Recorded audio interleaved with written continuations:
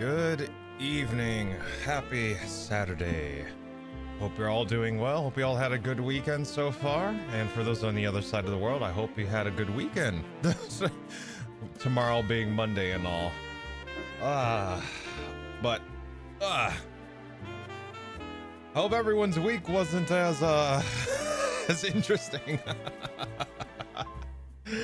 Oh my god. Oh, who's all in here right now? Hey, Ghosty with first. Welcome in. Memphis with second. Welcome in, welcome in. Hopefully work is treating you decently. Or at least as decently as your job can. Let's see. Shay, welcome in. Cordo, nice to see you. Welcome in. Hope you're all doing well. So I have no idea how long this last stretch of Tyrion Cuthbert's gonna be, but it's getting interesting. So hopefully there's some light shed on what's going on here. And it's interesting to find out that the background here is the ruin of the current courtroom we're in. I found that interesting. But anyways, how about we dive on in here? Let's see. Let me get my face on screen. There we go. Hey, how y'all doing? All right. Let's see. Load 2357. Okay, I did the all right. So there we go. Let's see. Oh shit. All right. You step outside the Scaled Lord's lair to get some fresh air. These new revelations are a lot to take in. Celeste looks especially down. From what you've observed, she and Arya have been speaking to each other a lot. They must have become friends over the many times they've met. You can't imagine how powerless she feels right now. Arya, I'm so sorry. You're down to me. Her voice begins to break. She's always been stoic, but it's clear even she has her breaking points. I can't imagine what you're feeling right now, but there's still hope. If we can find out who did this to you, we can still save you. Okay, so she had no idea that she signed a blood contract. Someone shoved a blood contract underneath her and she stupidly signed it without realizing it, apparently. Apparently she's not aware that she signed a blood contract, which is upsetting. It's very upsetting. Oh my god. Do you remember if you signed anything recently? No, I don't. Damn it. The patron must have wiped your memories to cover their tracks. But I still don't understand. Even if I don't remember signing that contract, I don't think I would be that careless. Right. As much as I hate to admit it, Lucio was right. You're an attorney like me, and we are always careful to look over contracts before we sign them. Which raises the question of how the patron got your signature. I don't know. Damn it. We don't even know what circumstances you were under when you signed the contract. For all we know, the patron could have used any number of tactics to coerce you into doing this. That's also possible. Arya.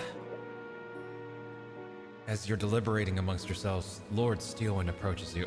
I forgot his voice. All right. It's one of the... We'll figure it out. What are you doing here? Father.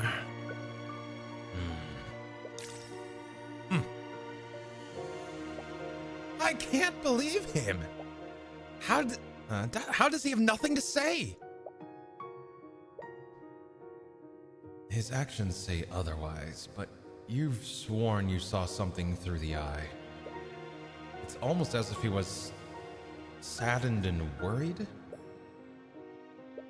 Well, no matter how he feels internally, he's made it clear that he's your enemy.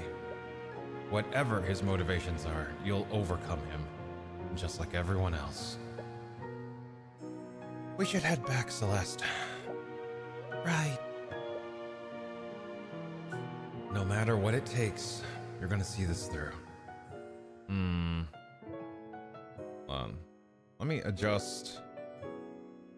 Want to quickly adjust some audio here. Is it coming through clearly? Like, I just want to make sure that everything sounds balanced.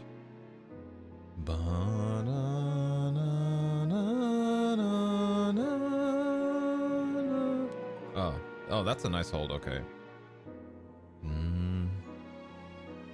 All right. It sounds like it's coming through well enough.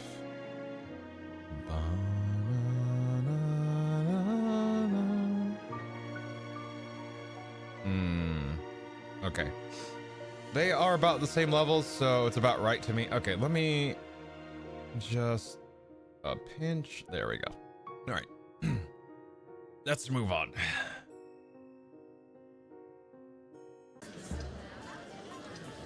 Oh, right. Court is now... Whoa, there it is. Court is now resumed. Shall we pick up where we carried off? How would you like to proceed? Maybe a little more. There we go. Let's see. How would you like to proceed? Let's see. How would you like to proceed? We'll go with that. That's fine. All right. I think we should review what we do know about the murders. What do have... God damn it. We do have a plethora of witnesses to work with. That's correct. So let's start from the beginning. It all began at noon yesterday morning. I was at my house in Rathelholm with Arya and my bodyguard Celeste. I was speaking with them when a courier suddenly delivered a letter to my home. It was from Garrett Pierce. He wanted to meet with me and Celeste at the Grand Cathedral, the Scale Lord, at 2 p.m. To make sure we were on time, we arrived at the Grand Cathedral at 1 p.m. At the time, we didn't know that the cathedral was closed to the public, but the knights guarding the cathedral allowed us through anyways. Apparently, they were expecting us. That should not have been possible. Due to the solemnity of the situation, we were very particular about who was permitted to enter the cathedral.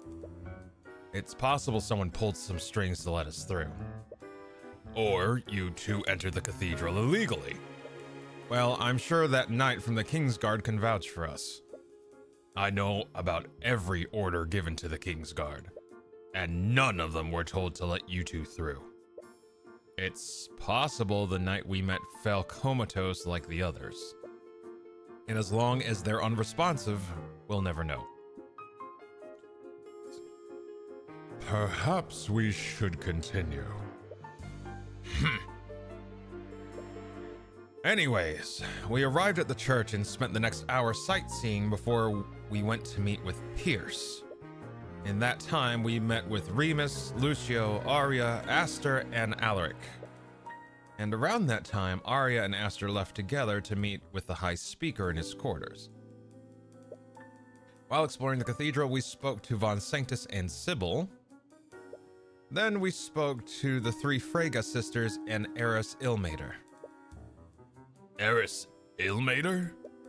She's a friend of Beatrice Freyga. The Kingsguard wouldn't let her bring her familiar into the cathedral, so she brought Eris to guide her instead. Anyways, we left the garden around 1:45 p.m. to meet with Pierce in the prayer room. I'm writing down this timeline as we go forward. Hold up. All right. And at around the same time, Arya left her meeting with the High Speaker and felt nauseous. Alright, hold up. Boom, boom, boom, boom, boom. Alright. I'm just getting my tablet. There we go. The last thing she remembers is looking at Lake Galcarond. A likely story. Regardless, at 2 p.m., Aster went to pay respects to his father's body. Unbeknownst to him, a mage had placed a glyph of contingency in front of his father's coffin. It was set to trap him within a force cage. What a despicable act. Considering what followed, the attack on His Majesty must have been a diversion. Right. It was also at this time that both Beatrice and Eris went missing. Considering the timing of it all, someone must have taken control of Beatrice's body after the trap on Aster was sprung. And are you saying this patron controlled her as well? No, I don't think so. According to her contract, her mind belongs to the Empress of Discord, not the patron. Furthermore, Arya's blood contract was created by the Empress. It's clear that the patron and the Empress were in league with each other. Wonderful. Another demon we have to worry about. Anyways, the patron and the Empress had all of the pieces they needed. That's when they began the massacre. The patron took control of Arya's body, and they used her to murder Von Sanctus at 2:05 p.m. Presumably, Arya started a fire in the common room around this time. And since Von Sanctus's body was found there, this must have been after she murdered him. Shortly after, Prince Alaric spotted smoke from the fire and asked Arya what was going on. There we go. Arya responded by using an unknown transmutation spell to incapacitate him. To think they would use her. To think they would use her to attack the prince as well. Luckily, the effects of that spell were only temporary, and Alaric came out unharmed. After this, the patron used Arya to murder Sybil at 2:15 p.m. She brought Sybil's body to the westward balcony, where she dumped it into Lake Galacron. High Speaker Archis witnessed this, but he wasn't aware of what she'd thrown off the balcony until much later.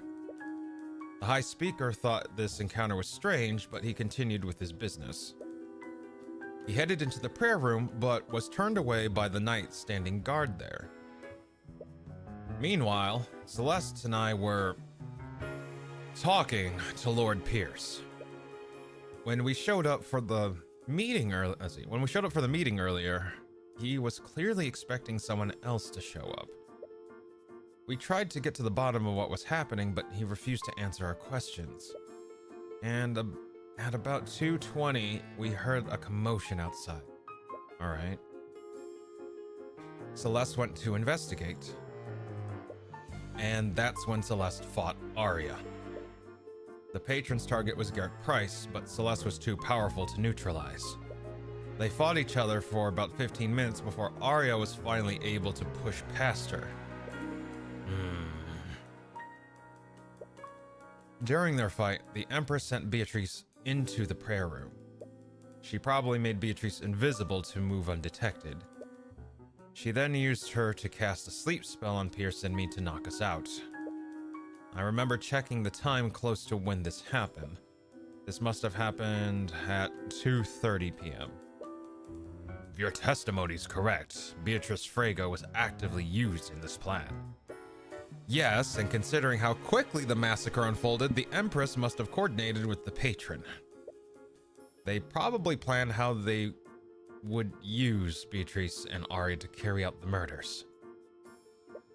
Anyways, after Beatrice knocked us out, Arya finally pushed past Celeste and entered the prayer room. And before Celeste could chase after her, she had already murdered Pierce. Arya and I were already unconscious by the time Celeste entered the room. The patron had already achieved their goal of murdering the three nobles, so she probably fell unconscious after they released their control over her. Arya and I regained consciousness shortly after, and that's when the Inquisition arrested her for her murders. Lord Pierce was one of the victims.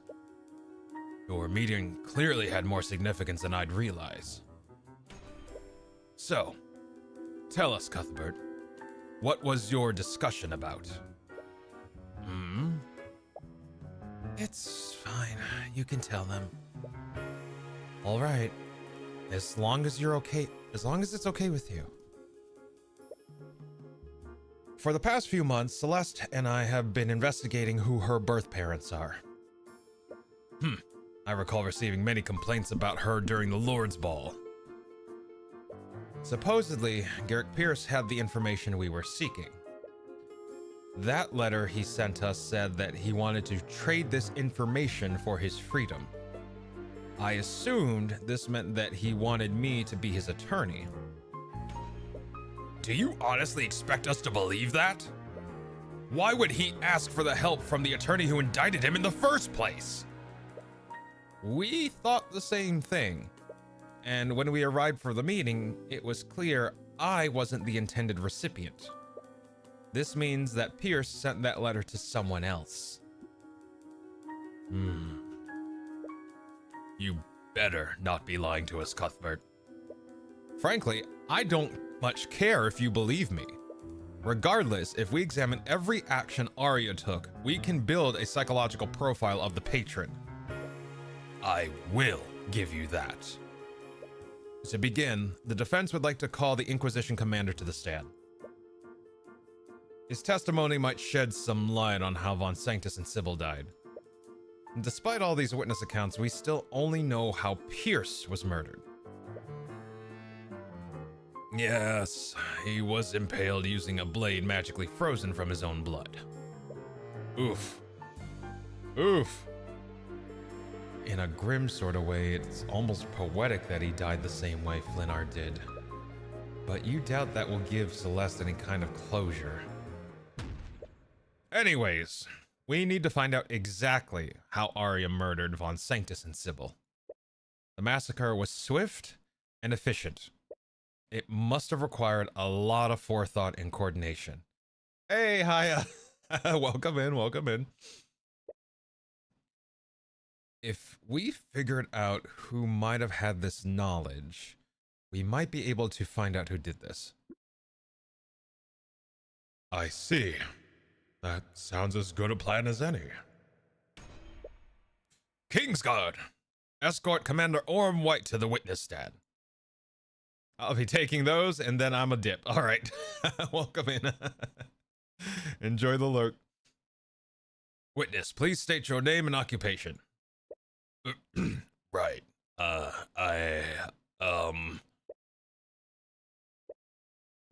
Commander? I'm sorry, I just can't do this. How am I supposed to act like this is normal? A giant lizard is standing right behind me. Calling me a lizard is highly offensive, Commander. Sorry, your scaled lordship, sir. Commander, just try your best to testify about what happened. Yeah.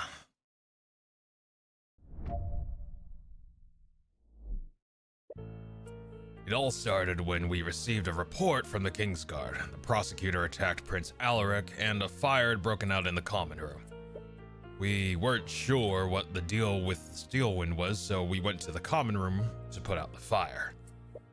But when we got there, we noticed a bunch of unconscious knights in front of the prayer room. We went to the prayer room. That's when we found Steelwind and Cuthbert unconscious next to Pierce's dead body. We later found the bodies of Von Sanctus and Sybil too. That's when we realized that she fell off all That's when we realized that she offed all 3 of them. So you still have no idea how Steelwind was used to murder Von Sanctus or Sybil? Not a clue. It's especially worse for Von Sanctus. That fire burned a lot of the physical evidence off of his body. What about Sybil? Was there any physical evidence on her body? No idea about that either. She didn't have any wounds either. All we know is that she died of suffocation. There's definitely more information you can glean from their investigation.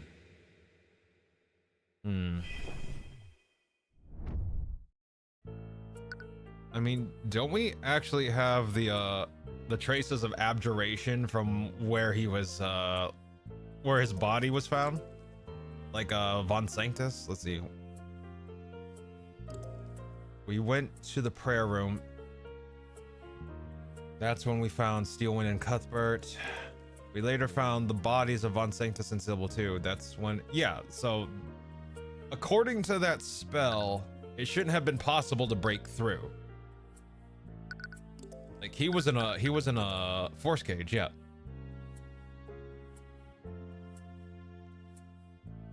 Which we like, so our characters don't know how Von Sanctus died or the others, more or less, but we as the player had a working theory of how Von Sanctus died. Let me see. We later found the bodies of Von Sanctus and Sybil too. That's when we realized that she offed all 3 of them. Like, Von Sanctus should have lived. But we do, and that's apparently diegetic to the game. Ah, gotcha. Okay, so we need to, okay, so we probably need to press to make the opportunity come up so that we can present that argument. Yeah, because, like, let's see, where is that thing on Von Sanctus? Alaric in the room. Common room put out a fire.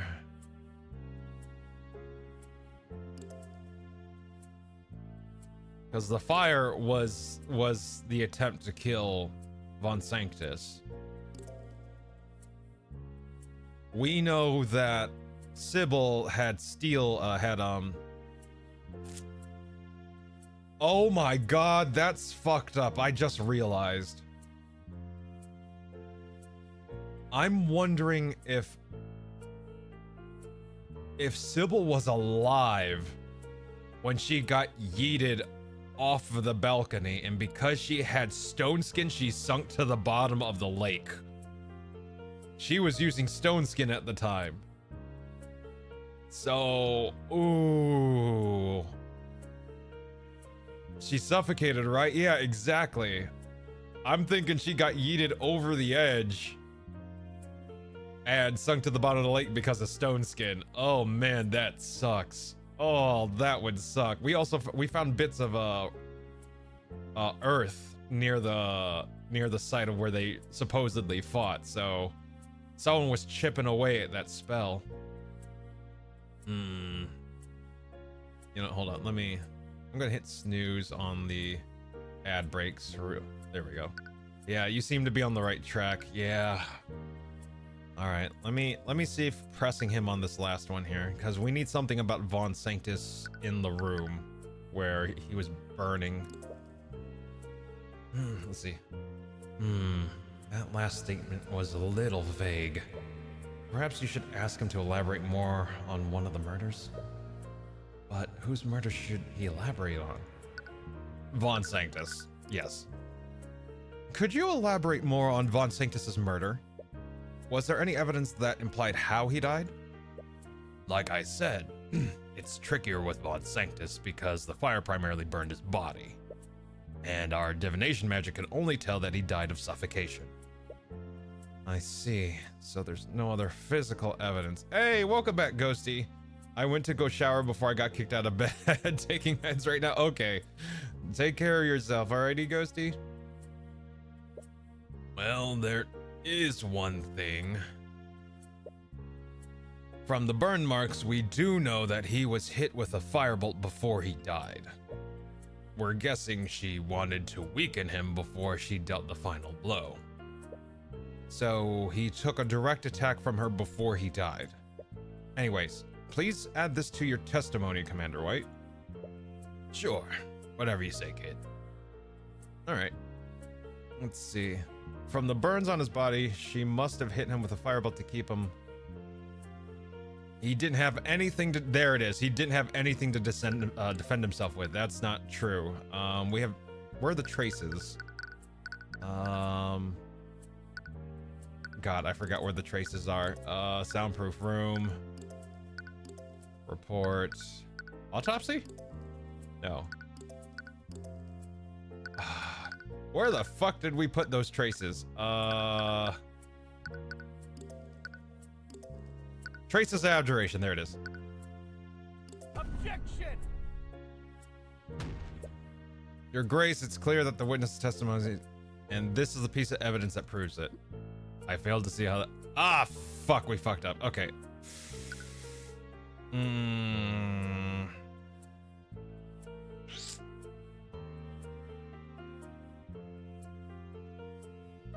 Wait. Present the spell, you ding dong. Hold on.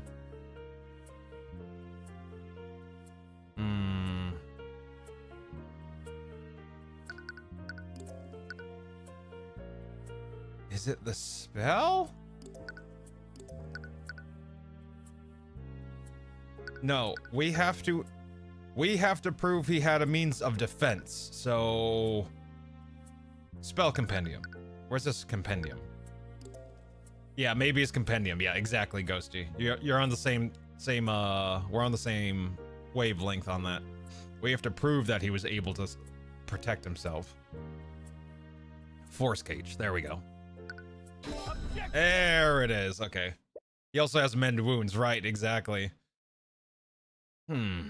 That's strange. What is it now? What is it now? Commander White, you said that Steelwind attacked Von Sanctus with a firebolt before she suffocated him.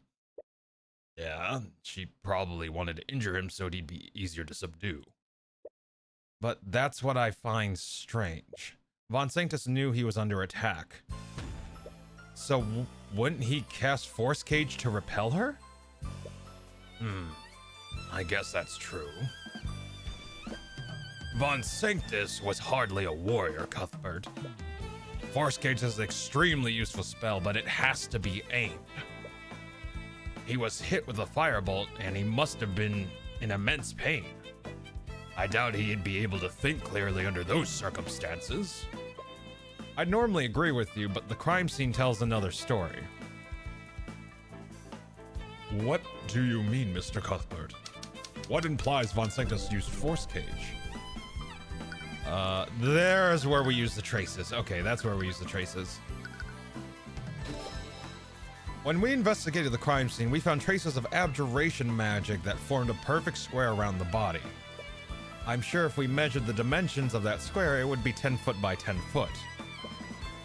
Which is the same length and width as a cube created by Force Cage. Like you said, he was in no shape to aim it. So he cast Force Cage on himself to create a makeshift barrier. Objection! Nonsense! If Von Sanctus had cast Force Cage on himself, he should have been protected from further harm. The defendant wouldn't have been able to suffocate him after that. Perhaps there was some way to bypass Force Cage.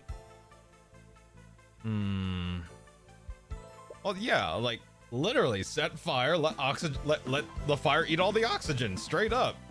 Let's see. And once again, your ignorance of the arcane arts is made apparent. Yeah, they smoked him like roast beef. Yep. Force Cage is one of the most powerful abjuration spells in existence. It can't be dispelled and no one could teleport in or out of it. Right.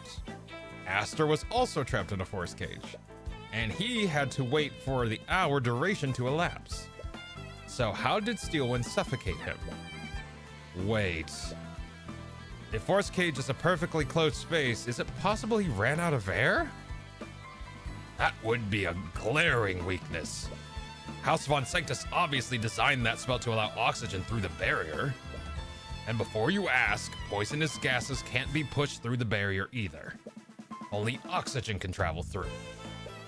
Right, and even if they had used poisonous gas, the autopsy report wouldn't have said he was suffocated.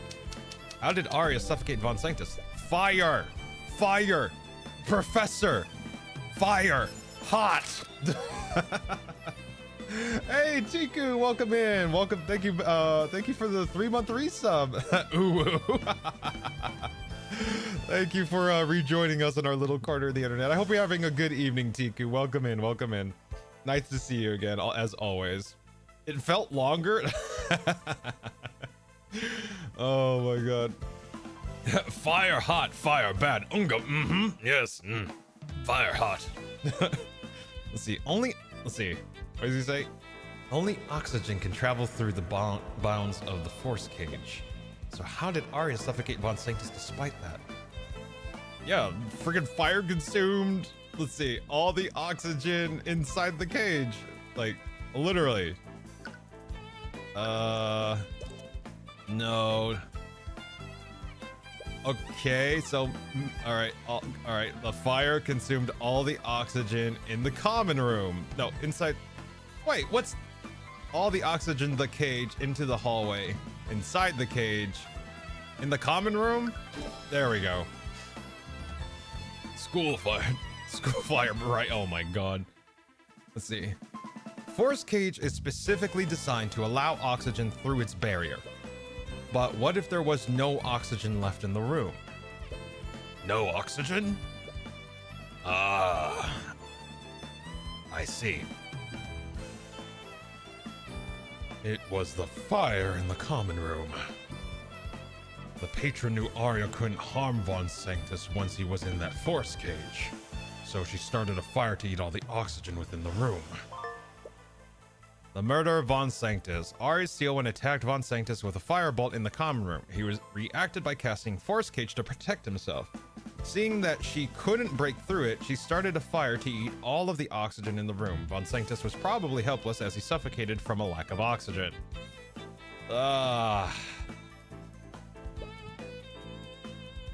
What should have protected him ended up trapping him, and the inability to dispel it ended up sealing his fate.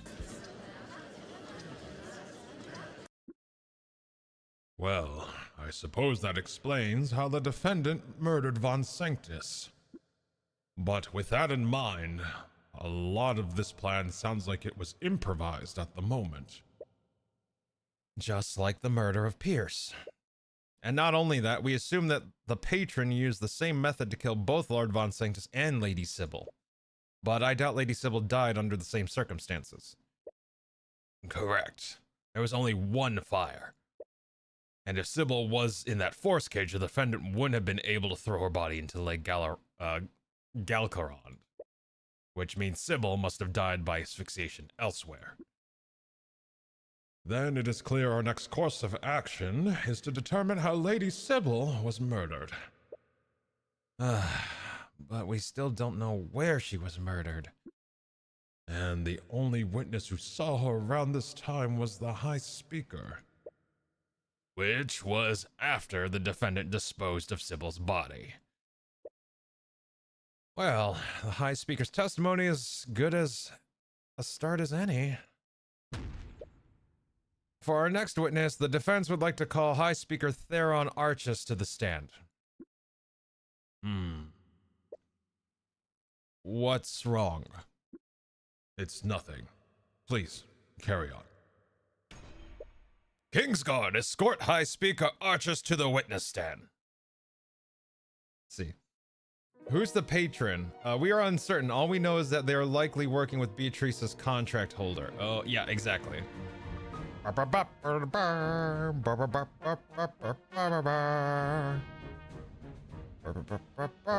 I'm sorry, I like this song.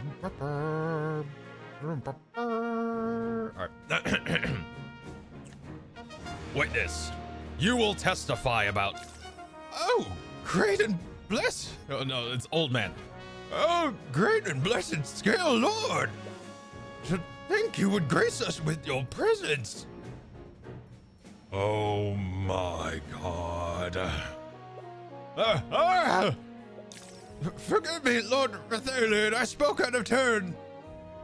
He must think I'm an arrogant fool. Wow, it looks like the witness is schmoozing the judge for once.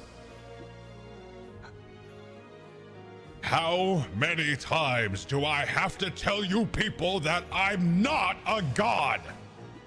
Yes, I revere and serve the god of dragons, but I'm not Bahamut's avatar. But you're the Scale Lord.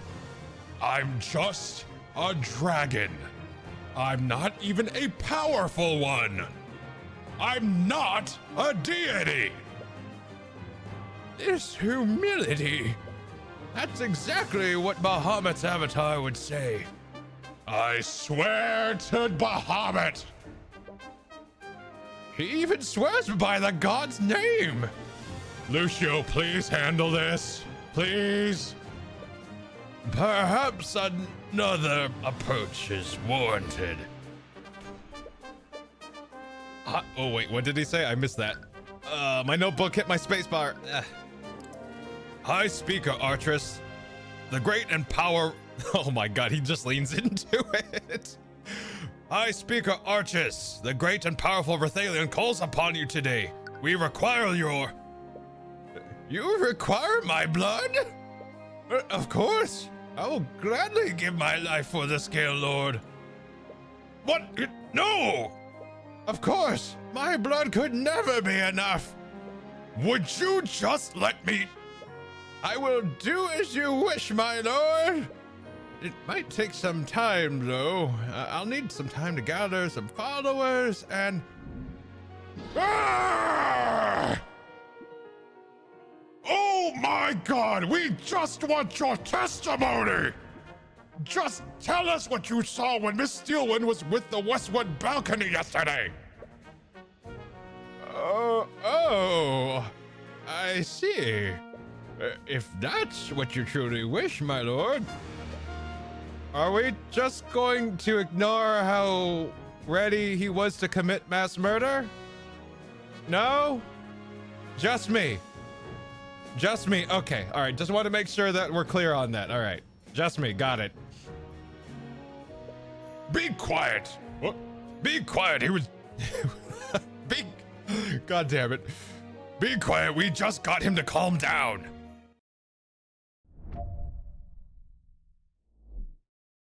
Are we sure the church isn't a cult? According to Rathalion, it's not a cult. At least that was his intention. In fact, I'm sure he didn't even want a fucking religion, but here we are. Oh my god. I was doing some paperwork in my quarters and I suppose I lost track of the time. My alarm went off and I realized that it was time for my afternoon prayers. I began heading to the prayer room when I spotted Lady Steelwind looking over the westward balcony. I tried to greet her, but she didn't respond to me. That's when I realized she was pushing something large over the balcony into Logakaran.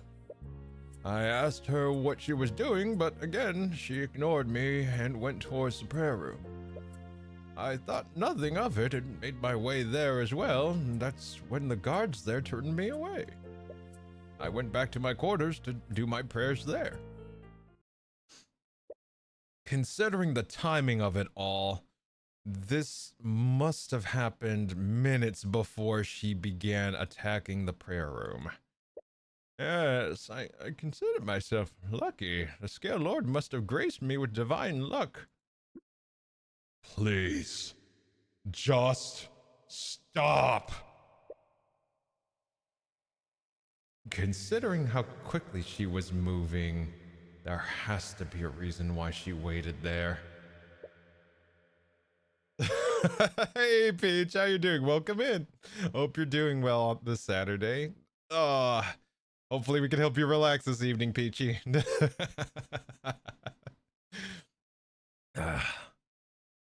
Was she waiting for the high speaker to leave? Perhaps we should closely examine the timing of these events. Now, let me take a look at my notes real quick here.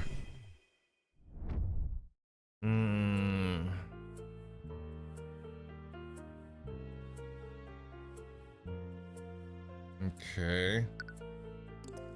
Began heading to the prayer room, and Lady Steele went looking over the westward balcony. Okay. I tried to greet her, but she didn't respond to me when I noticed she was pushing something over a ledge. Okay. We have an assumed time for that. Let me see here. We don't actually have a solid time. It's more of an approximation. I think all these are approximate, to be honest. Let me take a look here. Let's see. Autopsy. 2:18. Okay.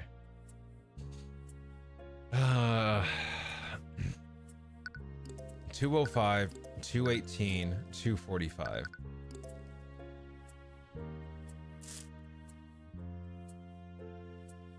Yeah, these two were in the same room, so if she suffocated, that means there would have been time elapsed as well. Probably not a lot if she died the way we believe she did.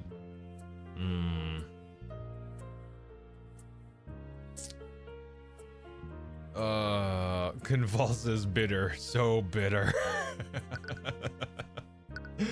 Let's see. Yeah, it's definitely more of a fan club. Let's see. I need... Alright, let me see the rest of this. I asked her what she was doing, but again she ignored me and went towards the prayer room. Thought nothing, okay. Went back to my quarters to do my prayers there. Let me press him on this real quick. So she ignored you. What was her expression like? It was very cold and emotionless. The patron must have had control of her when this happened. Yes, that certainly makes the most sense. What time did this encounter occur? It was shortly after my alarm went off. It was definitely before 2:15 p.m. Okay. 2:15. Let's see. So it was definitely after. Okay, it was still before 2:15. Okay. Okay.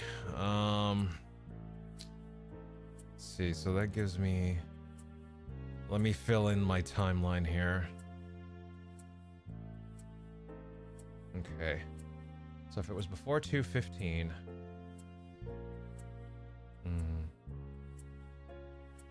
Okay.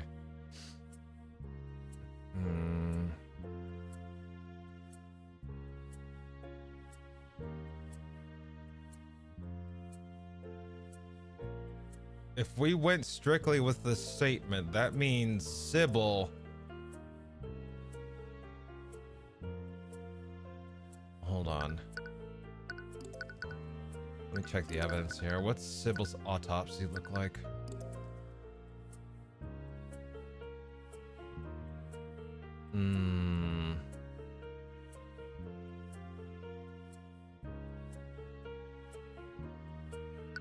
What did he just say? Yeah. Okay, so there it is. There it is. That's what we assumed. That means she was alive when she was thrown over the edge. If what he's saying is true, she died 3 minutes later after she was thrown over. She didn't die from the throw over. She died from drowning in the lake, essentially. You know, that's the other thing I didn't understand. They use magic to be like, okay, this person died from suffocation, but they don't do like, I'm wondering what their autopsies are like, because we have an autopsy report, because you'd imagine like a medical examiner would, you know, when they do an autopsy, they open up the body and they look and examine everything, and if their magic said suffocation, they would look at the lungs and they would see if the lungs were full of water. You know, that type of thing. Let's see. I now sulk and be grumpy for like 10 minutes. Medicine's so gross. Fair. Is that considered asphyxiation? Asphyxiation is when... So... Asphyxiation is when something... I think there's actually a clear difference between asphyxiation and suffocation.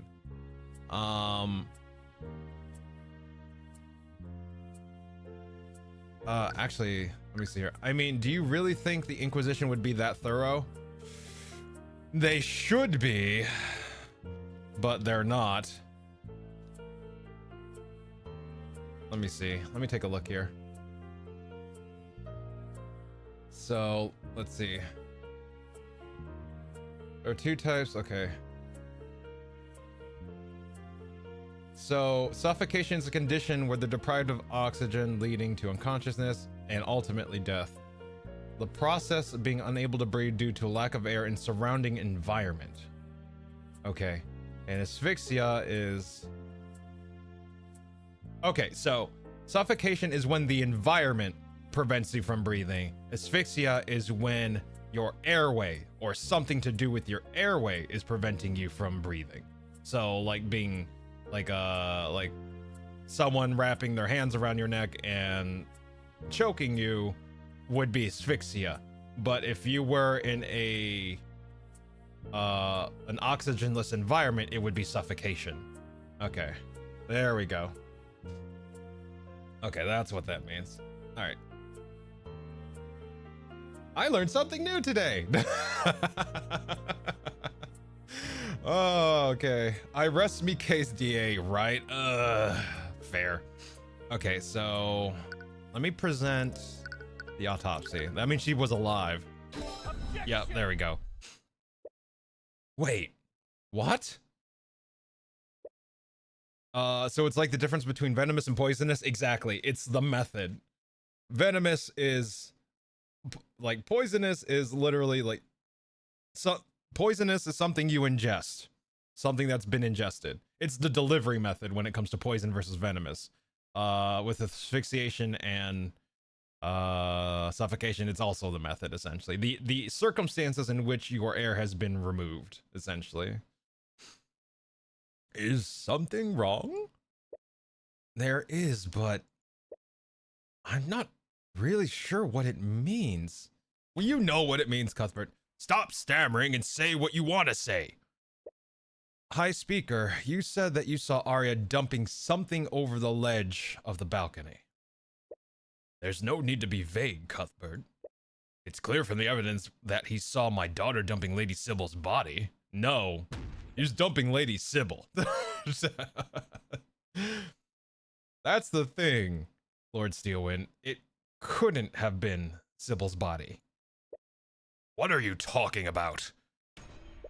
The location from that balcony to where we found Lady Sybil's body lines up perfectly. That may be, but the witness just said he saw Arya dumping the body before 2:15 p.m. Wait! You see it too, don't you, Lucio? How did Arya dump Coraline Sybil's body into Lake Graclarond before 2:15? If her time of death was 2:18 p.m.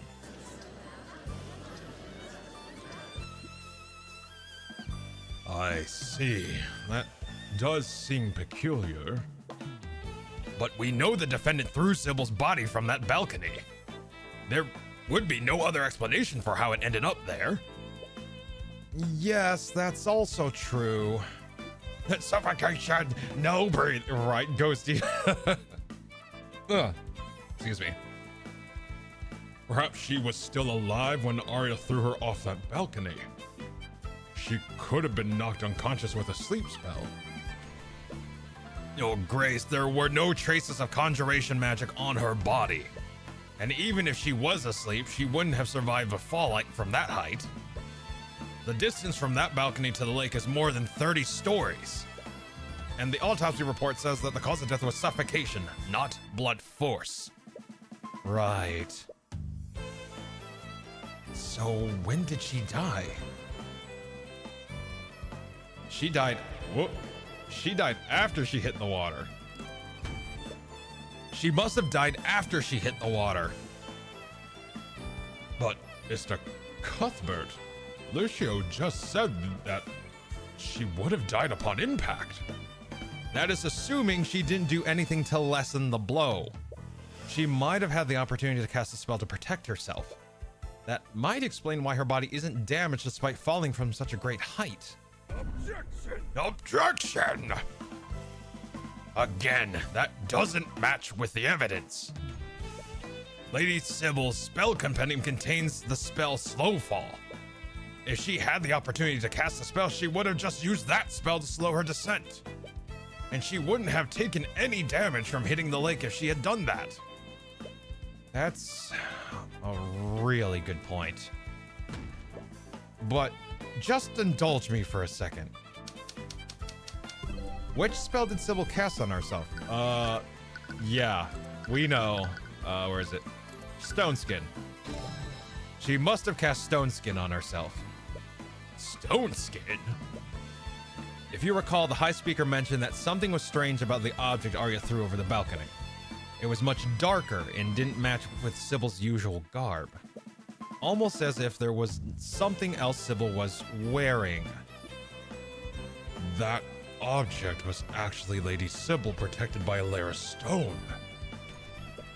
But that still doesn't explain why she would cast that instead of Slow Fall.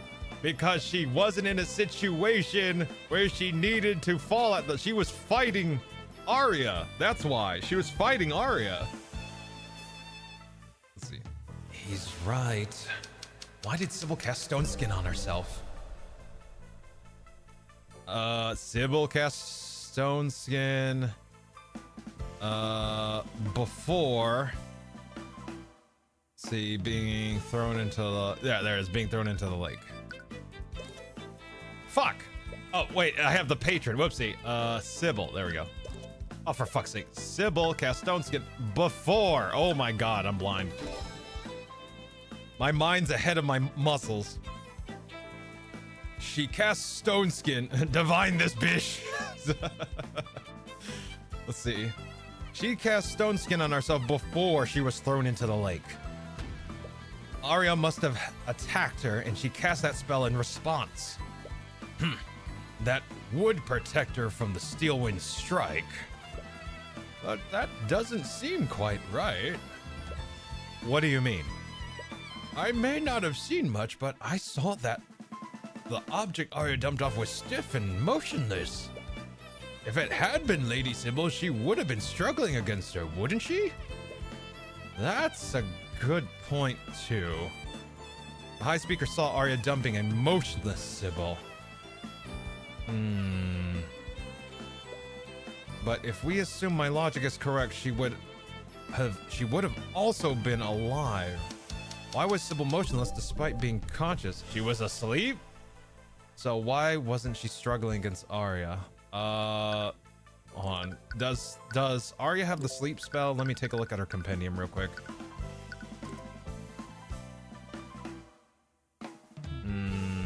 Hold creature! She has hold creature. That would do it. That would do it. Okay. Sybil was affected by a spell. There we go. She must have been affected by a spell.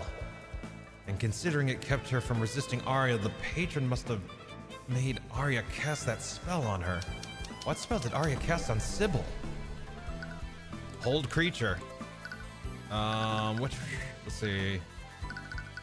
I don't know what the symbol is. There it is. Hold creature. It was hold creature. Sybil must have cast Stone Skin on herself when Arya attacked her.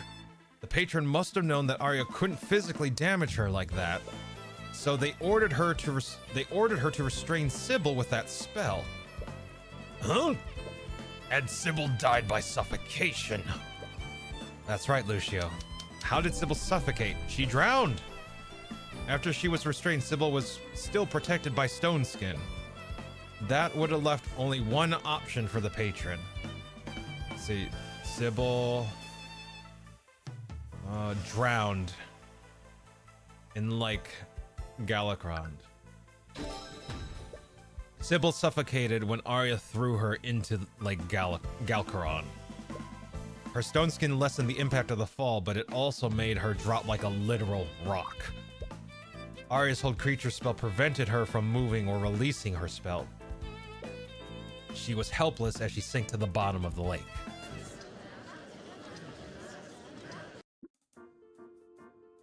I believe that covers all 3 of the murders then. Yes. Lord Von Sanctus suffocated to death with his own force cage. Lady Sybil drowned after Arya cast hold creature on her. And Lord Pierce died after being wounded by a blade created with shape liquid.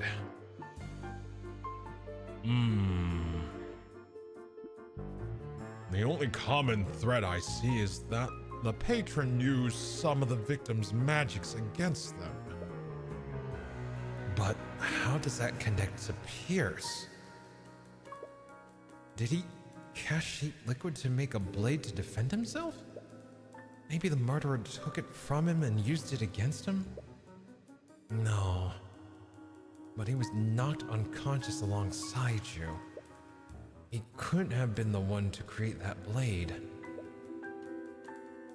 Anyways, whoever did this had an in-depth knowledge of each of the spells they used to defend themselves.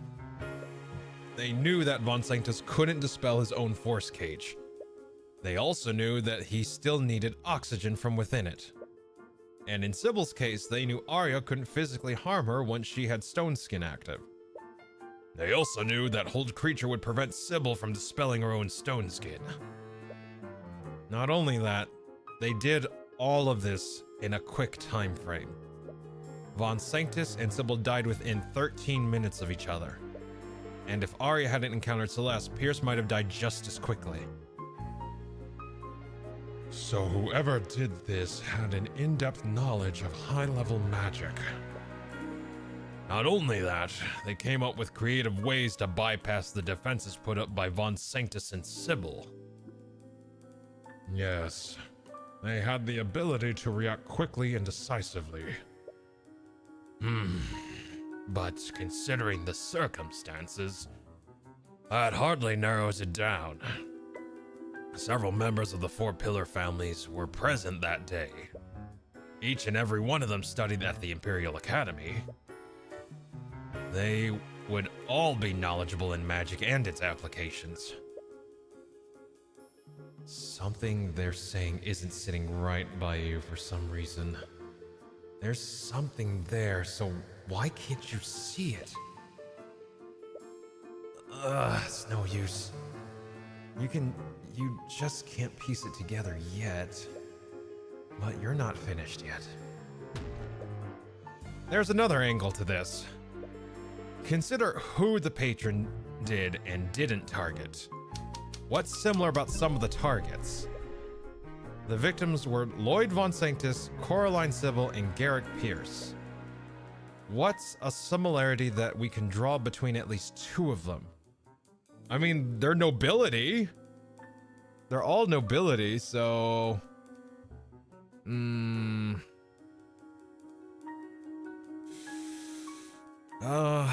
Wait. It's more than that. That's it. They're all the heads of their family. They are all heads of the Pillar families. Von Sanctus, Sybil, Pierce. Wait, no, 2 of them. They said at least 2 of them. 2 of them are Pillar families. Pierce is not he's the head, but he's not a Pillar family.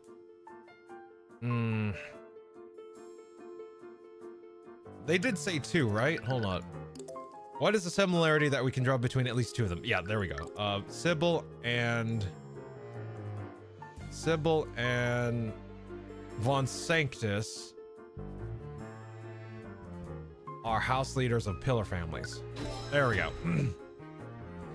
Von Sanctus and Sybil were the heads of their respective noble houses. Are you saying the patron's goal was to assassinate leaders of the 4 pillars? That's the motive that makes the most sense. But that does leave one question. Hmm. Don't be coy. I'm not daft, Cuthbert. Actually, I highly doubt it was you. Really now? Out of most of the people there, you could have easily tricked your daughter into signing a blood contract.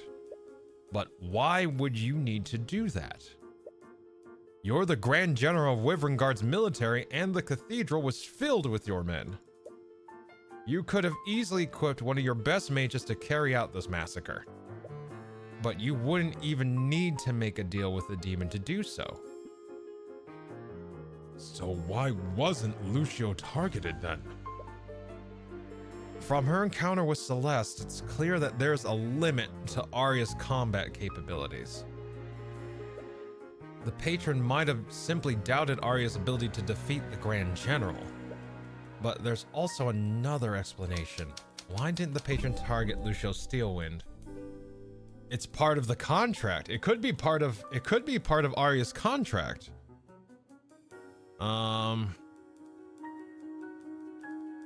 Or the noble houses are also very Games of Thrones-y, and they could be trying to set up House Steelwind to take the fall.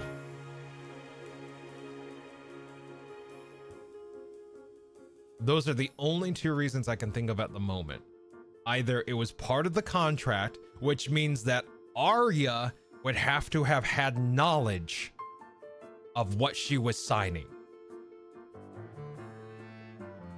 Because I find it very unlikely that the demon would put in a condition that would spare her family. The only other reason to spare the family, the Steelwinds, would be to implicate them that I can think of. Like, think about it. Astor's household, the head, well, not Astor's household, I forgot, Wyverngard. The Wyverngard family's is royalty. But the Pillar family, Steelwind, Von Sanctus, God, what were the others? Sybil's family, there's 4 of them. Freyga. Freyga just lost their head in the previous case. Then you eliminate, there's only 4 noble houses. So Freyga's gone. We got rid of Von Sanctus, we get rid of Sybil. That leaves the Steelwinds. It would make it look like that, or people would begin, the public opinion would start thinking that the Steelwinds may have had something to do with it, because how is it that all the heads of the noble houses died, but the Steelwinds are still fine? So,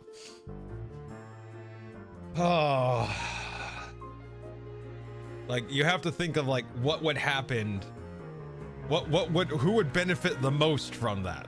And if we're just dealing with the nobility, the Steelwinds have the most to gain. The Steelwinds would have the most to gain because they could try to manipulate the other house leaders at this point because they're not as established. Like, Freyga was the banks, Von Sanctus was the economy, and Sybil was the judiciary. So, or justice, the justice department. So, if Steelwind could manipulate the other 3 branches, basically the Steelwinds would be the master of, you know, they would essentially be, the other houses would be the Steelwinds puppets, essentially. Because the Steelwinds are more than capable of just taking out everyone? Yes, because they are the military. The Steelwinds are the military branch of Wyverngard. So they absolutely, from a common folk standpoint and nobility standpoint, have the means to do that. Because the head of House Steelwind is essentially the master general, like the head of the military. So essentially it would look like a coup. It would look like a coup d'etat. Which, for those who don't know what that is, like a coup d'etat is a overthrow of the established government by the military.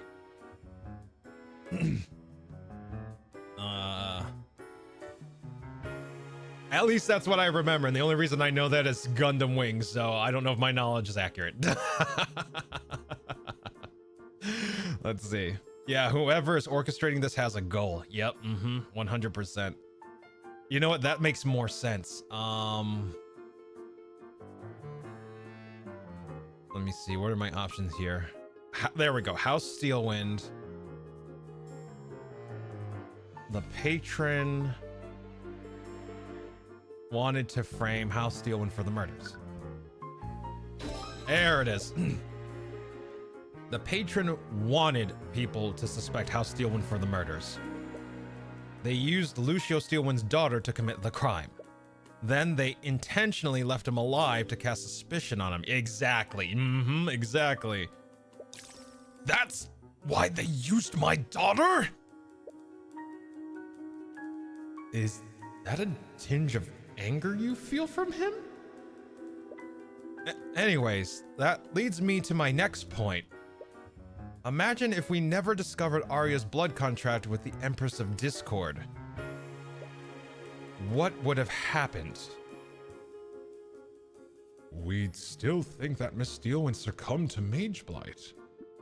She would have been convicted for the murders and trust in House Steelwind would be forever diminished. About a month ago, House Freyga lost its head, and his successor, Lefay Freyga, is woefully unprepared to take his place. Now the heads of Von Sanctus and House Sybil are dead, with House Steelwind being held responsible for it all. All four of the Pillar families would have been weakened as a result of the massacre. But I think there's another layer to this. Everything fits together if we assumed that the patron's goal was to weaken the Pillar families. Except for the murder of Garrick Pierce. Exactly. Yes, in contrast to Sybil and Von Sanctus. Wait a minute! Oh, shit!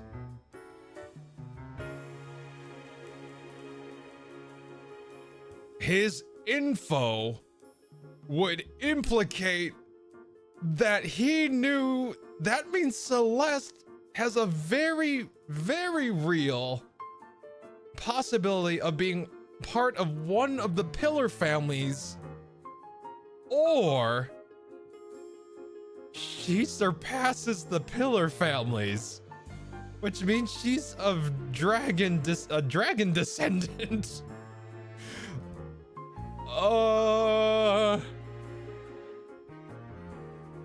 That means Celeste, if he had information and was killed for it, that would imply that Celeste could very well possibly be not only nobility, but part of either one of the four Pillar families or even above the Pillar families, which means royalty or a descendant of the dragon line, according to the Constitution of Wyverngard. DA, what do we do? We might have to pull out that information somehow, some way. Let's see.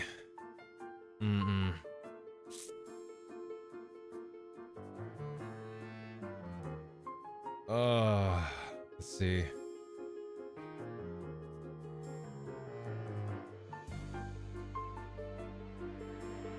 Wait, does that mean Pierce knew who the patron was? 'Cause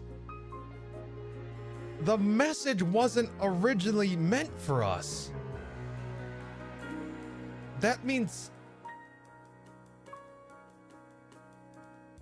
the patron and Pierce were having a discussion about next of kin in line of powerful positions. And I think in his course of Pierce's investigation. Oh. Who is he?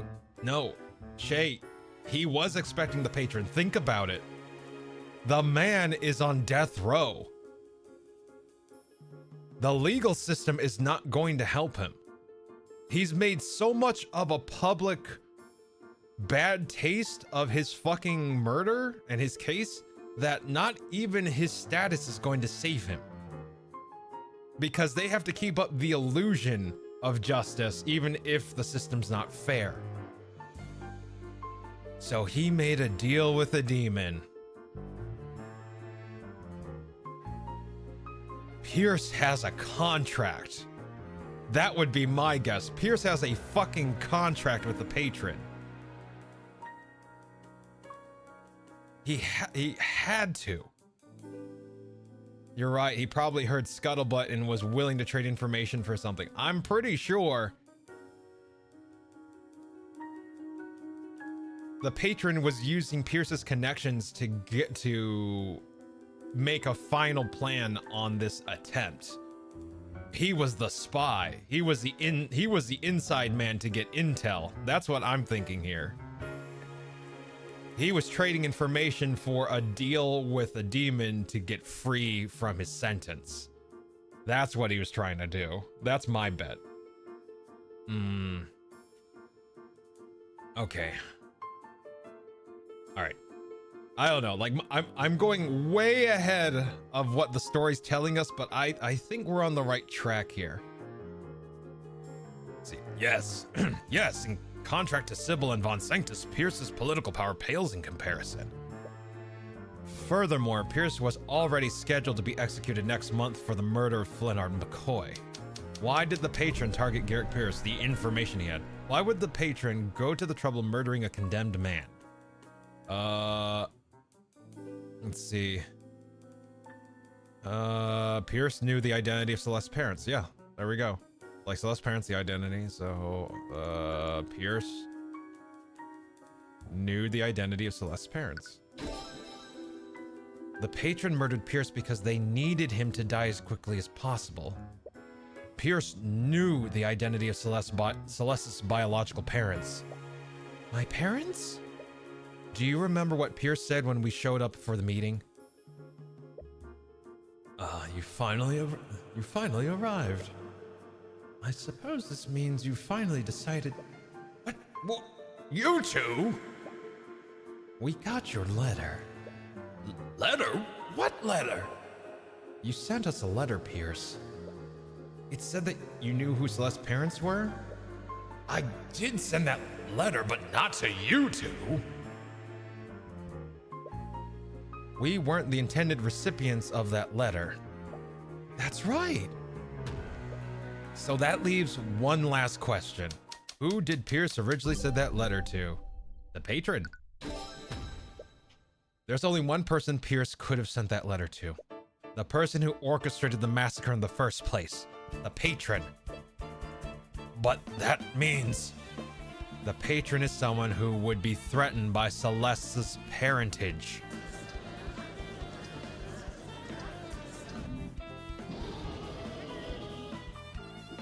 Order! Order in the court! But I don't understand. I'm sorry. I know this is a lot to take in, but I think they were targeting you for some reason. Pierce knew the identity of Celeste's parents and attempted to blackmail the patron with this. Instead of complying with Pierce's demands, the patron instead sent the letter to me. But why go through the trouble of luring you there? They could have just allowed Pierce to wait in the prayer room while the defendant made her way to murder him. Looking back on it, it's possible they wanted to kill Celeste too. What? They knew I wouldn't meet with Pierce alone, and the information he had was about her. The patron correctly guessed that I'd bring her with me. But killing both Pierce and Celeste, they'd eliminate any threat Celeste would pose to them. But who would be threatened by such information? The mere existence of McCoy posed a threat to them. But it must have something to do with her birthright. Right. So who would that leave?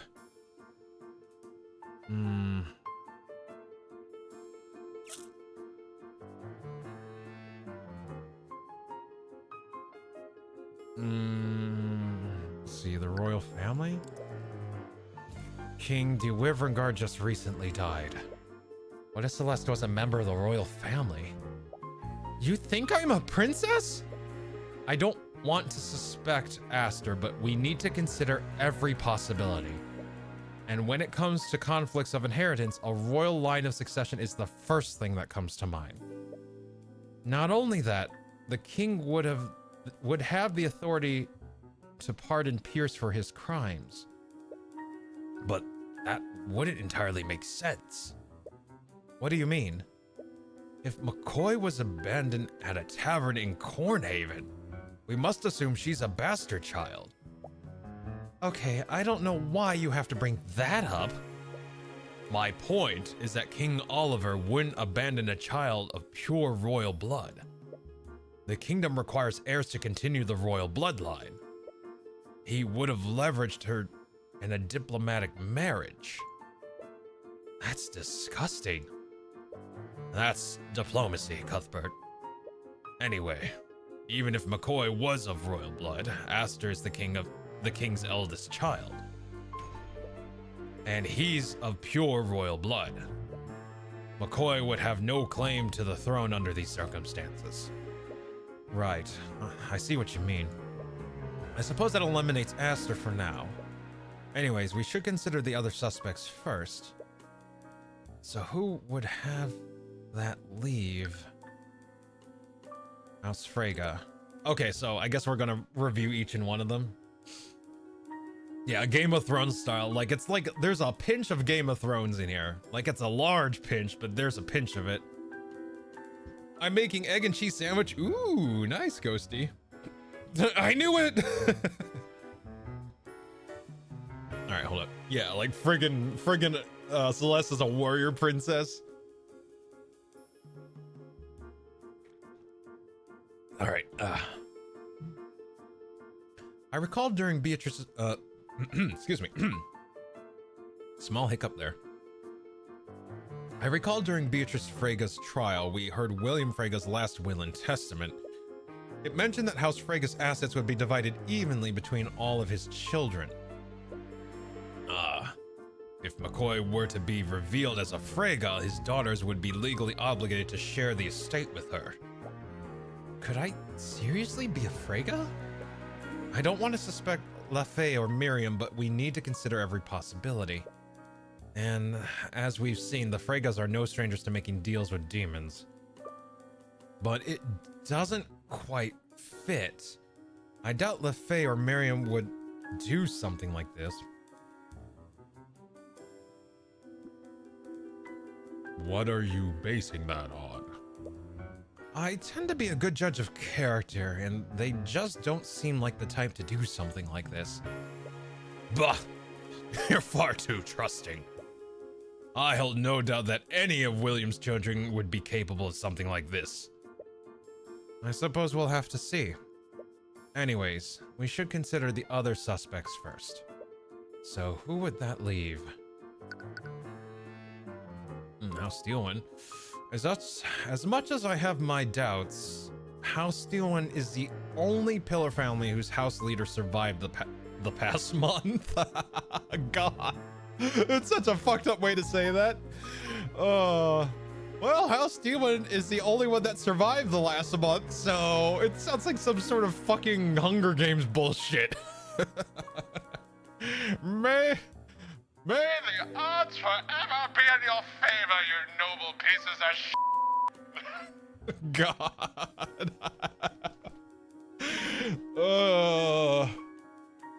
Oh, that's some Hunger Games bullshit. Let's see. As much as I have my doubts, House Steelwind is the only Pillar family whose house leader survived the past month. You think I'm McCoy's biological father? You're barely a father to your actual daughter. I'm only stating that possibility for the sake of argument. As I've said, it wouldn't make sense for you to frame your own daughter when House Steelwind would be blamed. But we need to consider every possibility. Anyways, we should consider the other suspects first. So who would that leave? What if the Eye Taker orchestrated this whole thing? The Eye Taker? That common criminal? What reason would he have to do this? I've heard firsthand that he was planning to expand his influence throughout Wyverngard. He was actually plotting with Beatrice to use House Freyga to do so. Since I ruined his original plan, setting up that massacre might have been his backup plan. Perhaps we're looking at this all wrong. What if Celeste was part of the royal family and they were planning to use her to take the throne? But if he wanted to do so, why would he put McCoy in danger by having my daughter attack her? Not only that, he also had the perfect opportunity to murder His Majesty. Imagine if he had placed a more lethal contingent spell in that glyph of contingency. His Majesty might be very well dead alongside Von Sanctus, Sybil, and Pierce. Yeah, I suppose you're right. But we need to consider every possibility. But I can't think of anyone else. Yes, there's a flaw with each suspect. Your logic is clearly flawed. Well, you don't see him coming up with any ideas. There's something here I'm not seeing. But I know I'm close. There's a missing piece that ties this all together. Regardless, we still have no idea who this Empress of Discord is. I'm loath to allow such an individual to walk freely throughout Wyverngard. Your Grace, you've been alive since the creation of Wyverngard and magic. Do you know who this demon is? I can't say that I do. Demons tend to take on many titles over their lifetimes. But whomever this Empress is, they are brave to so blatantly encroach on my domain like this.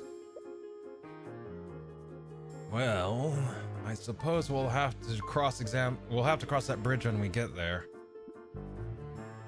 We've obtained a lot of information today, but we clearly have many questions that need to be answered.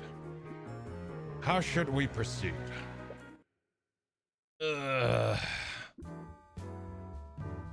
What is it, Mr. Cuthbert? I can't help but feel that there's something here I'm not seeing. I just can't put my finger on it. We have been working at this for quite a while. Perhaps we should suspend proceedings so that we can look into these new leads. I have no objections.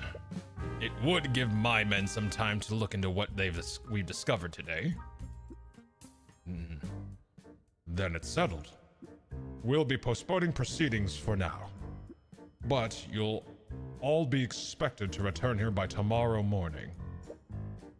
You are all free to return to your homes for the time being. But make no mistake, the Kingsguard will be keeping careful. The Kingsguard will be keeping careful watch over all of you.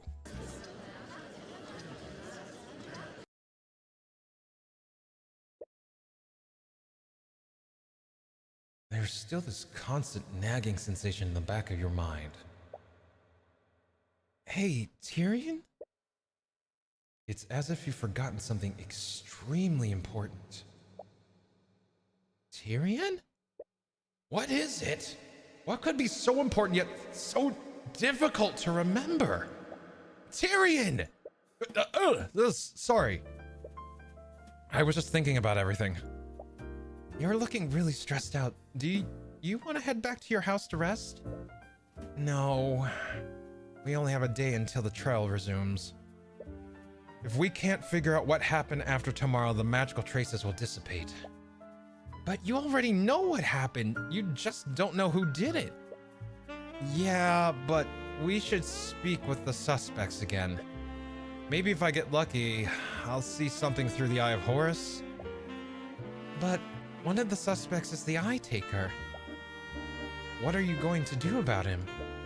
I suppose I'll have to speak with him too. What? No! What if he tries to kill you again? Arya's life is on the line. That's just the risk I'll have to take. Tyrion, do you even understand what you've been pulled into? What? Someone just murdered a bunch of nobles, and they even attacked members of the royal family. Now there are ancient dragons and demon lords involved too. Isn't this above your pay grade? Ouch. You know that's not what I meant. It's just this whole thing is crazy, isn't it? It's fine. It's just like any other of our investigations. It's not, though. What if the Empress of Discord attacks you? What if the patron decides that you're getting too close to the truth? What if I can't... Her voice begins to break. Celeste? Are you still worried about what happened during the massacre? I'm fine. I already told you that you didn't do anything wrong. You almost died, Tyrion. I know. Tyrion, you almost died. I know, Celeste. No, Tyrion, I don't think you do. Do you have any idea how worried I was when she broke past me? When I saw you all lying on the floor, so many things were going through my mind. I don't know what I would have done if you were... She can't even complete that sentence. Celeste, You were so focused on everything else that you've been ignoring her. She was attacked by Arya and almost died. You never even thought about how traumatic that must have been for her.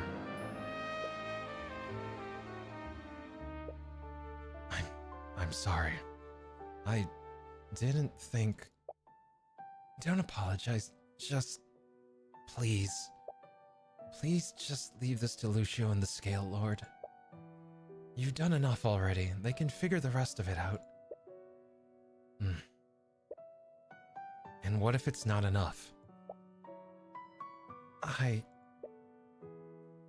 not so arrogant to think that Alright. I'm not so arrogant that I think they can't do it without me. But what if they can't figure out who the patron is? Arya will spend the rest of her life in prison. What if I could have done something to prevent that? I don't care if that happens. Celeste! I don't care, Tyrion. I'll apologize to her all you want after this. But all I want is to keep you safe. And I don't know if I'm able to do that anymore. Even she seems surprised by what she said. I'm sorry, I didn't mean to. I'm really happy you're a part of my life. What? I know what you're saying is coming from a place of care. And I'm really sorry about how much I've been worrying you lately, but you're not going to stop, are you? It's like I've always said. Man, king, or god, nothing will stop you from getting justice for your clients. I'm gonna go talk to Lucio. What? If we're going to meet the Eye Taker again, we're bringing some knights with us. Celeste, that's hardly... Nope. You don't get a say in this.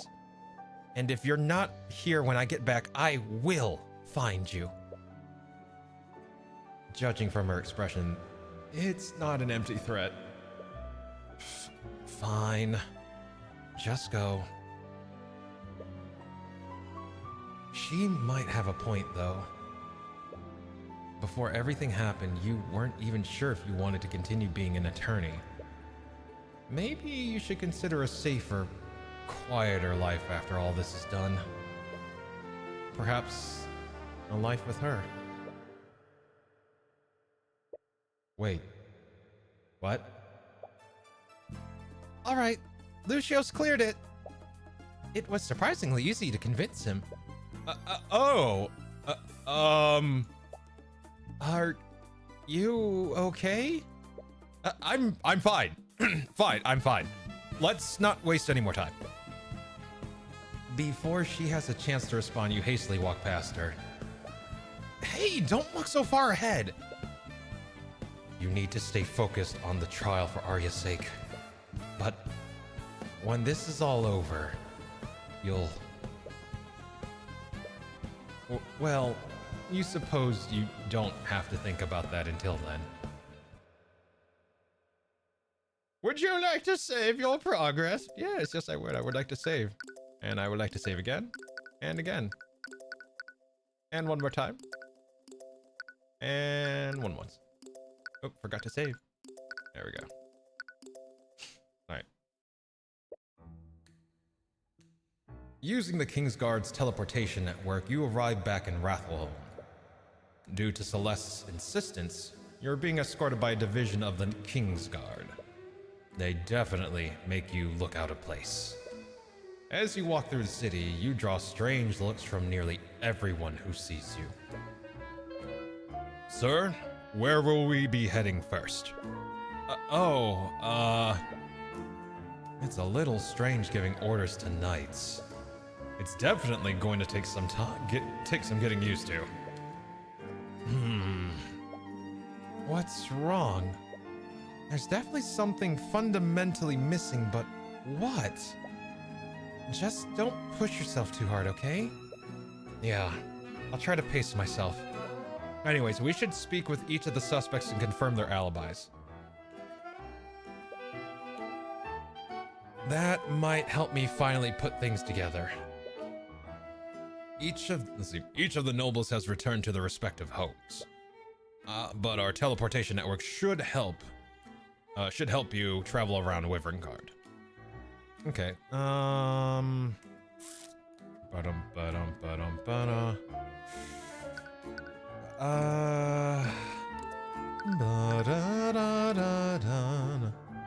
Let's see. Let's see. I'm just trying to make some space in my notebook here. Okay.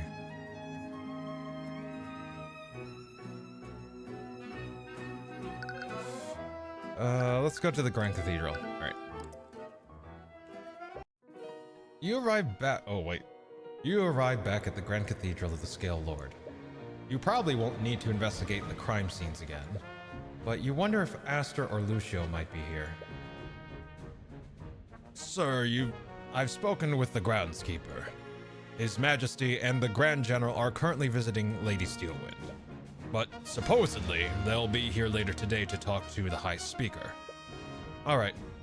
I suppose we'll just have to come back later. All right. Frega Manor. Okay, let's do that. All right. You arrive at Frega Manor hoping to speak with Lefay and Miriam. The High Speaker, huh? Magicians must get the good stuff. Hey, Simply, long time no see. Welcome on in. I hope you're doing well. How's life been treating you? Hold up.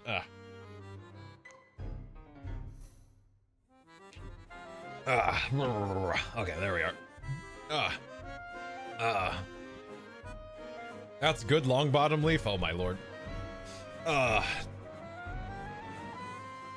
After some time asking around, one of the servants mentions that they appeared to be entertaining guests in the study.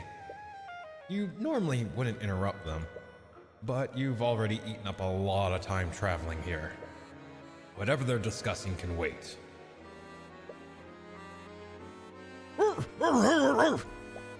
Ah! As you enter the study, Tracker runs up to you and begins barking. But once he sees who you are, he calms down. Oh, hello, friends. Sorry for Borks. Tracker thought he smelled something bad. Oh, Mr. Cuthbert. You scan the room and see that Miriam is here too. And they appeared to be speaking with Lord Asiflius.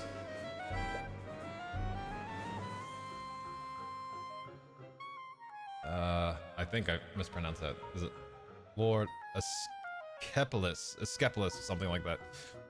All right. Let's see. Sorry for barging in, LaFay. No, it's no problem at all. Her emotions imply that she already knows why you're here. I'll skip the pleasantries. Do you mind if I ask you a few questions about what happened? Of course, I'll do anything to help with Lady Steelwind's situation. Should I leave? No, you were there with me when everything happened. And your testimony will substantiate my alibi. Scalpless. Oh my god. He angry. Alright, talk. LaFay as a suspect. LaFay, I'm LaFay. LaFay, I'm here. I'm sure you know why I'm here. But I just want to preface this by saying that I highly doubt you were behind this. No, I perfectly understand. Frankly, I'm also at a loss. I have no idea who did this. Oh, wait. What are you talking about? It was clearly that criminal, the Eye Taker. Why don't you go interrogate him? Make no mistake, we fully intend to. But I'd like to cover everyone else before I confront him. Let him be, Miriam. But it's his fault that Beatrice is... Our sister knew what she was doing when she gave her testimony. Don't insult her bravery by blaming Mr. Cuthbert for what happened. What? Anyways, Mr. Cuthbert has shown many times that he's acting in good faith. And he's capable of convicting the criminals that even we can't see. Damn, self-burn. Damn, that's self-burn. Let's see. Beatrice Frega. You mentioned Beatrice before. Did something happen? It happened right after she gave her testimony this morning. She fell unconscious shortly after she left the Scale Lord's lair. She hasn't woken up since then, and Maranath has gone missing. What? It must have been the Empress of Discord. After you manifested Lady Steelwind's blood contract, we all realized why she was acting so strangely. Right. If it weren't for her, I would have never considered trying to issue a divine edict. She sacrificed herself to save Lady Steelwind. They must have really cared for each other. I mean, considering who their dad was, I feel like it was one of those situations where you had toxic, abusive dad, and they all relied on each other and leaned on each other for support getting through all that bullshit. Like, I've seen that. Like, unfortunately, I had a lot of friends in high school, too, that come into memory where that was the case. They had a really abusive parents, mentally abusive parents, and they would lean on their siblings to kind of get through it until me and my family unofficially adopted them. Oh my god. I remember my house being just filled with I think that's why I miss living in a house so much. I used to have a lot of I had friends from a lot of fucked up homes that would hang out with me at my house after school. And that kept happening until I left for college. So it was a long time, long time. Big brother. God, now that I think about it, I guess I do give off that vibe, don't I?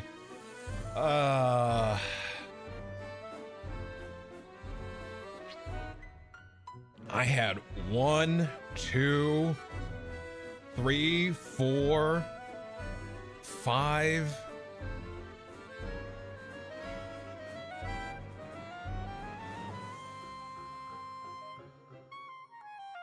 Yeah, I think it was like I had 5 friends that would visit me on the regular just to hang out at my house after school, so they didn't have to go back home.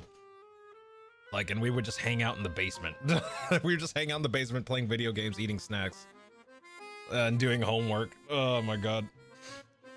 That sounds really nice. It was really nice. It was really nice. They were all my, well, still are. I don't know if they remember my ass, but I still consider them brothers. There we go. It seems our esteemed sister put her trust in you, commoner. So we will do the same. If there's anything we can do to help you, please ask. All right. Where were you during the massacre? I appreciate your trust, all of you. But I have to ask, where were you all between 2 p.m. and 3 p.m. that day? Luckily, we were all together. Me, Lefay, Miriam, Beatrice, and her friend were all in the garden before 2 p.m. But at around 2 p.m., my sister and Miss Ilmater both went missing. I can't believe we trusted her to take care of our sister. Hush now, Miriam. If the Empress of Discord took control of her, there was hardly anything Miss Ilmater could do to stop it. I really do hope she's okay. She's been missing since the massacre. You mentioned that you all went to search for her. Did you see anything? No, we were originally planning to search the cathedral grounds. But when we arrived at the nave, we found Aster trapped in a force cage. Did any of you lose track of each other during that time? No, we stayed together for the entire time. But we did consider splitting up to cover more ground. But the Kingsguard found us and asked us to stay where we were. Right, I suppose that makes sense. And did you see Eris at all when this happened? No, we never saw her. Beatrice Freyga and Eris Ilmater were accounted for in the garden until 2 p.m. But after that, they both went missing. Eris supposedly lost track of Beatrice and searched for her in the garden. Lefay Freyga, Miriam Freyga, and Lazaric Asclepius were together and were about to search for Beatrice at 2:05 p.m. However, they were stopped by the Kingsguard, who reported that a glyph of contingency had just trapped Aster de Widrengard in a force cage. See, Miriam really is a high school bully energy, and yeah, a little bit. She's got a pinch of that. I feel like she does it because she has to look tough. She has to look. She had the burdens of the elder sister or elder sibling foisted upon her when her sister left. So she has to keep up the stiff upper lip type of deal. She has to be the strong example so that Lefay has someone to look towards, you know, or something like that. I feel like she kind of is that type of person. She didn't want it, but she had to do it. She went missing at the same time that Beatrice did. That's really suspicious. You don't think... It's definitely possible she was involved in this somehow. Not to mention the Eye Taker is one of our suspects, and she's his daughter. She's his what? You didn't know? I had thought that Beatrice would have told you. No, she didn't mention that at all. It looks like Eris has a lot to answer for. If you can even find her, that is.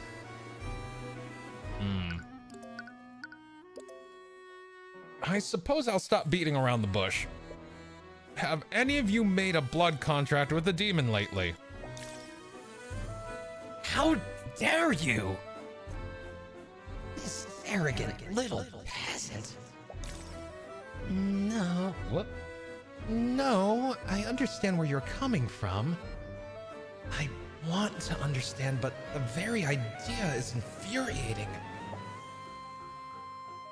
Of everyone present, our sister was the only person with known ties to a demon. If she were to share that secret with anyone, it would have been with us. You didn't catch any incriminating thoughts from them through the eye, but you've been misled by it before. Nevertheless, we still have no idea who the patron is. I was actually meaning to ask you during the trial. Can't you just use this divine edict of yours to figure out who the patron is? No. To manifest a blood contract, I need the title of the demon and the name of the human they made that contract with. I understand that, but why not just brute force it? What? Due to the king's funeral, the Kingsguard has a detailed list of everyone who was present during the massacre. Oh god, does he mean literally go down the list one by one and just spam divine edict? Are you fucking serious, dude? Let's see. She's the youngest, isn't she? Maybe she doesn't want to burden her older sisters. Yeah, probably. Whoever this patron is, they were working together with the Empress of Discord. That must mean they made a blood contract with her, yes? That's right. I could just keep issuing divine edicts until a blood contract appears. But wait, is that safe? There's only one way to find out. You take out your notes and begin looking at your list of suspects. You might be at this for a while, so you might as well go in alphabetical order. You clear your throat in preparation.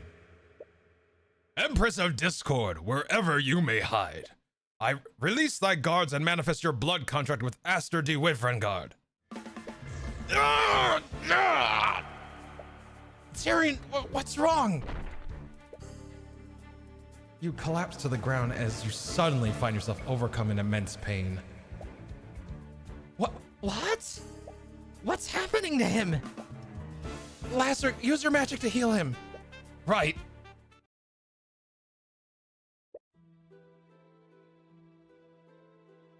Oh, you silly, silly boy. You may be half human, but you can't just go around declaring lies like that. What? And I was really looking forward to bringing you to the end of this. I haven't even started to have my fun yet. Who are you? Actually, I suppose that contract is still in effect. I guess my hands are tied. I'll save you. Just this once. Rian? Tyrion, please wake up. Celeste? You're okay. You most certainly don't feel okay. You can feel every part of your body aching. It's painful for you to even sit up like this. Are you okay, Fred? Yeah. What happened? What happened? You died. What? I've never brought anyone back from something like that. That was my strongest spell, too. You have no idea how lucky you are. If I wasn't here, who knows what might have happened? I don't understand. The last thing I remember was issuing my divine edict. Wait. Was that the cause? But I've done it before without any problems. I just used it this morning. Why did the divine edict harm you? Let's see. I think it's obvious. Aster does not have a blood contract. Yeah, like he doesn't have a contract. Like our boy doesn't have a contract with any demons. You fucking kidding me? It might be because Aster doesn't have a blood contract with the Empress. If demons are unable to lie, the same might hold true for angels as well. Oh, fuck. The divine edict must be some sort of divine power. So asking for a blood contract that doesn't exist might be considered a lie. Sorry, it's my fault for suggesting it. No, I was being reckless. Please be more careful. I don't think my heart can take this. Well, at least we know Aster didn't do this. That was the most obvious one! Either way, you should still make note of this. Aster de Wyvern has no blood contract with the Empress of Discord. Obviously. Like, I love that it's just at the end. Obviously, you idiot. You're half angel, right? Oh my god. See, how dare you slander Aster like that, right? Jesus.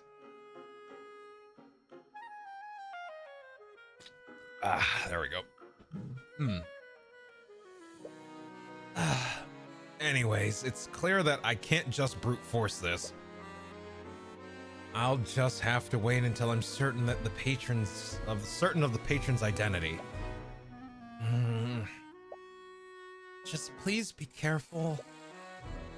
Anyways, it looks like you found everything you can here.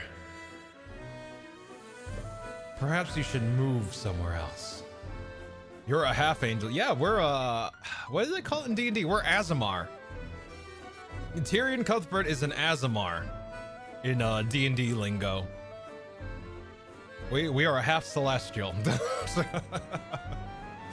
All right, let's move. Grand Cathedral?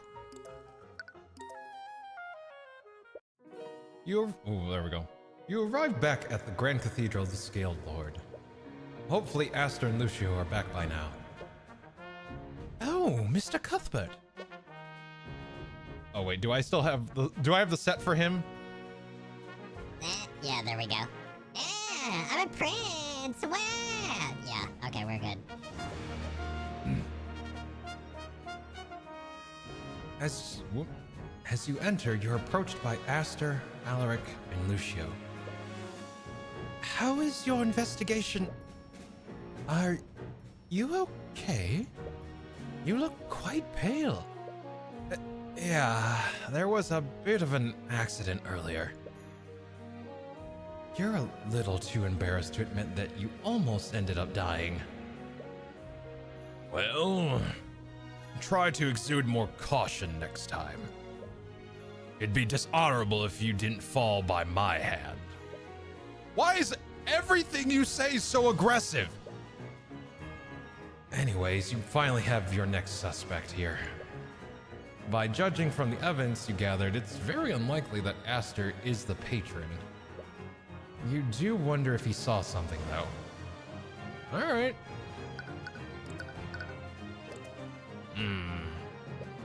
Why are you looking at me like that, Cuthbert?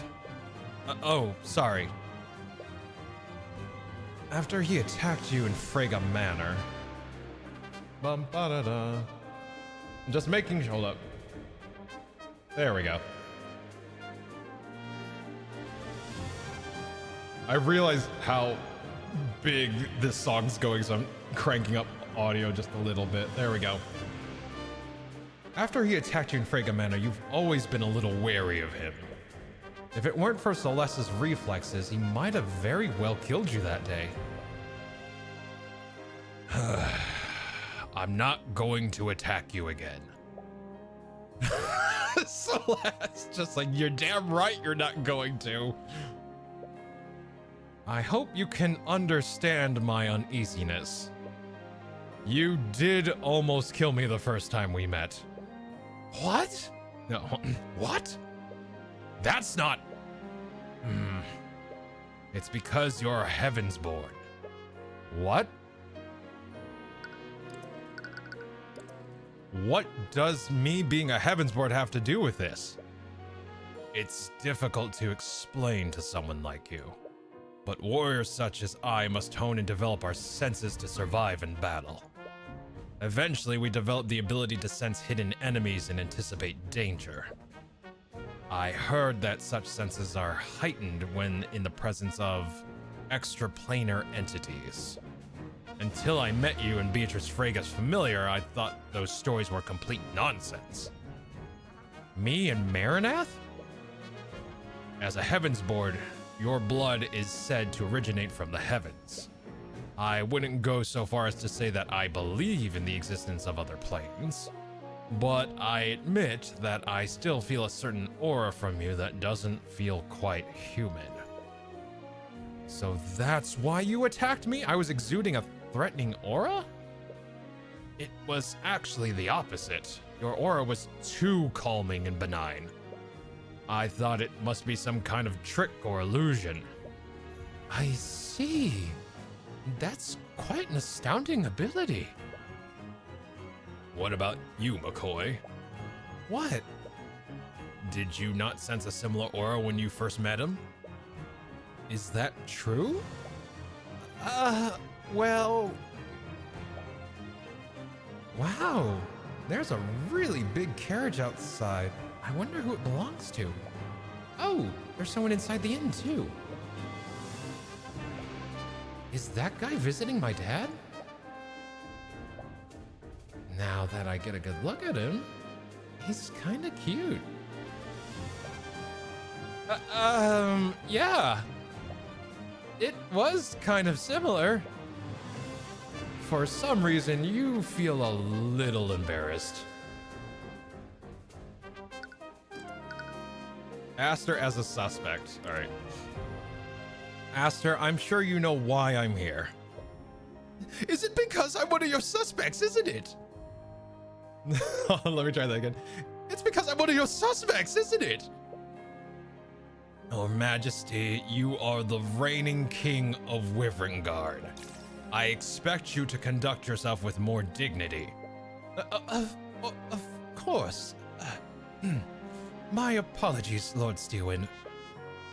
Anyways, questioning you is honestly a formality at this point. Really? A lot of the evidence works in your favor.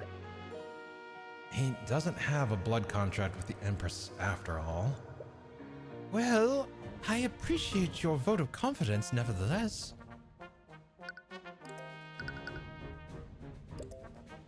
Lucio, have you made any headway in figuring out who set that trap for Aster? No, I haven't. It makes me uneasy that you let someone get that close to my father's body. Yes, I can't begin to apologize for my men's incompetence. If they were more vigilant, perhaps you would have avoided this whole tragedy entirely. So your men were guarding the late king's coffin? Yes.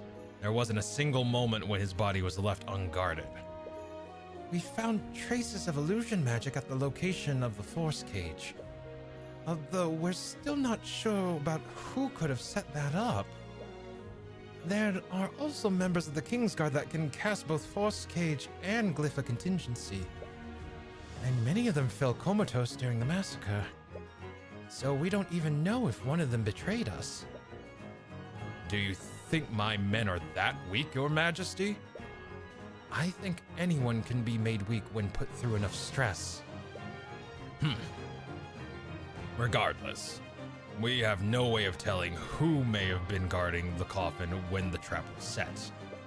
This means that we have no way of telling when that glyph of contingency was set. I was actually meaning to ask about that. Couldn't we wait for the 48 hours to elapse?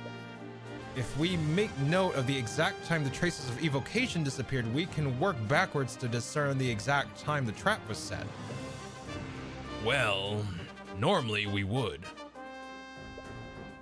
When the spell activated, I unfortunately panicked and cast a firebolt to try to destroy it. Of course, it didn't even put a dent in the force cage. Because of that, he left traces of evocation at the exact location of the glyph of contingency. We can't discern which traces were left by the patron's glyph of contingency or His Majesty's firebolt. I'm terribly sorry about that. The Trapped King. At 2 p.m., Aster de Wyverngard went to pay his respects at his father's coffin. Unbeknownst to him, however, there was a glyph of contingency set to trap him inside of a force cage. The trap triggered and Aster was trapped in that magical cage for its duration. Aster attempted to break the force cage by casting Firebolt. This created fresh traces of evocation, which makes it impossible to tell when the glyph of contingency was placed. There were traces of illusion magic at the crime scene. This might imply that someone hid themselves from the guards as they set this trap.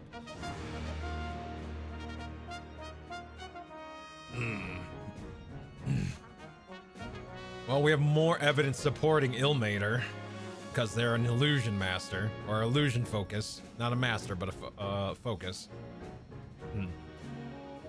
You can't blame him for reacting like that, but it's going to make figuring out who did this that much more difficult. Let's see. Why is the orange making my tongue itchy? You could be allergic. It tastes gross too. It could be you might be having an allergic reaction. If your tongue begins to swell, you're having an allergic reaction. Yeah, you probably shouldn't eat it. You should stop eating oranges because there's a very real chance that you have an allergic reaction that swells your throat. Allergy, I've been eating oranges for a long time though. The medicine you're taking could have adverse effects to what's in the orange. Now, that said, the orange could just be bad as well. And also, I'm beginning to believe that you actually have the Big C, Ghosty, because the Big C has a reputation of changing how food tastes once you have it.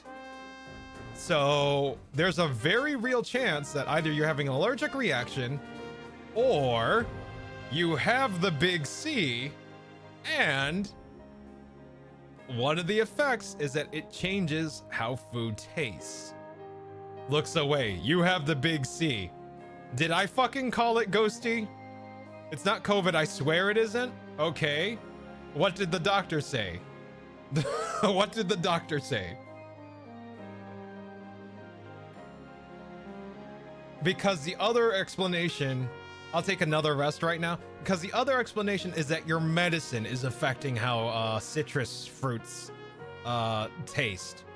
There are some medicines that actually don't work well with citric acid, so you might, while on that medication, you might need to not eat oranges. I'll take another test right now. Okay, all right.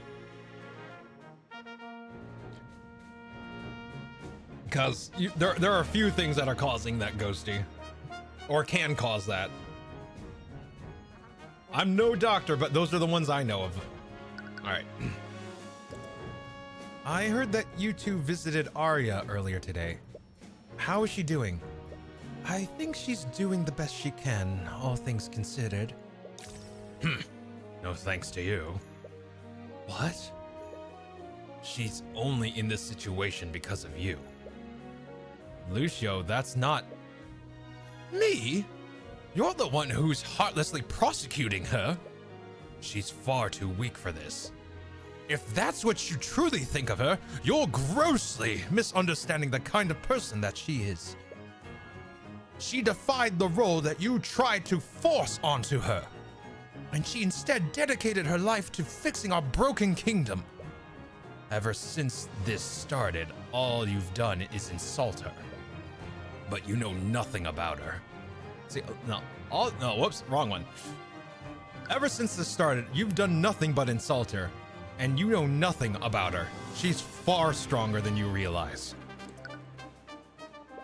Despite her lineage, she's always carved her own path and pursued her own justice. own path? She only became a prosecutor because of His Majesty.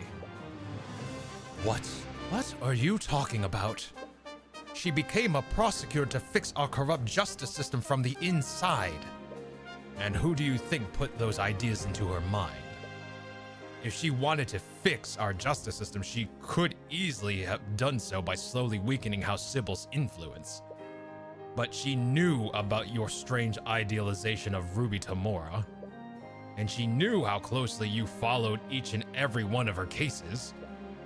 I know why she became a prosecutor. She thought that if she became like your idol and defeated her, you might finally notice her. You're wrong, Lucio. Ari Steelwind would never care about me that much. Are you seriously that dense? When you were still engaged to Lady Frigga, you flaunted your relationship in front of my daughter with no regard for her feelings. I remember each and every time I heard her silently crying in her quarters because of how oblivious you are. She changed every part of herself in order to please you. Is he getting angry on her behalf? I had no idea. My daughter is far stronger than any of us, but she's weak when it comes to you.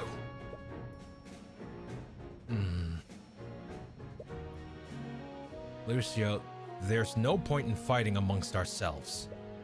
Please stay focused on the investigation. It seems that he cares for Arya a lot more than you realized. And the eye shows that his feelings are genuine. But then why is he doing everything he can to convict her? So yeah, this father's like, I love my daughter, right?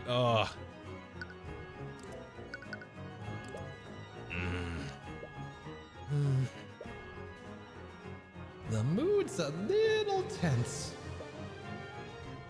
I must ask you, Cuthbert, why are you going to such lengths for my daughter? What do you mean? Surely you understand the gravity of the situation.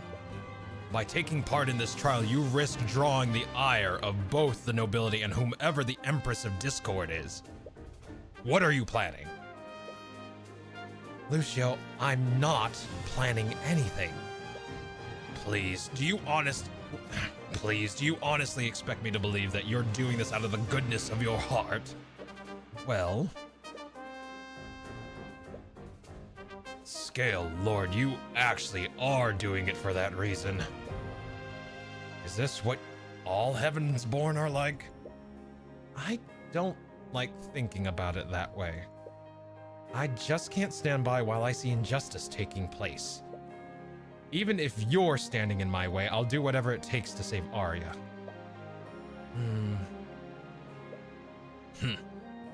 I wouldn't throw around such promises so loosely. I'm not. I will save her, Lucio. Anyways, it appears that you still have no idea who set that trap for Aster. Judging from the spell compendiums you have, neither Arya nor Beatrice could have set that trap. But the patron could also be a mage. That means that they could have set that trap too. Either way, it looks like you won't be getting any new information here. And you highly doubt that the person who orchestrated this is any of the people that you've met thus far. There's only one last person you need to talk to.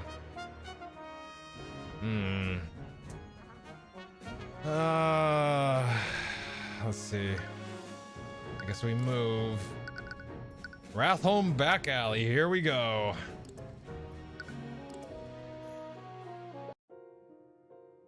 You make your way back to the alleyway that Tamora brought you to a month ago.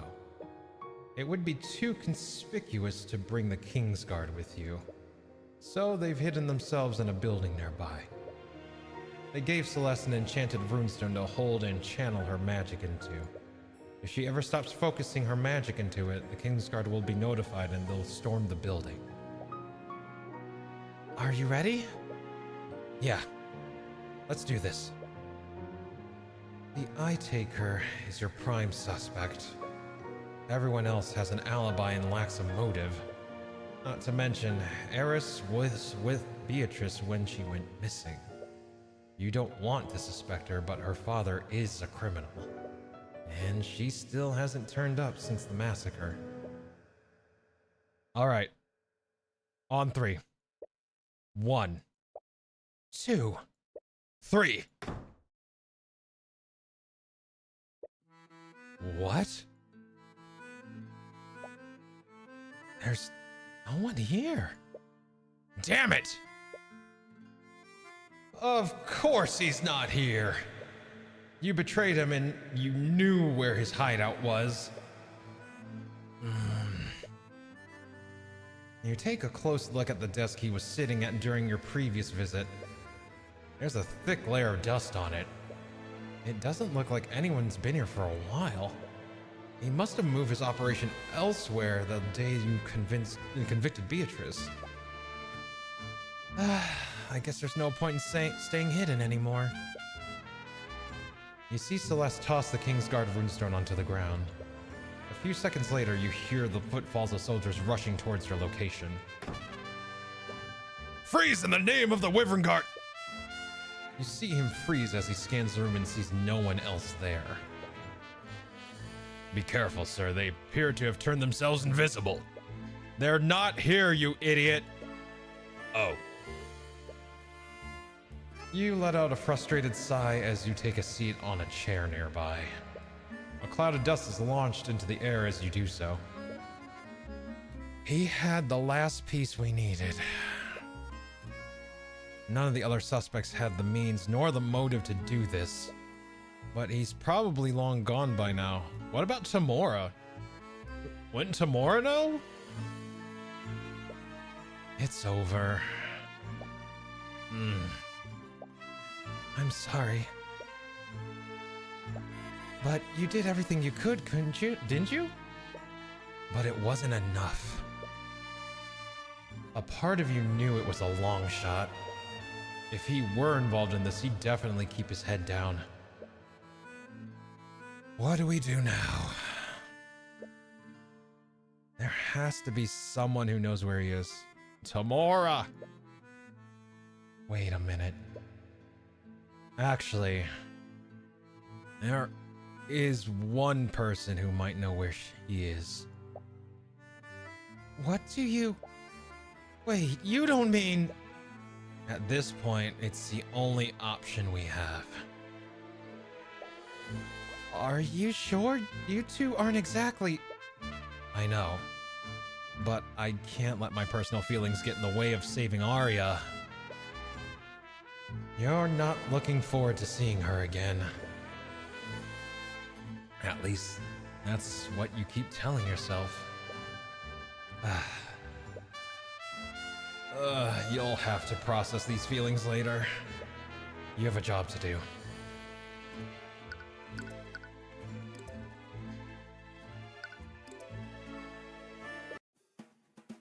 You arrive at the office of Tamora's law firm.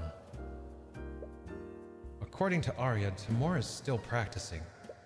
So it looks like she hasn't gone into hiding like the Eye Taker apparently did. And if anyone knows where he currently is, she will. You bring up your hand to knock on the door, but you stop for a moment. Sir?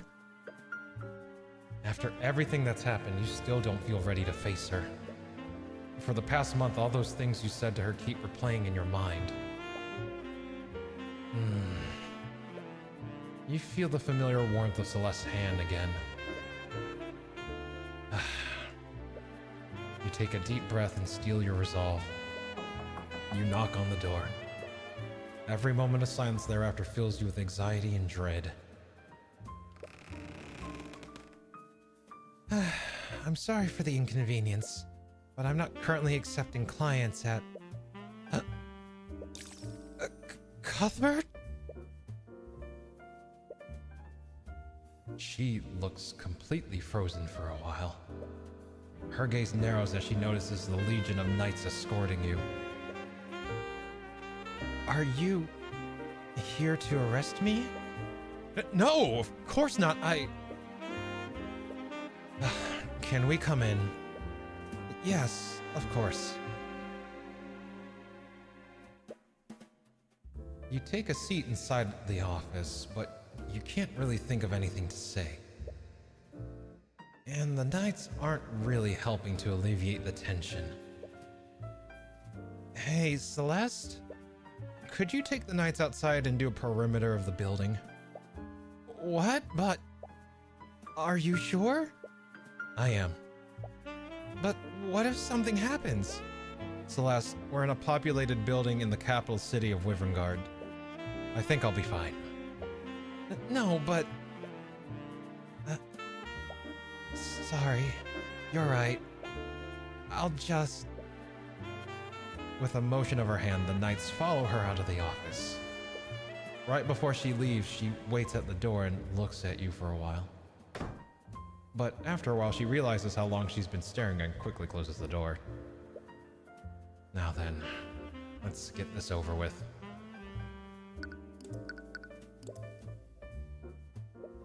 Is Celeste okay? She seems a bit on edge right now. Yeah, I think she's just been overprotective lately. I don't really blame her. I did almost die a few times in the last few days. What?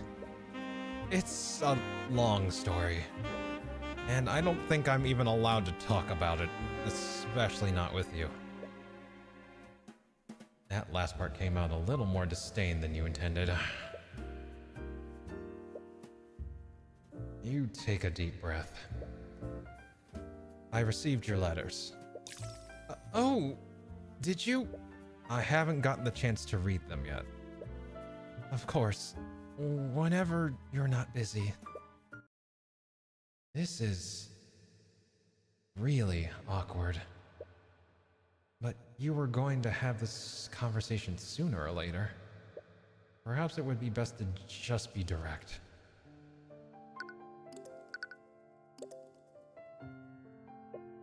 Miss Tamora, I trusted you. Hmm? I know. I trusted you. I told you everything about myself. I put all of my hopes into you. And you lied to me. You told a criminal about the Eye of Horus. It took me years before I was comfortable enough to tell you about it, and you knew that.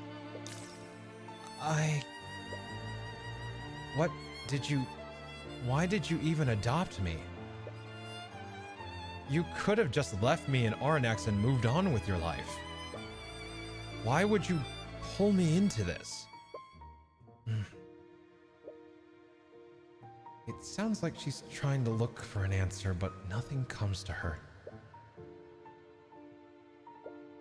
I've started thinking about what my life could have been like. I could have done so many things. I might have been able to move on from losing my mother. But you adopted me. You made my entire life focused around that one moment.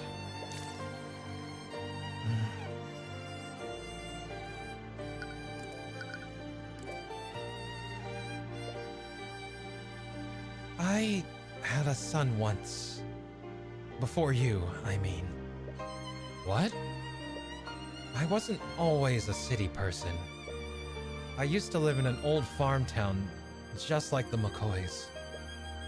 My son and I used to run an old tea shop, just the two of us. Wait, you ran a tea shop? I know, it's ridiculous now that I think about it. But I was really happy back then.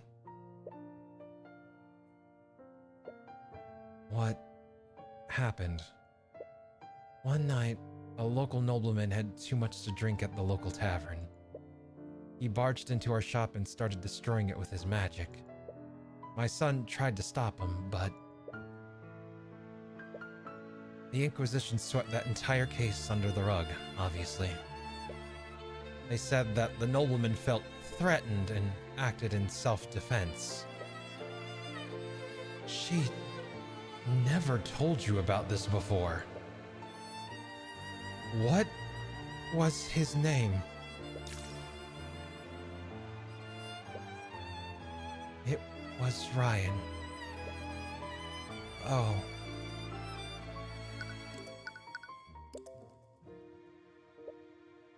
What did you do after Ryan died?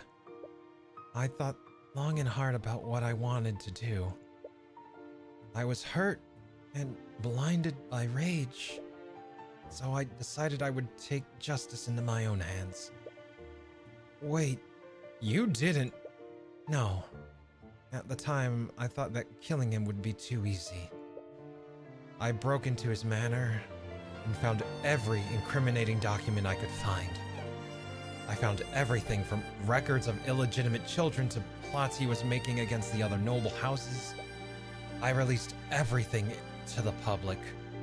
It absolutely ruined him. That's when I realized that there was a way to make them pay. You didn't have to harm or kill anyone. You could just beat them at their own game. You could use the rules and laws they made against them. Just like an attorney. Yeah. Just like an attorney. When I realized that, I moved to the city and started studying law. I read every book there was to read about Wyvern Guard's laws, and I learned how to work the system. I started representing clients who were clearly being framed by the nobility. But I really didn't care about saving them. I just wanted to see the look on each noble's face when I implicated them with irrefutable evidence. But it got more difficult. As I started punching higher, the nobles got smarter and more influential.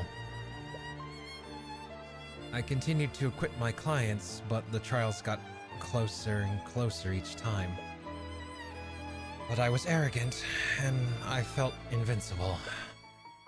I thought that no matter what happened, justice would prevail. And then your mother's case happened.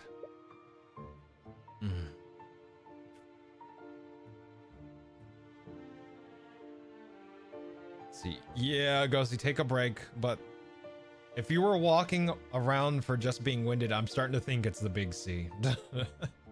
That said, not a doctor. I never met someone that remarkable before. She had this way of making you feel happy, no matter what kind of mood you were in. Yeah, I remember. But I failed her, and I failed you. Miss Tamora, I never once blame you for what happened. I know, but that doesn't change the fact that I couldn't acquit her. She was executed because I didn't do enough.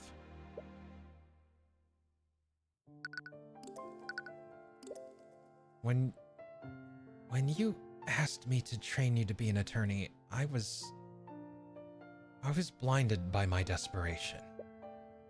I felt so alone and helpless. I wanted someone, anyone, to carry this burden with me.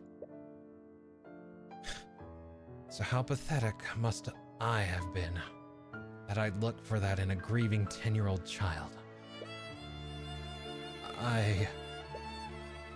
When I looked at you, all I wanted to see was myself. I saw a hurt and broken person who wanted revenge on the nobility. But I was too self-centered to realize that you were nothing like me. You care about people, and you cared more about saving your clients than harming the nobility. I think I knew all along, but I just refused to see it. Maybe you were right about me. What? Maybe I was just using you to make myself feel better.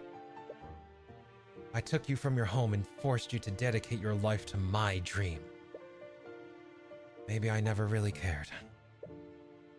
If I did care about you, I would never have pulled you into a life like this.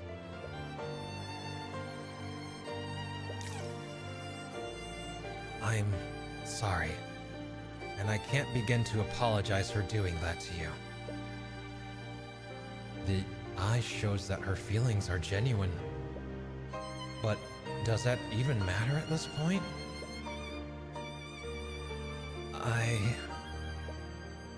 I've been thinking long and hard about this. I want to forgive you, Miss Tamora, but I don't know if I can. I don't blame you.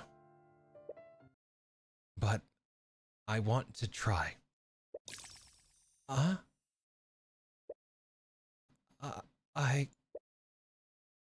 She looks away from me for a moment as she wipes a single tear. Miss Tamora. No. Don't call me that. What? If you can truly find it in your heart to forgive me, I want things to be different this time. I'm not your superior nor your mentor anymore. We are equals now. So call me by my first name. Okay, Ruby. It feels really strange after all these years, but you hope you can get used to it. Right, I almost forgot the entire reason why I came here. What is it? I didn't just come here to reconcile. I actually need your help with something. Okay. I need your help. I need you to help me speak to the Eye Taker. Tyrion. I know, considering the circumstances, it would probably strain your partnership with him even more. Tyrion. But if you can just tell me where he is, I'll do my best to make sure it doesn't get traced back to you. Tyrion, the Eye Taker is dead. What? He died right after you convicted Beatrice. He was lynched by a mob of civilians. What? Everyone's saying that it was some sort of retaliation from House Freyga. Didn't you notice that he didn't send anyone after you? But Eris said... Wait a minute. By the way, is your father still... Oh, if you're worried about him, we've already had a conversation about you. I don't think he'll be accosting you anytime soon. Oh, thank you. Then why would Eris say that then? Who's Eris? What? You've met her before. She has a long black hair and she wears a black dress? I guess she really likes black. But anyway, she's the Eye Taker's daughter. And Tyrion, the Eye Taker's daughter has red hair. What? She was there when we spoke to him during Beatrice's trial. That's right. What are you talking about? She was never at that meeting. What? What is going on? She was clearly there. If it weren't for her intervention, the Eye Taker would have attacked at that very moment. Why are you remembering things differently?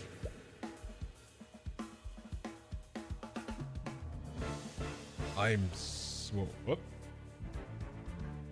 sorry, Lord Lucio, but whoever this patron is, they have full ownership of her mind. But they could have easily commanded her to forget signing the contract in the first place. That's probably why she can't remember what happened during the massacre.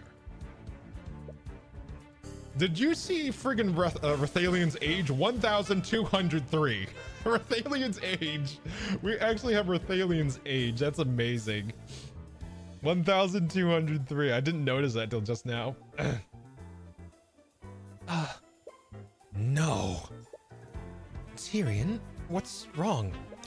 Why are you looking at me like that? A part of you really hopes that you're wrong about this. Why are Ruby's memories different from yours? Ruby signed a blood contract. That's the only explanation you can think of, but why? Her memories seem intact except for her memories of Eris. Since her disappearance, you highly suspected that she was involved in this. But not only was she at the scene of the crime, she went missing at the same time that Beatrice did. But you never thought to ask one question. Who is Eris Ilmater? Eris Ilmater is the Empress of Discord! A flood of memories come back to you. Warriors such as I must hone and develop our senses to survive in battle. Eventually, we develop the ability to sense enemies and anticipate danger. I heard that such senses are heightened when in the presence of extraplanar entities. I thought those stories were complete hogwash until I met you and Beatrice Frega's familiar. Tyrion, I fought literal monsters and barely escaped with my life. But when I'm near Eris, none of those creatures come even close. I get this feeling. It's like I'm in front of a predator that I couldn't ever hope to beat. Every instinct I have tells me to run whenever she's close by. I'm so terribly sorry. He's not usually like this. It's to be expected. I'm not sure why, but animals have always disliked me. There's still very little you know about demons. So what's to say that one can't take the appearance of a human? But it's still a long shot. But there's one way to find out for sure. Tyrion, talk to me. What's wrong?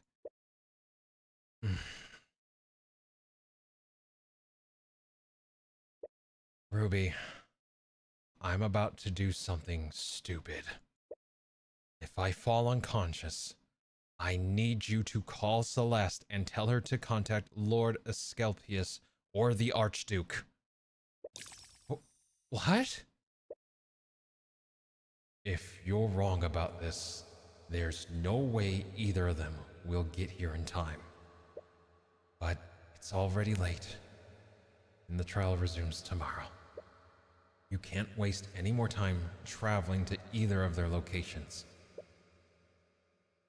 Eris Ilmater, wherever and whatever you are, by the eye of Horus I issue upon you a divine edict. Release thy guards and manifest your blood contract with Ruby Tamora.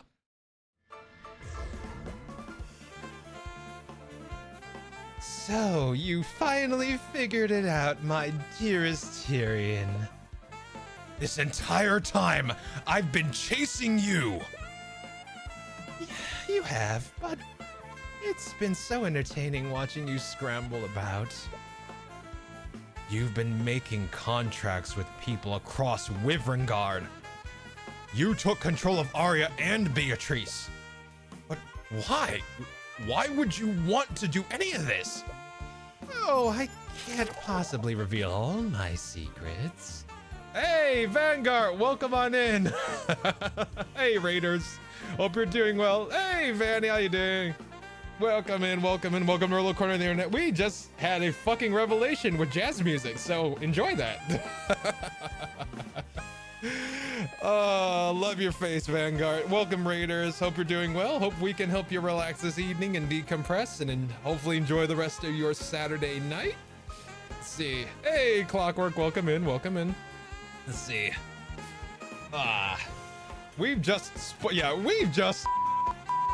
Yeah, basically. Love you, dude. Hope you're having a great weekend. I'm kicking, man. I'm kicking.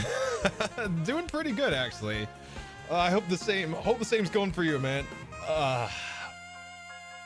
Let the jazz take you away. Let the hype jazz take you away. All right. Let's see. Still trying to heal. God, I hope your recovery's swift, man. Hope your recovery's swift. Oh boy. Just chilling. Hell yeah, man. Hell yeah. All right. Oh, I can't possibly reveal all my secrets. This isn't the proper stage to have our final battle. You. But I suppose that you've come this far. So, how about I give you a little gift?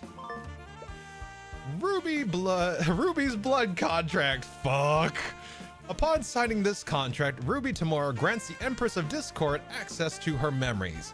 At any time, the Empress may view any and all of Tamora's memories. In addition to that, the Empress may instantaneously change and alter her memories whenever she wishes. It is signed with Ruby Tamora's name.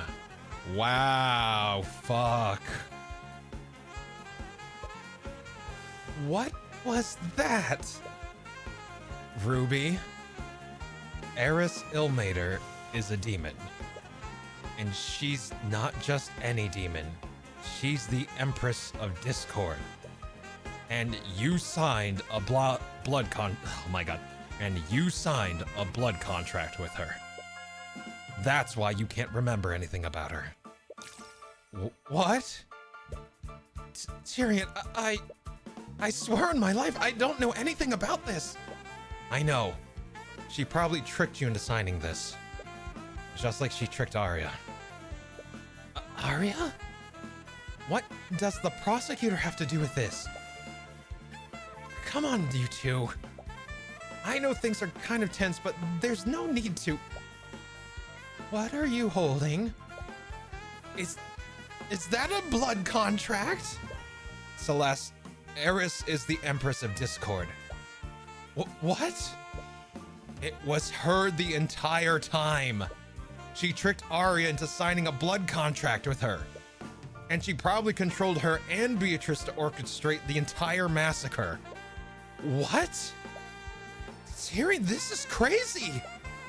I know I was scared of her that one time, but how could Eris be a demon? She looks nothing like Marinath. I know how unbelievable it is, but I used my divine edict with her name. That wouldn't have worked unless she was a demon. Yeah, I guess I can't disagree with that. We'll need to contact the Grand General immediately. But if she's really a demon, is it even possible to arrest her? It's already been a day. For someone like her, that would be more than enough time to skip town. We'll need to speak with the Archduke about this. Thank you, Ruby. You've helped us more than you could ever know. Yeah, of course. Celeste, let's meet up with everyone. We'll need to discuss our next course of action. Right. You're about to leave Ruby's office when she stops you. Tyrion, have you been using the Eye of Horus lately? Yeah. I can't say much about what I'm doing right now, but I am in the middle of a case. It's just that... What's wrong? Never mind. I don't think it's my place to say anything. I think I'm just being my usual paranoid self. I'm not the one with the ability to read minds anyways. So if you're not seeing it, it's probably nothing. Okay. I know you can't tell me what you're doing. And I have no idea what could possibly involve the Kingsguard, Steelwind, and the Empress of Discord. But just stay safe, okay? You're the only family I have left. I will. I promise. Thank you. You finally found the lead you've been looking for. But you're not sure where this will take you. Knowing what you know now, you're almost a little afraid of what might happen. Who is Eris? And why would she go through the trouble of orchestrating any of this? She's not only impersonated the Eye Taker's daughter, she's also pretended to be your friend. What's her goal in all of this? Hopefully, tomorrow will finally bring the answers you're looking for.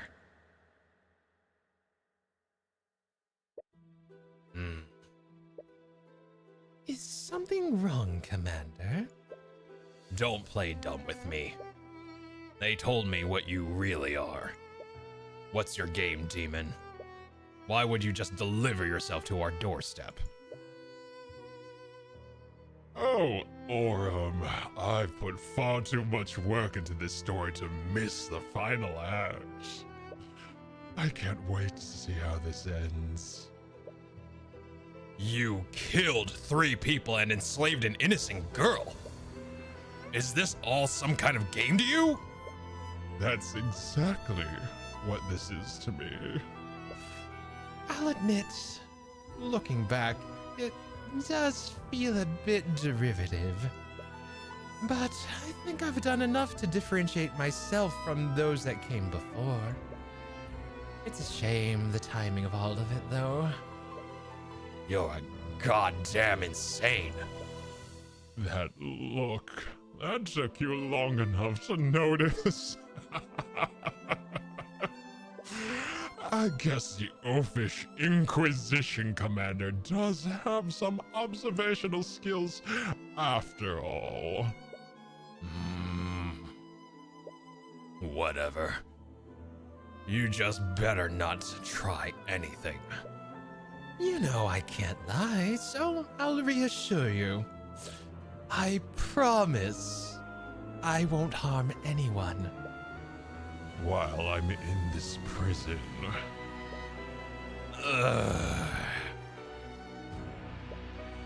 We're finally approaching the climax, Tyrion.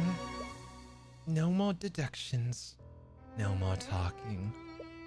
No more god-awful teasing when we both know who was really behind this. It's just me and you. Damn. Fucking This got good. This got good. Okay. Ugh. Shit. Together forever and ever. Oh my god. Alright. Of course it's a game to me, you oaf, yeah, right? It's like, oh look, Looks like the oafish Inquisition Commander does have some observational skills after all. oh my god, Jesus Christ. I don't know why, but I really enjoy doing Eris. I really do. I like doing Eris and Aster. I love doing their voices. Like, and I know I'm not doing a lot of voice work with Eris, but I still enjoy acting her out a little bit. Ugh, she's fun. She's really fun.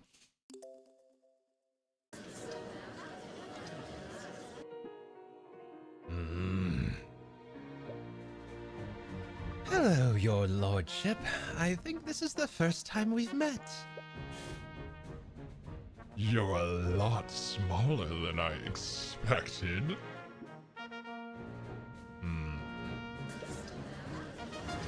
Who is this woman? Why haven't they brought a civilian before the Scaled Lord? People of the court, thank you for your patience. Until now, we've known this woman as Eris Ilmater. And ever since the massacre, we've been trying to determine who orchestrated this. We only knew that Arya Steelwind signed a blood contract with a demon called the Empress of Discord.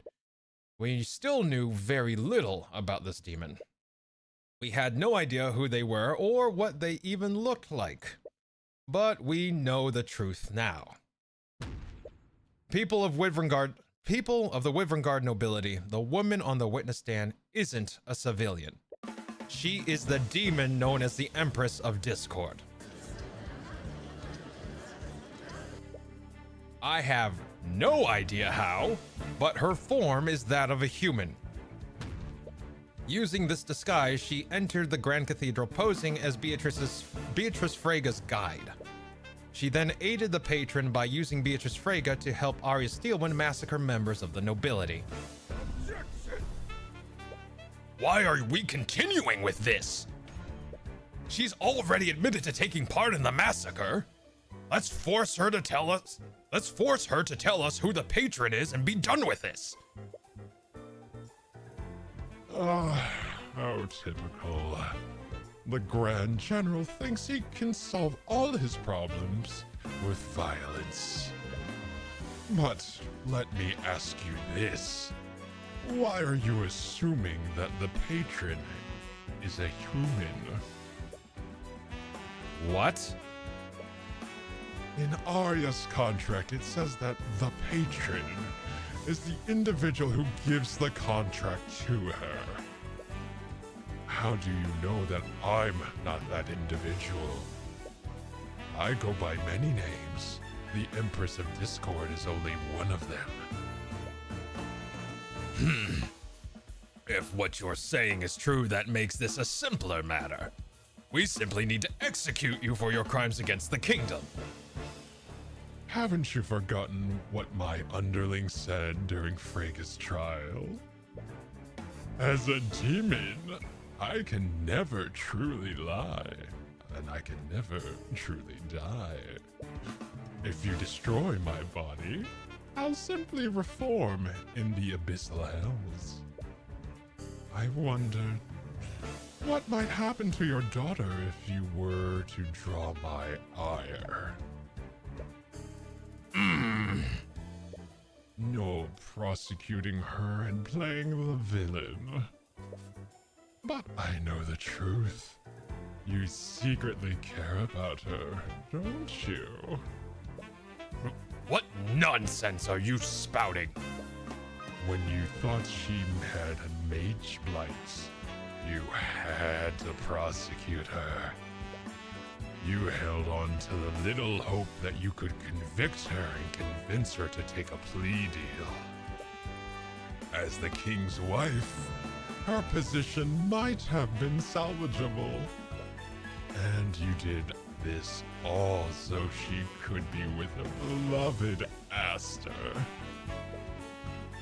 What? But then it was revealed she signed a blood contract with me. That changed everything. Mage Blight's one thing, but a demon owning her soul?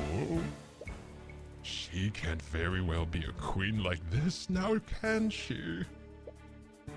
You had to find out who the patron was before her trial ended, didn't you, Lucio? Otherwise, your beloved daughter would never be free.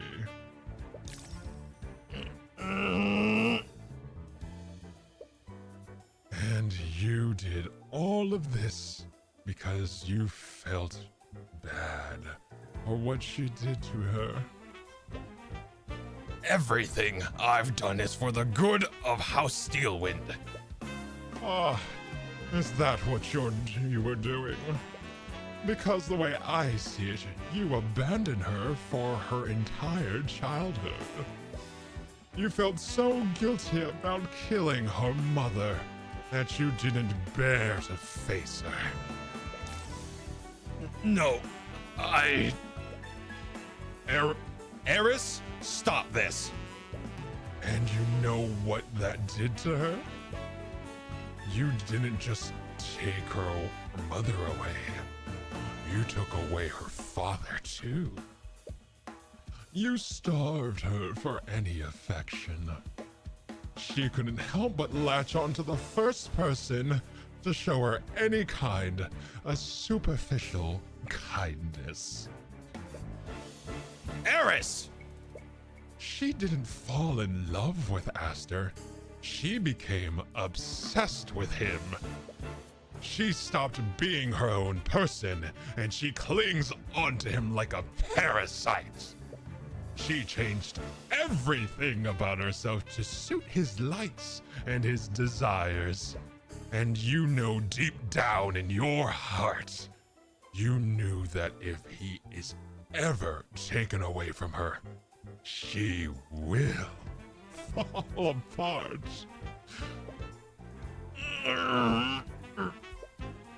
Since I pity you so much, I'll let you in on a little secret. Killing me won't save your daughter. And you don't have the means to confine me. And even if you know who I am, your daughter will never be safe from my influence. What? But I suppose there's one possibility. One possible way to break my contract. What? What is it? My contract will bind Arya Steelwind to the patron so long as they both live. If you truly want to free your daughter from my control, all you have to do is kill her. Do the poor thing a favor and put her out of her misery. You little wretch! I will hunt you until the end of... Enough! Lucio, we cannot antagonize her if we want to find out how this happened.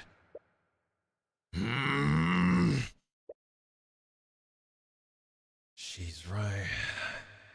Is she right? Is Arya's fate truly doomed? There has to be something you can do. I just don't understand, Eris. Why are you doing this? You are not a noble. You're probably not even a citizen of Wyverngard. Why would you go through the trouble of doing any of this? Tyrion, why are you here? What? Why do you constantly risk your life for the sake of others? Why do you try to seek justice in a clearly unjust world? I don't know, honestly. I think you do know. The answer is simple. You do it because it satisfies you. You save people. You fight the system. You just love indulging in your own heroics, don't you? That's not... It feels good, doesn't it, Tyrion? You know that you're the only righteous person in an unjust society. When you succeed, you're hailed as a hero. And if you fail, it's society's fault, not yours. No matter what happens, you can take solace in the knowledge that you're so much better than everyone else. That superiority you feel over them must be intoxicating. Your divine blood makes it so. You just can't resist giving into it.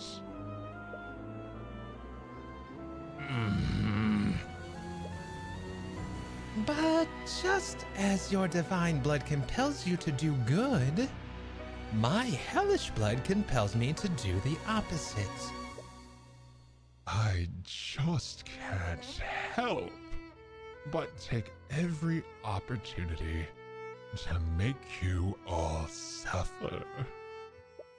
My entire purpose is to see each and every one of their faces contorted in agony and despair.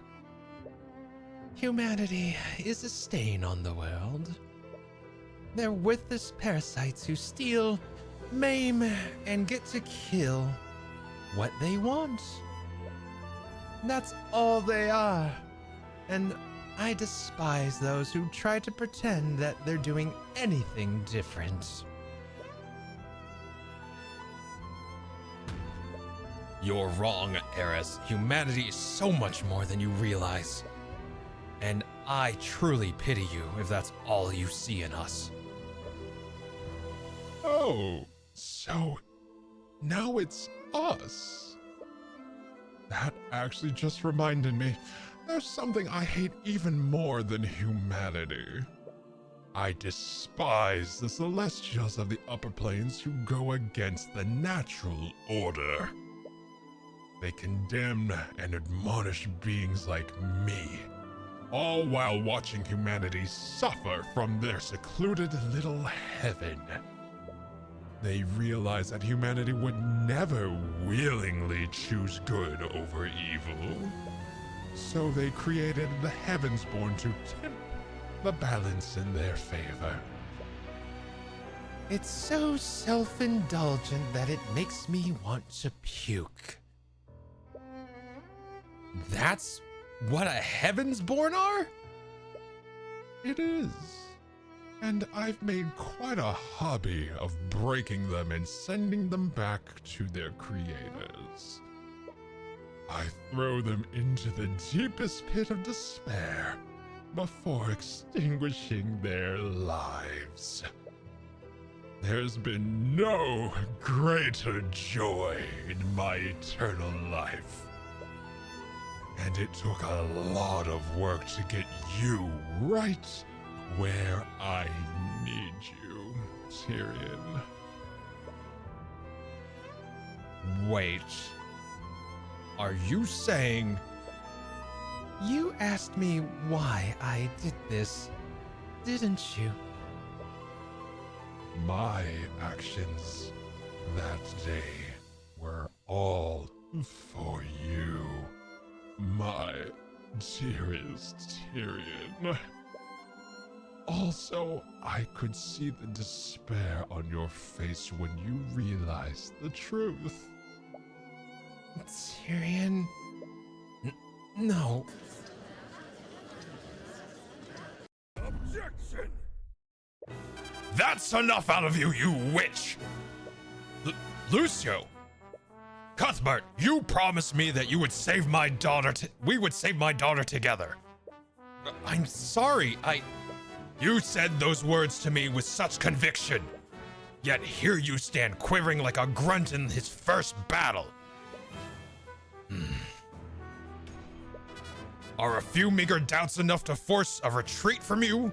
Wow. Are a few meager words enough to force a retreat from you? Is that all it takes to defeat the infamous Tyrion Cuthbert? He's probably desperate at this point. And this is what you get when a villain has such deplorable goals and endless patience with which to achieve them, right, Hotward? Hey, Hotward, welcome in. Hope you're doing well. Oh my god. Let's see. All right, just catching up with chat. All right. Oof. He's probably desperate at this point.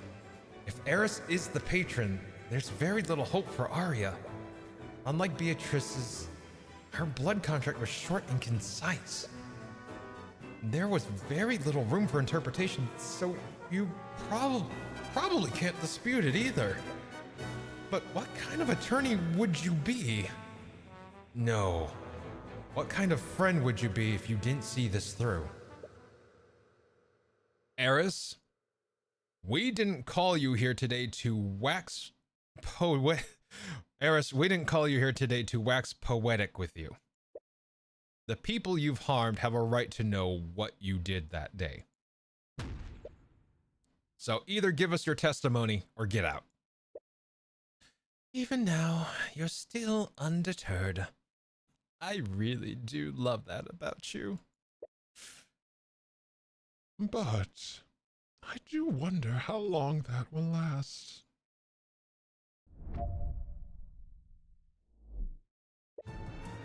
It's true. I was the one who masterminded this. I knew about the king's funeral at the Grand Cathedral, so I could force Beatrice Frege to allow me to accompany her. When I was there, I used my contracts with Beatrice Frege and Arya Steelwind to compel them to act against their will. And through the action of Beatrice Frege and Arya Steelwind, I facilitated the deaths of Lloyd von Sanctus, Coraline Sybil, and Garrick Pierce. The only motivation for my actions that day was to harm Tyrion Cuthbert's friends and make them suffer. And before you ask, aside from my thralls, I was acting alone that day. I didn't follow direct or indirect orders from anyone. Your testimony is pretty thorough. Of course. I am a demon after all. Since I'm unable to lie, I thought it would be best to be as detailed as possible. That way, there's no room for doubts. Isn't that wonderful, Tyrion? She's definitely playing with you. She may not have technically lied, but she's definitely not acting in good faith. You should look at her testimony more closely. All right. It's true, I was the one who masterminded this. I knew about the king's funeral, the Grand Cathedral, so I forced Beatrice Frigga. Yeah, okay, so she used her for her access. Okay, that makes sense. When I was there, you used the contracts. Okay, that's fine. Through the actions of Beatrice Freyga and Arya Steelwind, I facilitated the deaths of Lloyd Von Sanctus, Coraline Sybil, and Garrick Pierce. Okay. My only motivation for my actions that day was to harm Tyrion Cuthbert's friends and to make him suffer. And before you ask, okay.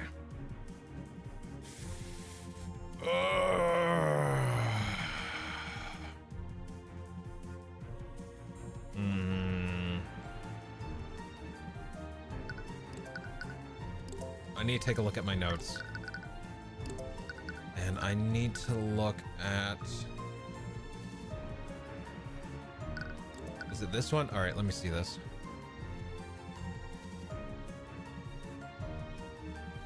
No, it's the autopsy. Hold on, let me see.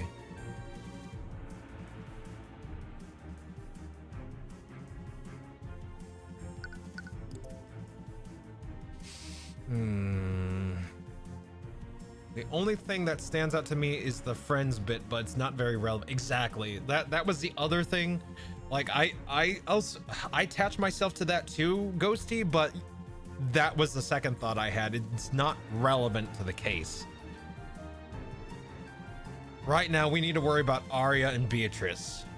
And they are saying that they, and through them, they engineered all of this. So,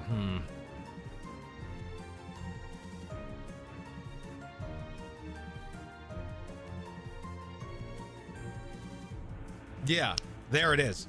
But why would the murder do this when they clearly had more lethal spells? Like, yeah, exactly. There is something else here.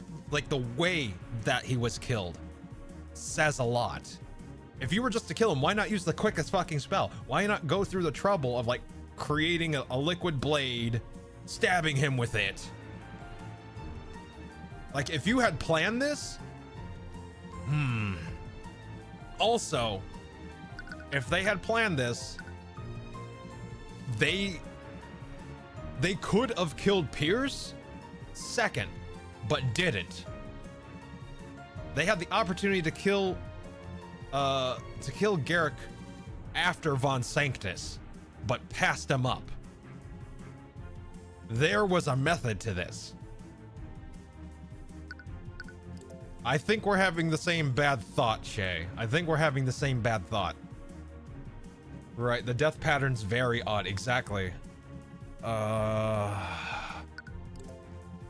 Let me press her on this.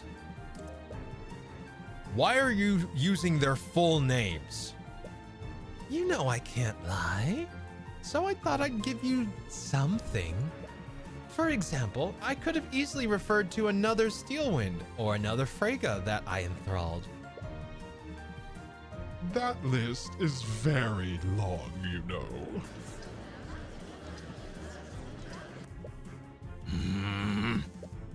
Ignore her, Lucio. She's trying to get under your skin. Anyways, aside from Pierce, Von Sanctus and Sybil were key members of the Wyverngard nobility. What reason could you possibly have to kill the three of them? I didn't. What? I didn't have a reason to kill them. I just happened to facilitate their deaths. No, but you specifically went after them. I did, but I didn't have any particular reason to do so. But that doesn't make any sense. I suppose it doesn't. Anyways, would you like for me to add that to my testimony? What? It would help you, wouldn't it? Yeah, I suppose so. She's got to be the most unpredictable witness you've cross-examined. I didn't really have a reason to kill them specifically. I just needed Arya to kill my victims as quickly and efficiently as possible.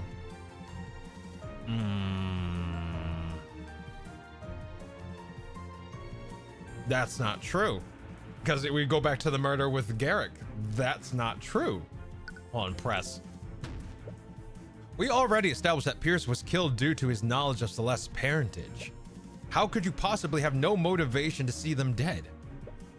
Aren't you just assuming that? I'm not. That's the only logical conclusion. And that's where you made your mistake.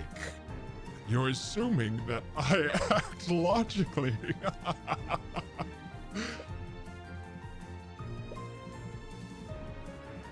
You're a bit out of your element right now. Every murder you've investigated has always followed some kind of logic that you could use to make deductions.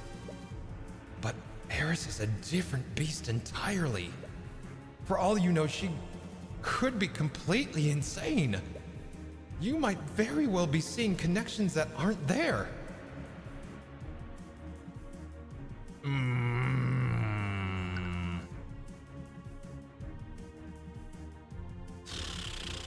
Celeste could be a demon, or that makes her more or to make them more, yeah, maybe Ghosty, maybe. We know that this contradicts Pierce's murder. So there it is. Okay. Eris, you said that you needed Arya to kill them as quickly and efficiently as possible. But that's not exactly what happened, did it? Yes, it appears I underestimated your little bodyguard. Things lasted a lot longer than I anticipated. That's not what I was referring to. Oh? You said that you needed Arya to kill them as efficiently as possible. But that doesn't really match with what happened to Garrick Pierce, does it? Is that so? That look on her face. Why does she look so happy? Eris, unlike the murders of Von Sanctus and Sybil, Pierce was murdered with a blade frozen with magic. It's such an extremely convoluted way to kill someone. It would only make sense if you were trying to hide the evidence. But that clearly wasn't your intent. I agree. So, why would I do that? For the love of God, woman, can you stop speaking in riddles? I have no love for any god aside from myself. She's behaving differently than she was during her testimony. She's being vague. Is she still hiding something? Okay, stop getting baited by her words and take a moment to think about this logically. She's very good at misdirecting you and playing with everyone's emotions. So stick to the facts that you know for certain. In her testimony, She said the following.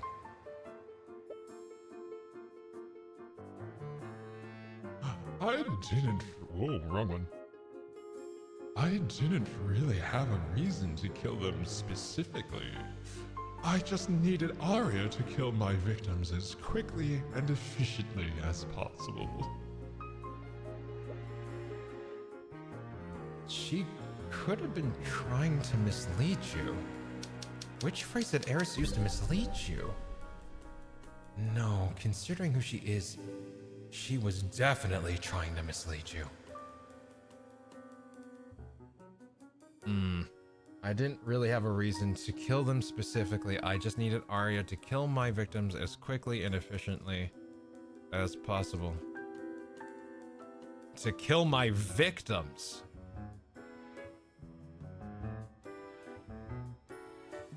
To kill my victims, that's the one. Yeah, it's specifically or my victims. To kill my victims is the one. 100%. Because we can already prove that it wasn't quick nor efficient, especially when it comes to Pierce's murder. It has to be kill my victims. Nice. She said her victims instead of the victims. It's a small distinction, but a distinction nonetheless. And you recall Marinath using a similar trick during Beatrice's trial, which can only mean the victims of this case aren't the same as her victims. Eris, which of the people in this case were your victims? Well, considering what happened, you could say that everyone at the cathedral that day was my victim. Yes, but who was killed directly by Beatrice Frege or Arya Steelwind?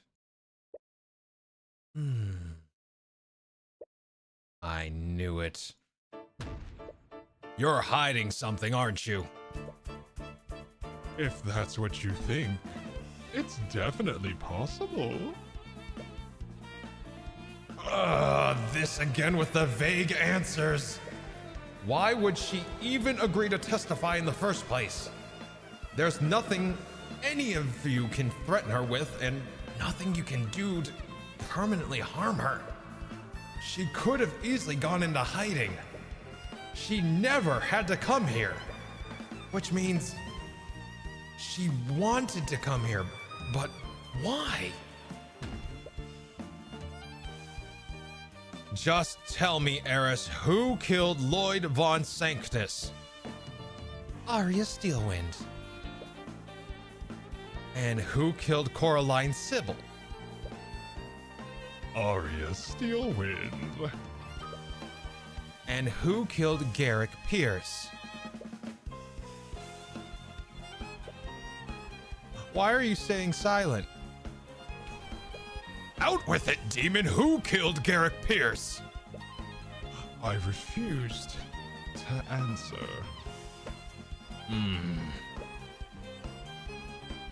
She's doing this on purpose. In her own obnoxious way, she's trying to guide you to the truth. But for what purpose? Who killed Garrick Pierce? If she's refusing to answer the question, that must mean the answer is different from her previous answers.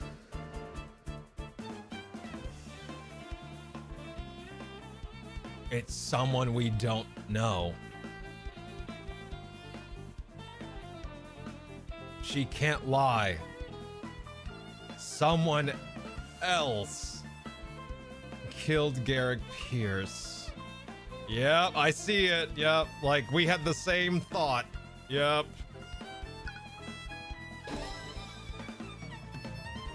An unknown person killed Garrick Pierce. That must mean... Eris, you're not the patron described in Arya's contract, are you? Who knows?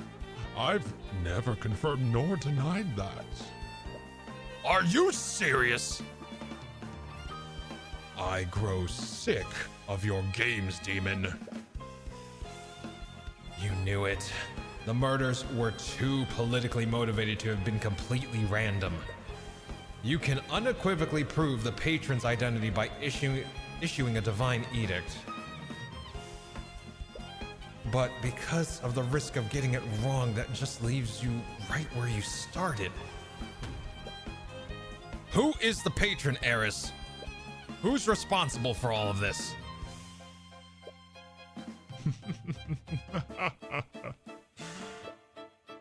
You want me to find out the truth. So why are you staying silent? Because it'll be so much better when you discover it yourself.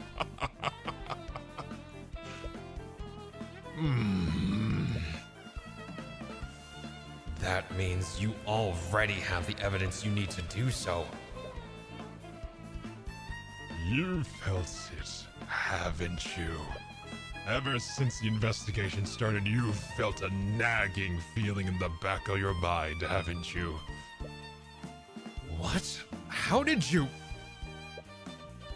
It's right in front of you, Tyrion. You're just refusing to see it. You're refusing to see who I made a contract with that day. You made your contract with the patron on that day? Even with the eye of a god, you're still blinded by your human sentimentality. So think through it carefully. Who did Garrick Pierce? Who killed Garrick Pierce that day?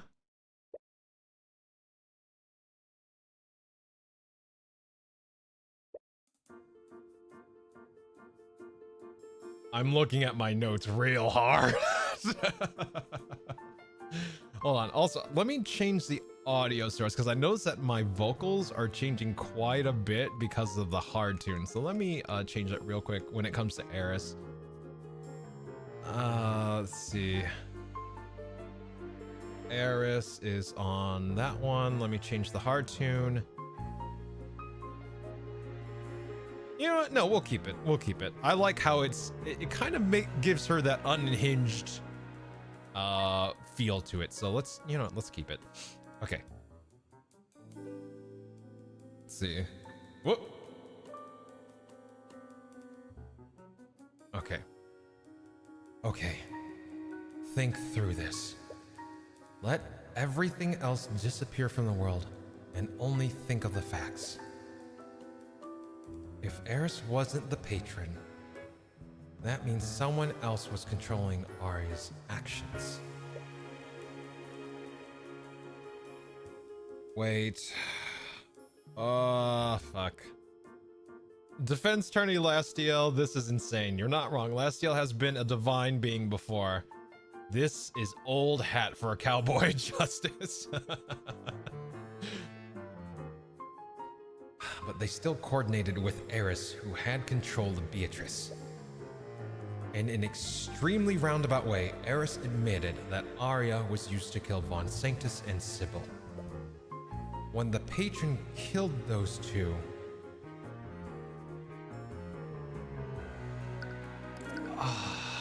I know who did it. I know who did it. I know who did it. Fuck, fuck, fuckity, fuck, fuck, fuck. I know who did it. Yeah. Yep. We know who did it. This is the perfect fan fiction. Oh my god.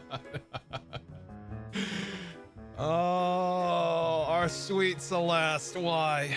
Okay. Let's see if our assumptions are correct. It was Celeste. Like Tiku was Celeste. Think about it. Pierce died the same exact way as her father. She just admitted she made a contract with the patron.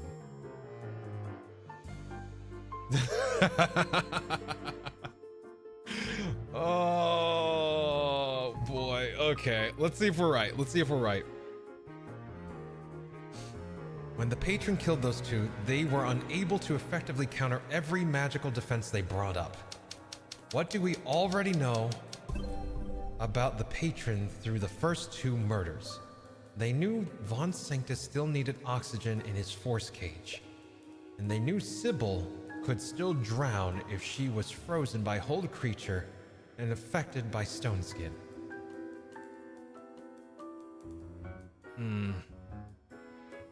The patron is experienced? Let's see. The patron is experienced in using lethal magic. There we go.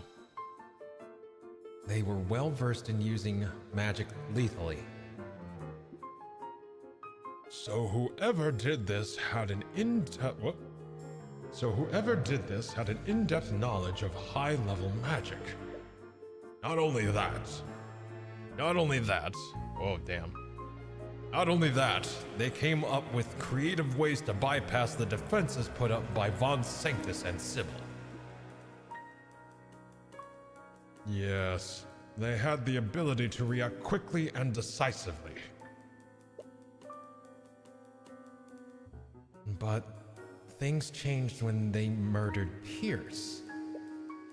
Eris implied that neither Arya nor Beatrice killed Pierce. D.A. Lassie, tell me it's not true.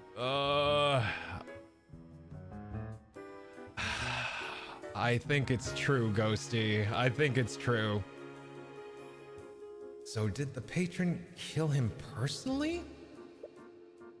But why? They already had control of Arya. I would imagine the entire point of enthralling her would be to hide their own involvement. Did they become impatient because Celeste was holding her ground against Arya? No. Beatrice was already able to slip past them. But that's how she was able to knock you and Pierce out with a sleep spell at 2:30 p.m. Why didn't Eris use Beatrice to kill Pierce? If the patron was coordinating this with Eris, she could have easily had Beatrice kill Pierce.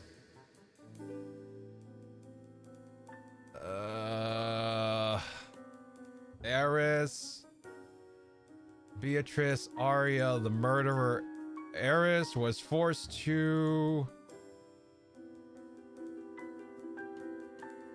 fight Celeste personally. No, let's go with the murderer wanted to kill Pierce personally. Fuck. Fuckity fuck. Star Trek voice. Only one person didn't get bioscanned on the way in. Oh, right? Jesus Christ. They wanted to kill Pierce personally. Does that mean Pierce's murder was more emotionally driven than the other two? That might explain why the method used to murder him was so contrived. Apparently it's right there, so what aren't you seeing? Whoever did this, they murdered Von Sanctus and Sybil, and those two were house leaders of the Four Pillars. In a way, they both represented corrupt parts of our kingdom's government. Von Sanctus essentially got away with murdering Jason Way, and Sybil clearly had an apathetic approach to remedying the corruption within the justice system. The biggest clue you have is the one that Eris indirectly gave you. My actions that day were all for you, my dearest Tyrion.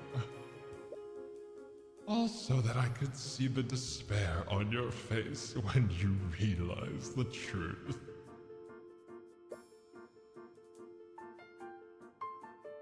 The truth.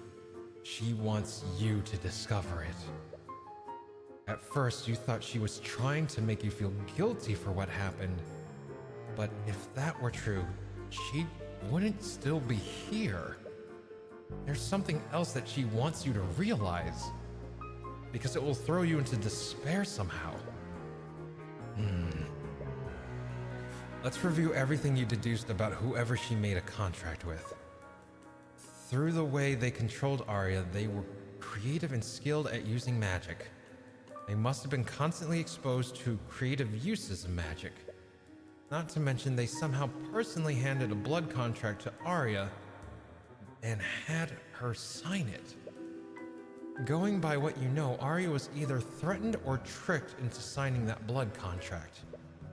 Whomever did this must have had the strength to threaten her, or they were deeply trusted by her. In addition to that, they must have been close to the prayer room when the attack happened. Ah, fuck! And lastly, they must have had an emotional grudge against Garrick Pierce. Who did Eris make the blood contract with on the day of the murder? Fuck! Son of a horse!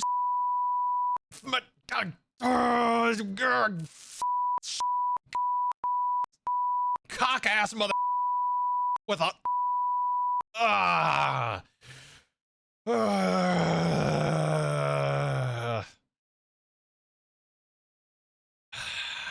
I've been waiting for this. God damn it.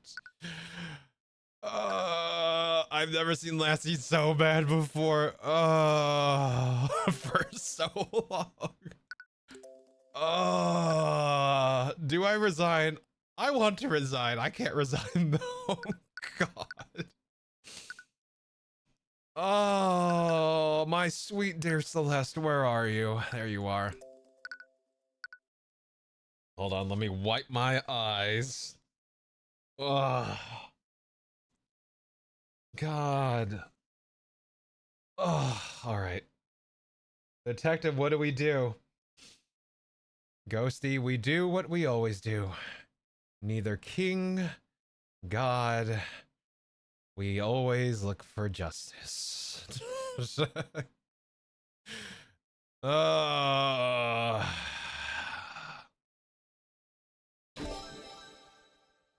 What? No, that's not. It's the most logical conclusion with what you know thus far. Who did Eris make the blood contract with on the day of the murder?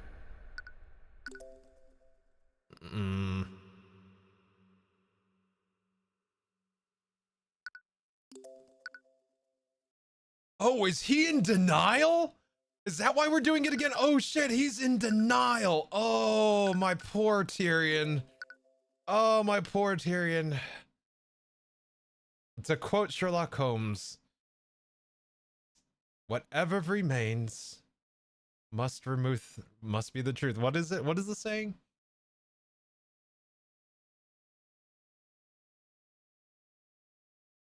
I forgot the saying. It's essentially whatever remains, no matter how improbable, is the truth. Like, damn. Tyrion, you know it's right. No. It can't be. That's not... Eris wanted to make you suffer, but you can't run away from this. You owe it to Arya. No. You owe it to everyone within Wyverngard to see this through. You need to follow through no matter how painful it is. Who did Eris make a blood contract with on the day of the murder? Stop it! It has to be someone else! She would never... Can you think of anyone else? Who could Eris have chosen? Who else could she have chosen that would make you feel like this?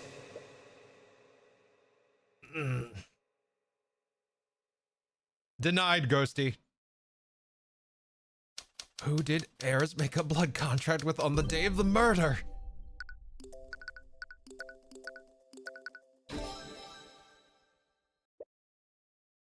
Damn it. Damn it!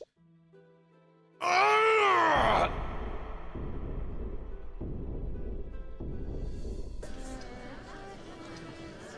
Your scream of anguish echoes throughout the ruins. Everyone is caught off guard and stares at you in confusion. What? What is it? Is everything okay, Mr. Cuthbert? Tyrion, are you...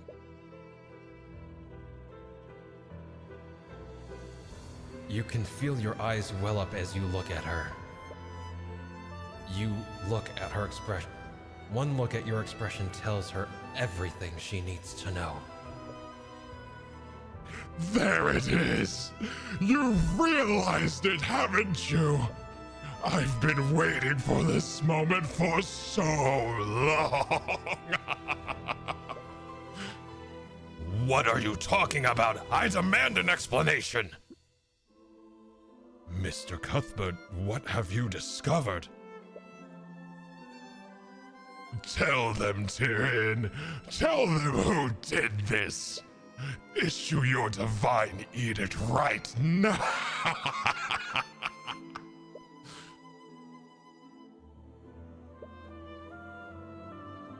You want to be wrong. You never wanted anything more in your entire life. Nothing would make you happier than having this edict fail, even if it were to cost you your life. But you know the truth.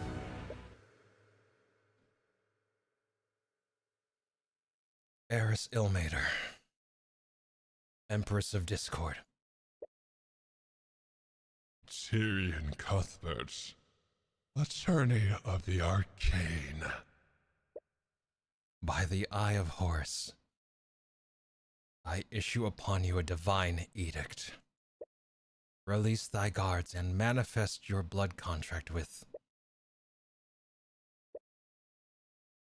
Say it. Say her name so that everyone can hear it. Release thy guards and manifest your blood contract with... Celeste McCoy.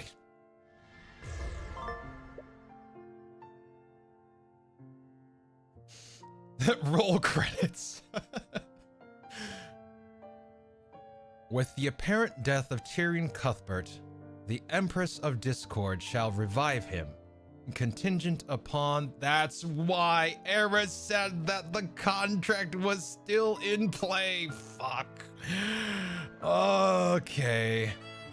With the apparent death of Tyrion Cuthbert, the Empress of Discord shall revive him, contingent upon the eternal servitude of Celeste McCoy. Henceforth, Celeste McCoy's soul shall be eternally bound to the abyssal hells. As part of her servitude, Celeste McCoy shall engage in actions deemed necessary to secure the compliance and cooperation of Arya Steelwind in the Empress's endeavors.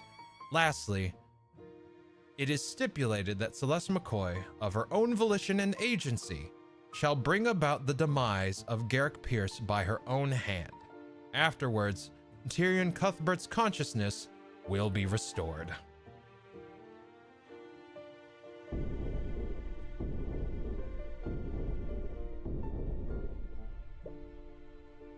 I died? Tyrion, I'm so sorry. What the hell is going on? Demon, what is the meaning of this? It's exactly what it looks like. The patron you've been looking for has been right in front of you the entire time.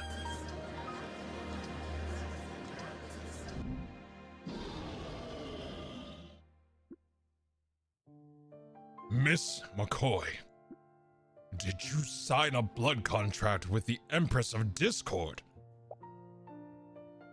I did. It was the only thing I could do to save Tyrion. What? I never fought Arya. I fought Beatrice and Eris. They broke past me and ran into the prayer room. But the person they killed wasn't Pierce, it was you. Tyrion, you... I can't even... She can't even bring herself to say it. Do you realize now, Tyrion? Stop it. Celeste McCoy is the most important person in your life. She was the last person you had that hadn't betrayed you. And she signed away her soul to me. All so that she could save you.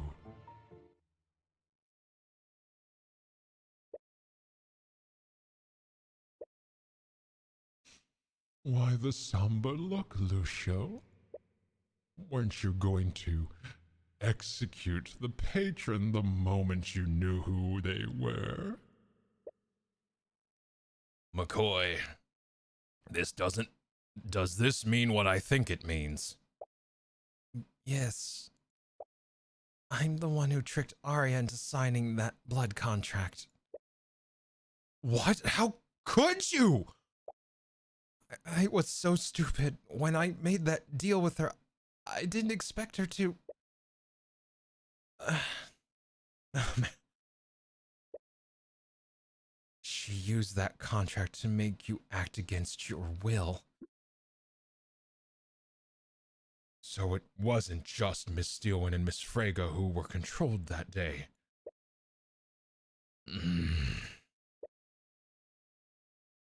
You realize it, don't you, Lucio? As long as the contract with the patron exists, your daughter will always be vulnerable to my influence. You can't kill me, but so there's only one solution to free your daughter.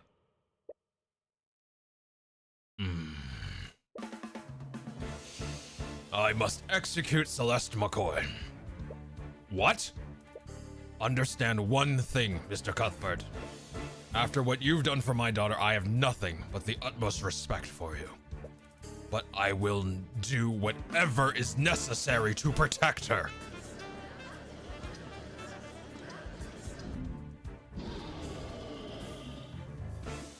Lucio, we can't act so rashly. I'll let you all in on a little demonic secret.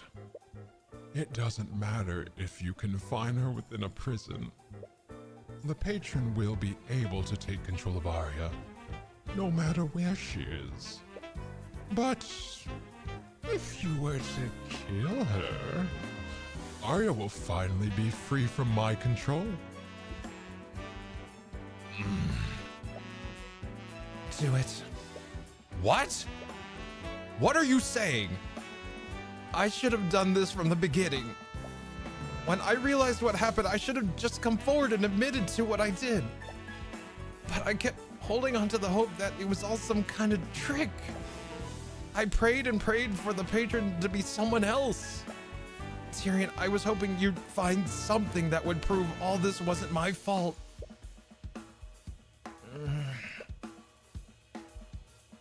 You finally found the culprit you've been looking for. And it absolutely breaks your heart. That nagging feeling you've been experiencing. It's because you subconsciously refuse to believe that she would betray you like this. Actually, it still hasn't gone away. That uneasiness is still there. Are you still in denial? No. This is different. I suppose there's no reason to continue with this. What? I sympathize with your position, Cuthbert. But even McCoy recognizes what must be done. It's over, and I will not allow this demon to control my daughter any longer. You can't just... Kingsguard, restrain him. Wait! Lucio! That's enough!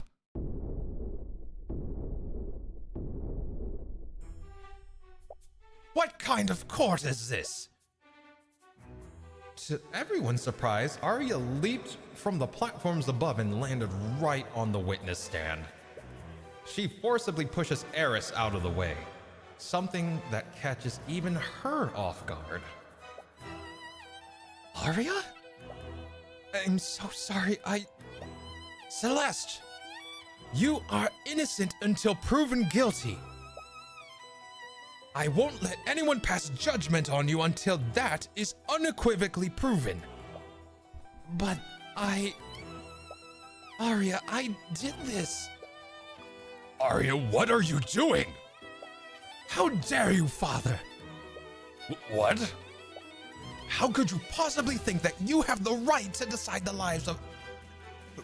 How could you possibly think that you have the right to decide who lives and who dies? If you were actually a prosecutor, I would file for your immediate disbarment.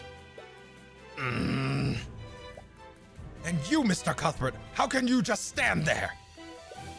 Me? You're Celeste's attorney. Isn't it your job to defend her until her last breath? I didn't see the truth because I didn't want to believe it.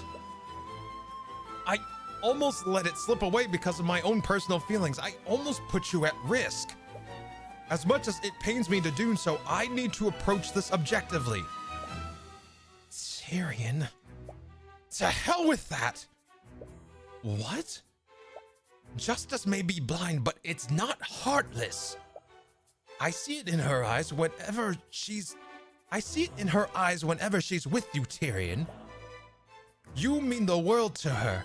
She consigned her very soul to hell to protect you. If you abandon her when she needs you most, I will never forgive you. Tyrion, This is some fanfic soap opera ass drama, and I'm here for it. It's not wrong, Hotwired. God damn it. Celeste, can you testify about what happened? What? But Ari's right. We need to do this properly. I agree. Oh, hold on. I agree. I will not pass judgment until we have determined exactly what happened.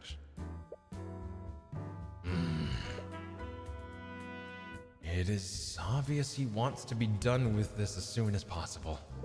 But even if he controls the Kingsguard, the rest of the room is clearly against him. Fine. Do as you wish. But the moment we're certain of the truth, I will do what is necessary. Very well. Miss McCoy, please take the stand.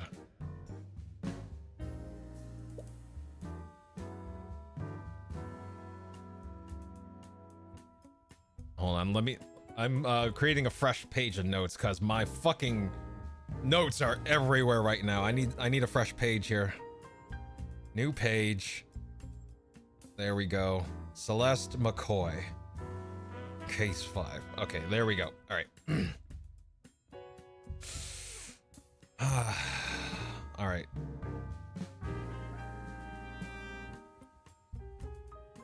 Okay. All right. Here we go. Yep. Fresh, clean piece of paper. Yep. Isn't this so fun to uncover the truth? It is. That's why I love games like this, Hotwired. I love games like this. Oh, and actually they did a real good job. They didn't fall into some of the issues I had with Ace Attorney. Like, they did a real good job. Now there are some points of the game where it's a little weak, but easily forgiven. Not all that emotionally yeah, right, exactly. It's a good thing I'm already emotionally scarred. Hey, you're going on sabbatical after this, Ghosty. Let's see. Celeste. Tyrion, can you testify about what you did that day? Yeah. Sabbatical means a long break.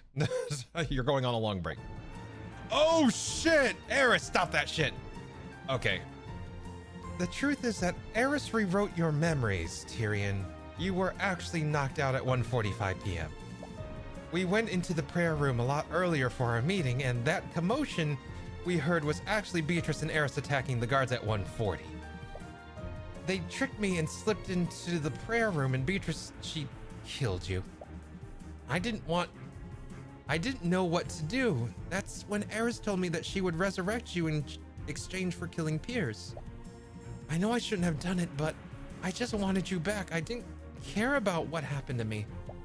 I didn't realize she used my eternal servitude to take control of my body. She used me to trick Arya into signing another blood contract. After that, I followed through with my end of the deal. I killed Piers so that she would bring Tyrion back. Ooh, she manipulated the fucking... That nagging feeling is still there. There's something off about her testimony. Well, on with it then. Begin your cross-examination, Cuthbert. Gladly.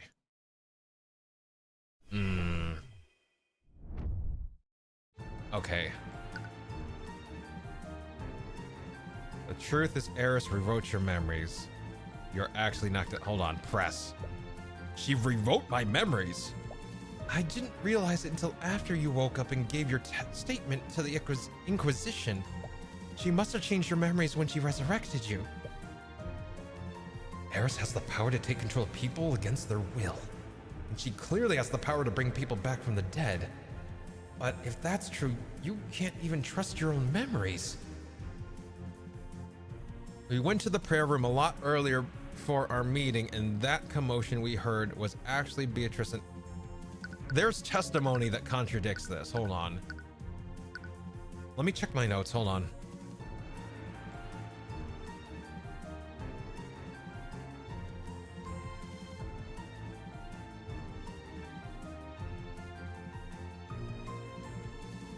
Let me verify. This is getting really fucking... Ugh, okay. There's so many threads I need to keep in line here. My brain is going overtime right now. It's like, okay, I need this thread here for this to work, and this needs to be here for this to work. So if that's the case, I need to go here. Oh my God. Okay. All right. I have so many threads here. I'm trying to just keep it all together. There's a few times during the investigation where Tyrion goes, there's something I'm missing, but can't put my finger in it, while Celeste is trying to... Yeah, exactly. Exactly, Hotwired. I've noticed that too. Take it easy, DA. I'm already easy. It's just there's so much to keep track of here. Like, there are other cases I need to... thank you for the care package, Gusty. But there are other cases I have to go back to. I'm using testimony from other cases to compare to what's being said right now. Like right now, like you don't see it. I'm in my digital tablet. I'm in the Freyga case right now. I'm looking at the Freyga's testimony. So sometimes I wonder if I miss my calling in being in any type of legal branch, but you know what? That ship has sailed. I'm not doing it now. There was a time I actually wanted to be a crime scene investigator and actually was planning to go to school for that. I actually was in school for a year to become a lawyer. I'm not gonna lie, I have to wonder if I missed my calling after playing some of these games. Oh, I hated my law classes too, Ghosty. I had a great teacher, but it was the driest fucking shit, especially copyright law.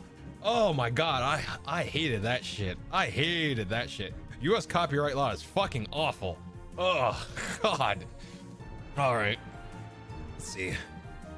Everything's connected is what they say. Exactly. Like right now, I feel like if I had like that red yarn link thing in my room, like the fucking a wall would be covered in goddamn red thread. Like conspiracy theory, red thread, this connects to this connects to that. Like, I swear to God, that could take up an entire fucking wall right here. That said, my room's not that big. So I was in forensics for a bit. Oh, nice. Excellent. Hey, we had the same thought. Gotta make your mind palace, right? Oh my God. I'll start drawing that meme. Oh my God. Okay, let me look at the Fregus file real quick. There's something about that testimony that is bothering me. When the prayer room, we went to the prayer room. Okay, that's bullshit. That's bullshit because we know the case. Wait, but now we are worrying about our memory. We can't rely on our memory. That means, okay, let me see this.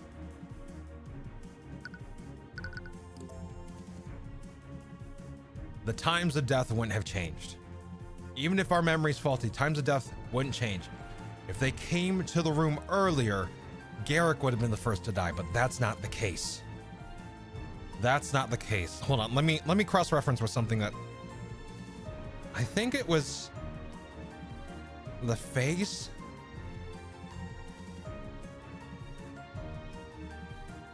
Okay. There you are. Beatrice Frege and Eris Ilmater were accounted for in the garden until 2 p.m.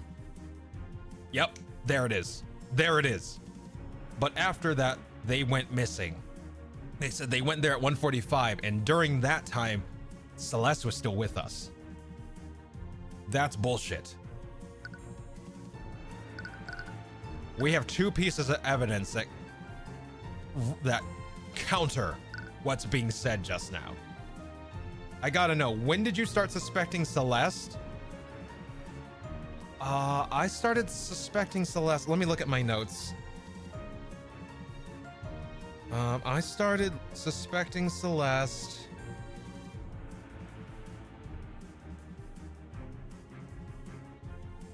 when I was thinking about why Garrick Pierce had to die. Because it was the thing that was bothering me was that if you were trying to be as efficient as possible, especially in a church full of people of the church and nobility and the King's Guard and literally the commander of the entire Wyvern Guard army in there, why would you take the time to kill Garrick Pierce? It made no sense. It made absolutely no sense. And the thing that always irked me about his death is that he died the exact same way as McCoy's, as Celeste's father. I didn't think too much about it when we found him like that, but I began to suspect it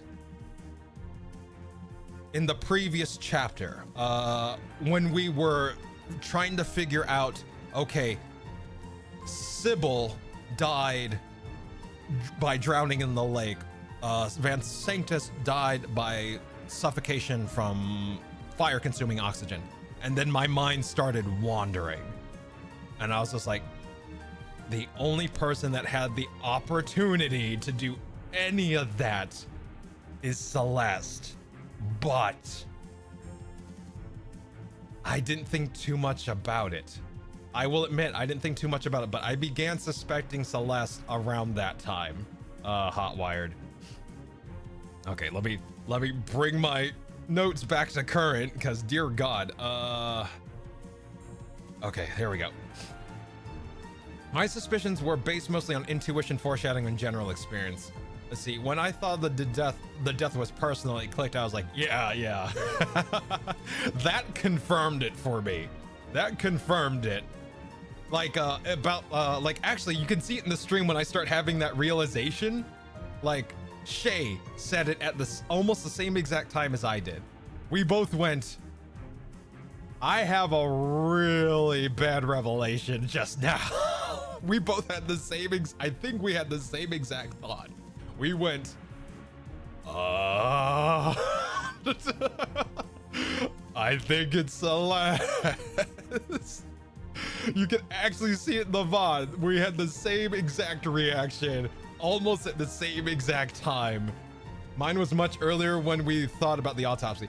See, like, I thought about it when we had the autopsy, Ghosty, but because of what was being presented to us, I thought maybe the nobles were being dyed kind of like the same way that they were sinful in life.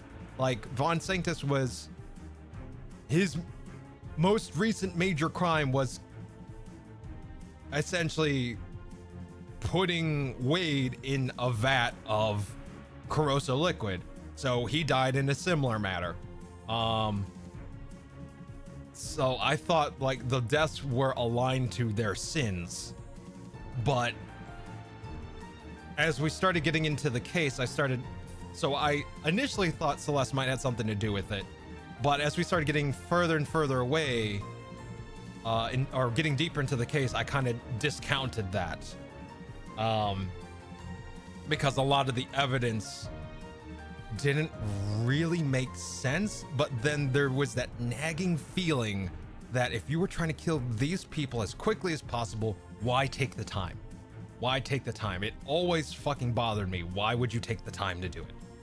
So I figured, and I was still hanging on to that, maybe they were trying to kill them according to what they did in life. But about the time where Shay posted, I was like, no, this is Celeste. This is Celeste. They have to have hype. Like, things started falling into place. I'm here always late, so I figured it out like now. Ah, shit. When you and Shay had the thought, and I was like, wait, no, was it right? Oh, God. All right. So we know Beatrice. All right, let me recount here. There are 3 people involved. That's they were together. It's gotta be this. But I need. Hold up.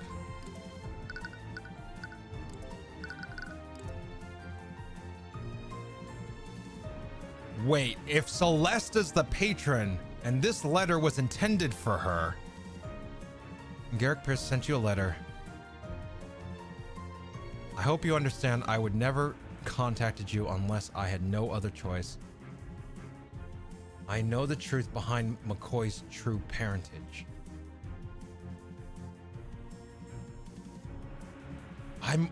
I have to wonder if Pierce didn't know who. He knew who the patron was, but he didn't know it was Celeste. He had an idea who the patron was, but he didn't know it was Celeste, because even when we showed up, he's like, I wasn't expecting you to.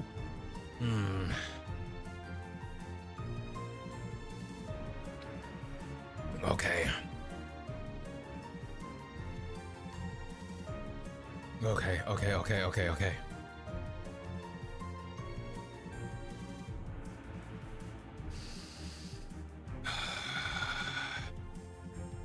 So if this goes here, LaFay's testimony says this, and the time they were present was accounted for.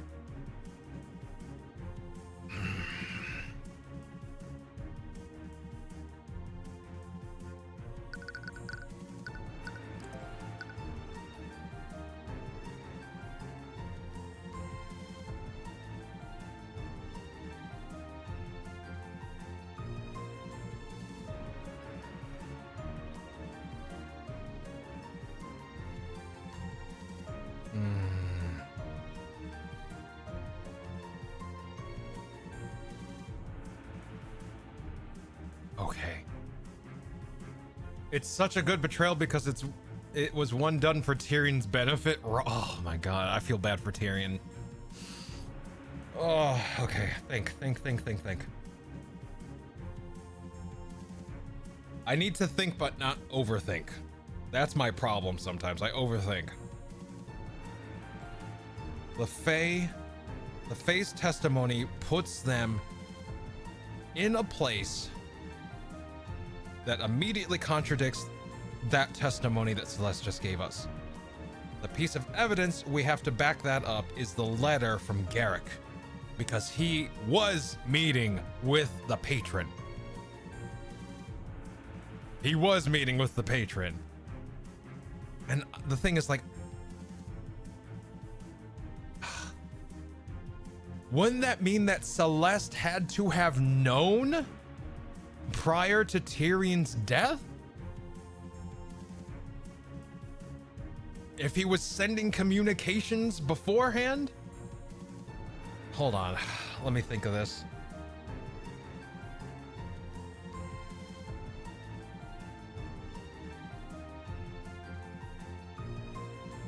Oh, my brain. Okay, all right. One piece at a time. One piece at a time. You have all your notes here. Just take it one piece at a time. What is the immediate thing that contradicts Celeste's testimony? Layface testimony. Let's use that. One step at a time.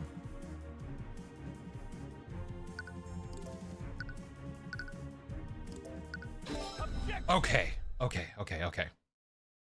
Celeste, according to you, we heard a commotion at 1:40 p.m. and you went out to investigate. That's when you saw Eris and Beatrice. Yeah, I lied all about my fight against Arya. I never even fought her. If that's true, how do you explain that discrepancy? You can't trust your own memories, but Layfae shouldn't have been affected. The thing is, Celeste, something about your timeline doesn't match the evidence. Really? But I was pretty sure of the time. We were supposed to be at the meeting at 1:45 p.m. Wait, what did you just say? Our meeting with Pierce was scheduled for 1:45 p.m., right?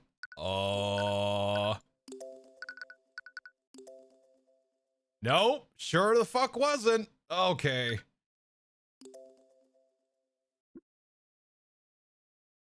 What's wrong, Mr. Cuthbert?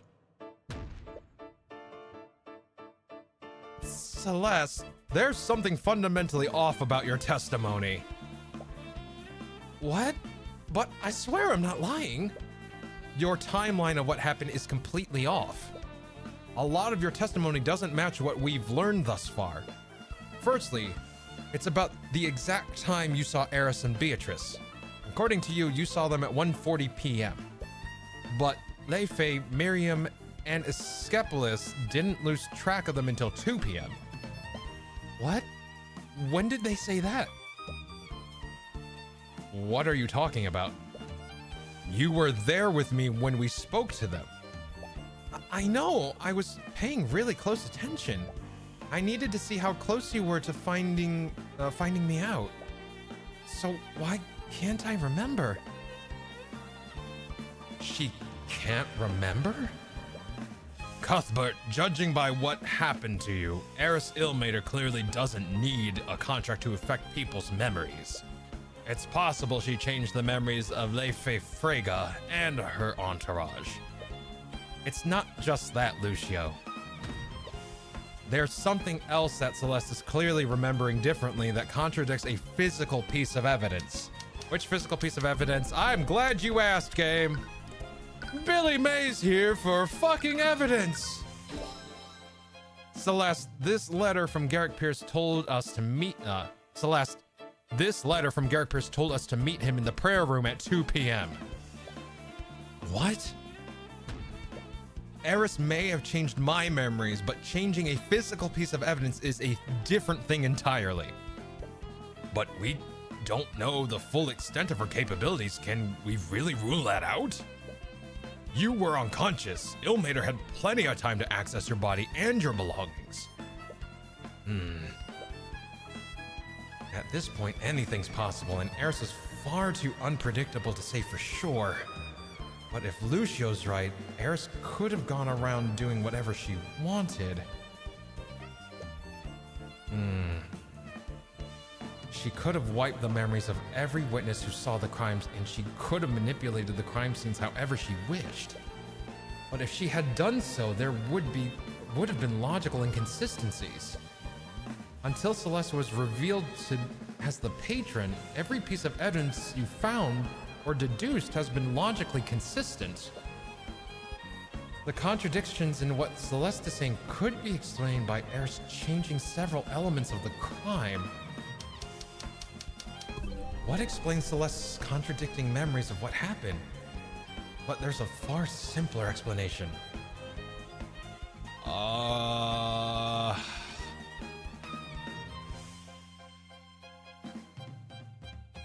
The memories, let's see. Eris Ilmater changed the memories of Celeste McCoy. Bam. Celeste, Eris currently has your eternal servitude. If she could manipulate my memories, what's to say that she can't, what's to say she's not manipulating your memories right now? I guess that's possible, but why would she even bother doing that? She wouldn't need to do that unless she still had something to hide. Are you serious? What more is there left for her to hide? Whatever it is, it was important enough to make drastic changes to Celeste's memory. Wait. If that's true, that means Celeste's true memories will tell us exactly what we need to know. But even if you're right, I can't remember what really happened. She has full control of my mind. It doesn't matter. It's just like every cross-examination we've ever done. If you keep testifying, she'll change your memories to tell more lies. And if we keep pointing them out, we'll eventually arrive at the truth. Celeste? It's really obnoxious how resilient you are. What? Why can't you all just give up already? Eris, is that you? What are you? Unfortunately, your little interrogation ends here. Kingsguard, what are you doing? Destroy Ilmater's body. Too late, Lucio. I win.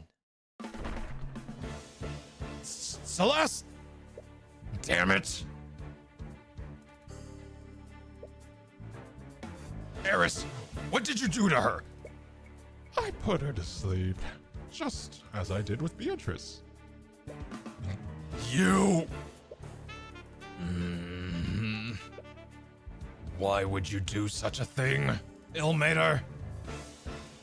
What do you mean? I did it for the same reason I do anything. What would make Tyrion suffer more than putting his love in eternal sleep? If you wanted that, you would have just done that from the beginning. You're hiding something, I know it. Damn it, we can't extract any information from her like this. The only person who can tell us what we need to know is Celeste. Well, good luck getting anything out of her like this.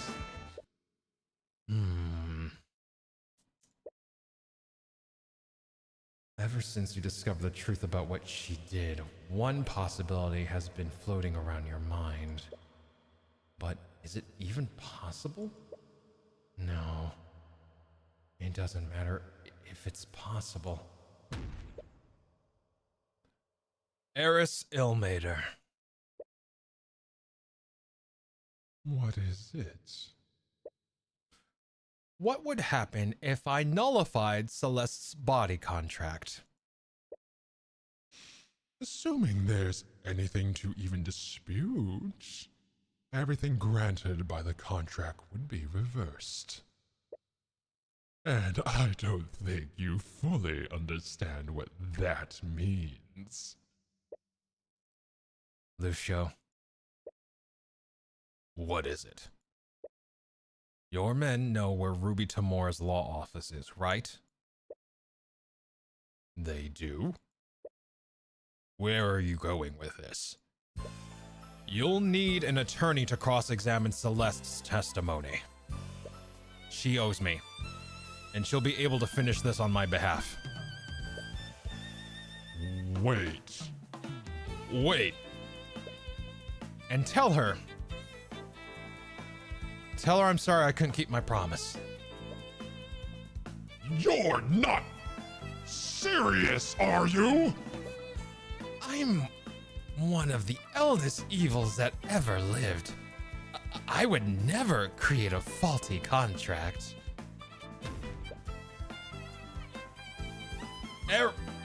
Eris Ilmater, Empress of Discord. Wait. You know I can't speak lies, correct? By the Eye of Horus, I demand the opportunity to dispute Celeste McCoy's blood contract. I'll state it plainly then. There will be no room for doubt. Celeste McCoy's contract was written without flaw. I don't care. What? Celeste sacrificed her life to save mine. How could I ever face her again if I didn't do the same for her? You're insane. You're just risking death for nothing. Why are you so nervous? Maybe this is pointless, but I will never stop fighting for her. Stop this.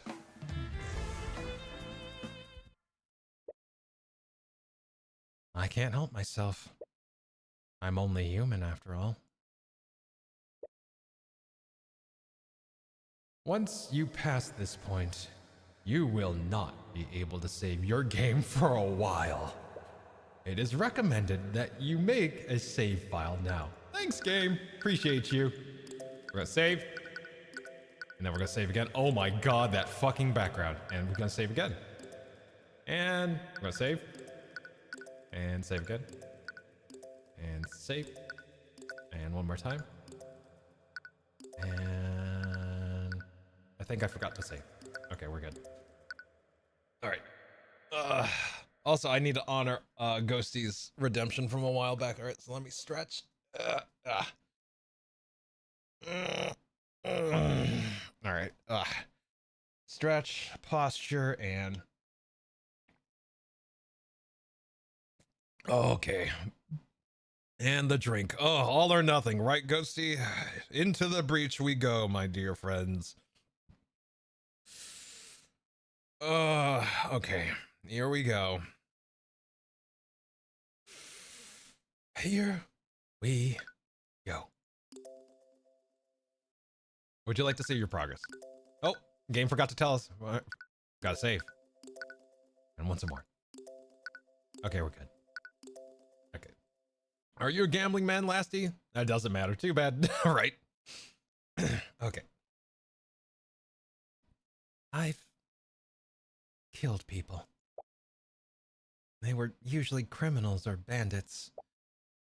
But it still frightened me how unaffected I was by their deaths.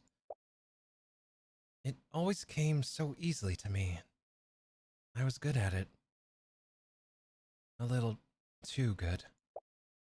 People told me that taking lives of others would be hard, but I never felt that uneasiness, not even once. It made me think that I was some kind of unfeeling monster. And maybe I am. But the time I spent with you, it filled me with more happiness than I could have ever dreamed of. Instead of taking lives, I could save them alongside you. It felt good to protect you.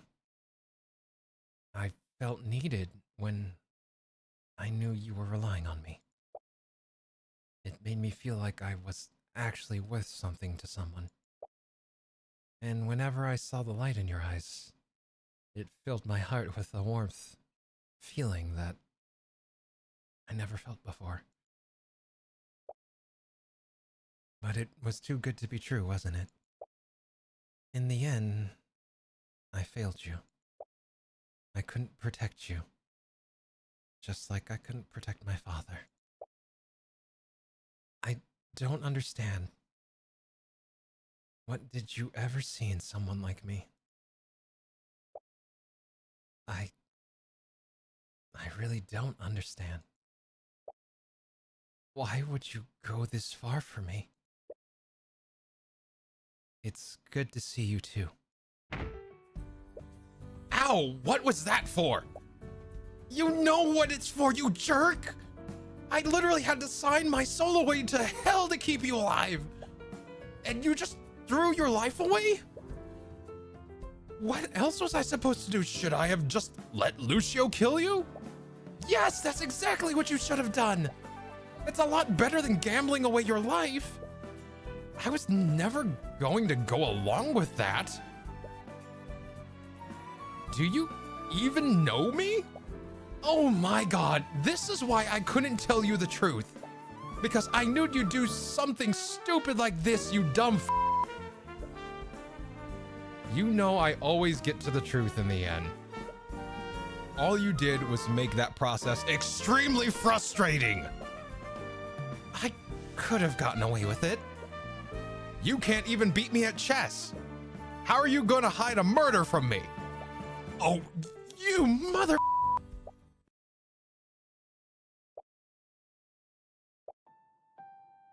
Tyrion, I killed Pierce. I know. At first, I tried to justify it by saying he would die in 1 month anyway. And what's his life when compared to yours, right?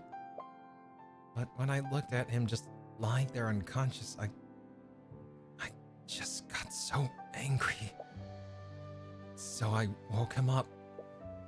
What? I wanted him to experience a fraction of the pain that my dad felt. Someone like him didn't deserve a peaceful death. So Celeste.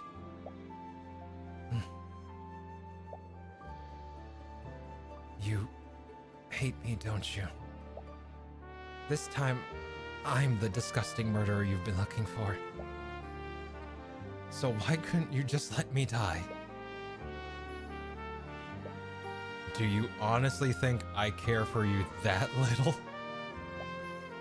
What? You are, and always will be, extremely important to me. One betrayal won't change how I feel about you. Tyrion, So, you're not gonna get rid of me that easily. I'll always be there when you need me.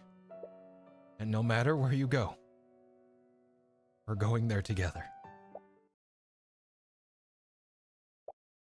Well, I think we might be headed to a pretty bad place. Well, I'm not one to celebrate a victory prematurely. But if you're already admitting defeat, I won't look to give horse in the mouth. Eris, I can't believe you brought me here. I will never hear the end of this from my father. Where are we? The courtroom of the gods. The place where truth and reality are determined. The court of Azathoth. I'll give you one last chance, Tyrion. You made a rash decision, but I can still send you back. Even now, she's still trying to dissuade you. Why is she so intent on making you give up? You're nervous, aren't you? Is that so? There's a reason why you didn't want me to bring you here. And I'm gonna find out why. Your presence was... line. Your persistence was endearing at first, but now... it's honestly really annoying. I suppose we'll have to do this the hard way then. Don't say I didn't warn you.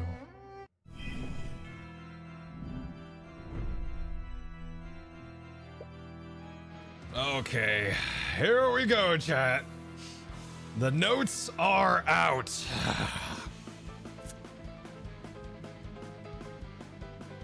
You should have taken my offer when you had the chance.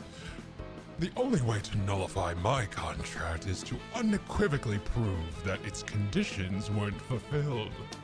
My contract was written without flaw. So says the word of Asmodeus. Asmodeus? By his word, demons are incapable of speaking lies. You're out of your element, Tyrion. This is My domain.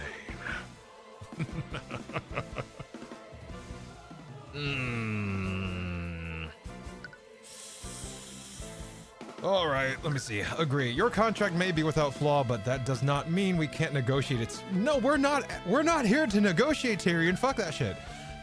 It doesn't matter if your contract is perfect. I'm not leaving here until you relinquish that is baby tantrum. No, that doesn't work. We're in hell, Tyrion. No, we can't do that. If disputing a blood contract was truly impossible, there would be no need for this court to exist. Demons are powerful, but they aren't omniscient. There we go. I like that one. If disputing a blood contract was truly impossible, there would be no need for this court to exist. Demons are powerful, but they're not omniscient. They can't possibly be aware of contradicting circumstances that may be created when they make a contract. You're hiding something. Something that you desperately need to keep hidden. You even went as far as to knock out Celeste before we could get that information from her. Oh, really now? You tried to confound the investigation by manipulating Celeste's memories. But the contradiction in her testimony proves one thing. She didn't see you and Beatrice enter the prayer room until 2 p.m. at the earliest. Your so-called contradiction is based on the testimony of Le Fifrega. How are you so sure that her testimony is reliable? It's supported by the testimonies of Miriam and Lord Asclepius. They were all together at the time. Their testimony is sound. Oh, really? It looks you've made a contradiction. What? Lethe Frega, Miriam Frega, and Lazaric Asclepius encountered an illusion. And that illusion makes their testimonies unreliable. So says the word of Asmodeus. What? An illusion. An illusion? What kind of illusion? Who knows? My statement still stands. You can't just expect us to accept your claims without any evidence. I can't speak lies, Tyrion. Every statement that comes out to my mouth has to be the truth. I don't need any proof.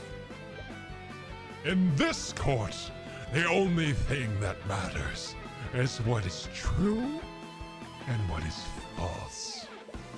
And the word of Asmodeus says that Lefay's testimony is unreliable.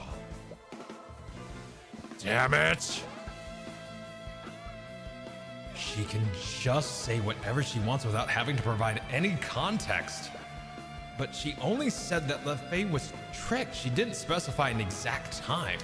Where else? Let's see. What else proves Beatrice didn't disappear until 2 p.m.? Is there something else that proves LaFay didn't begin her search until 2 p.m.? Hold on. Notes, come to me.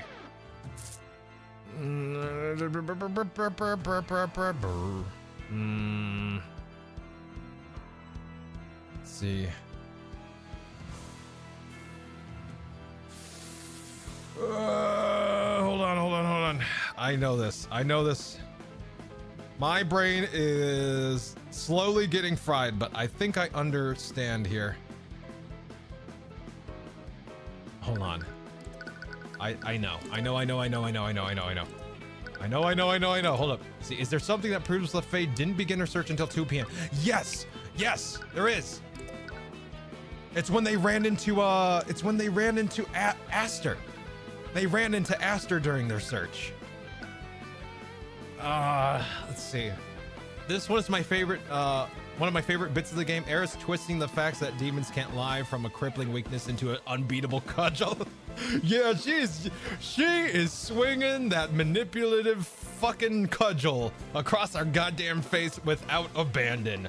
It's like you have to keep track, otherwise you will just not see it. This is probably one of the more involved games like this I've ever played, and I am loving it.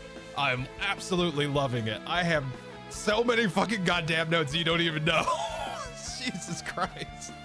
Okay.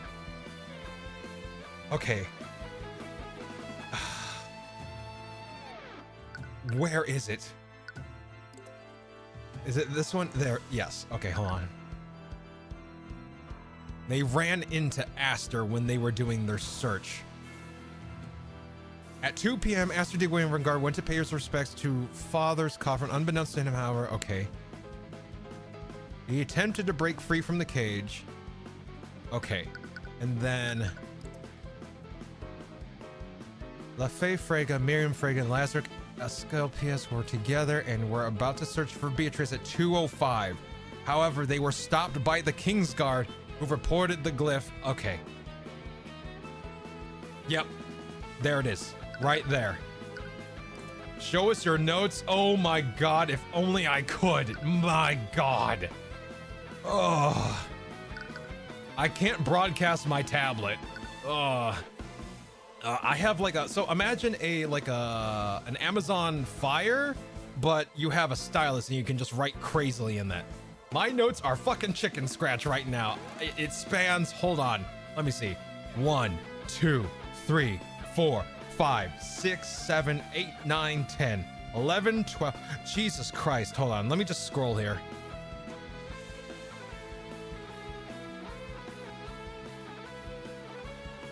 I have 42 pages of notes right now. I am not even fucking kidding. I have 42 pages of notes. And jeez, like, oh my god. 42. And that's because I'm writing I will admit, part of that reason is because I'm writing big and I'm writing fast. So a lot of my notes are taking up a lot of real estate on my notepad, but I'm sure if I actually wrote properly like a human being, it'd probably be about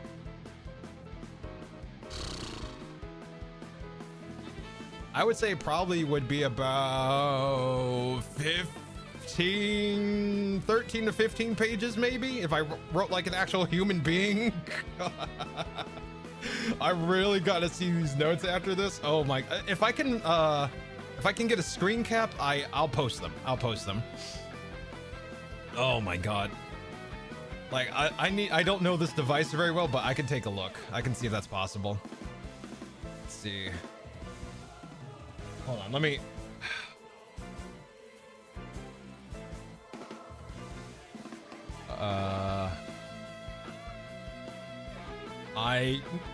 hold on, I need to plug in my tablet. It's giving me the warning that's about to run out of power. Hold up.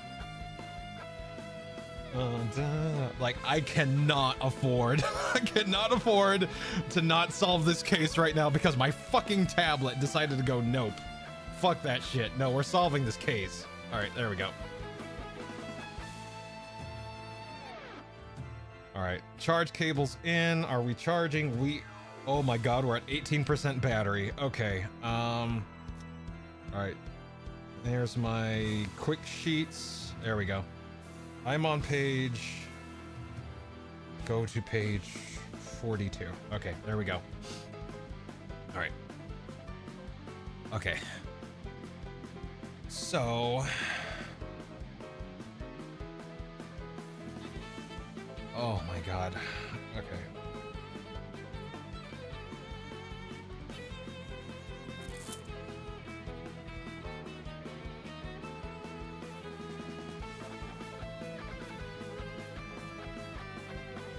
I think that's sorry, like we went off topic a little bit and like my brain's just like, okay, where was I? Let me look at my notes. All right, hold on.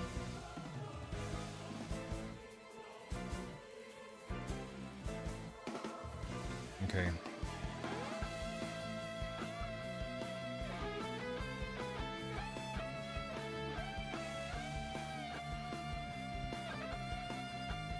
Our testimony was based, our argument's based on LaFay's testimony. Yes, that's true.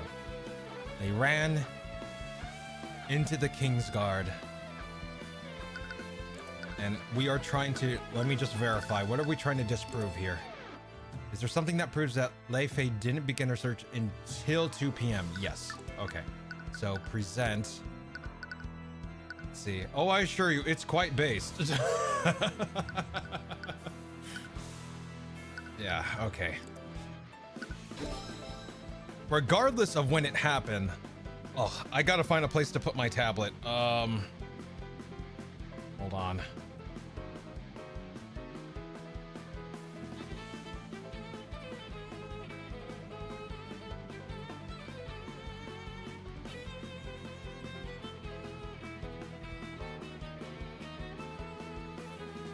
I'm sorry, I'm reviewing something real quick. I need to... All right, let's just scroll. All right, there we go.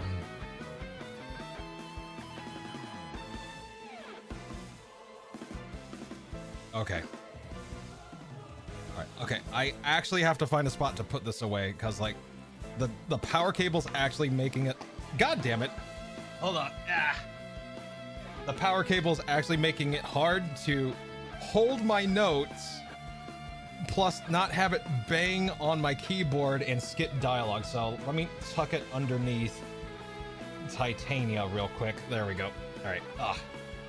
Okay. All right. Back to the voice acting. Regardless of when it happened, LaFay and her party went to search for Beatrice after you two went missing. Do you confirm or deny that? I won't deny it. Perfect.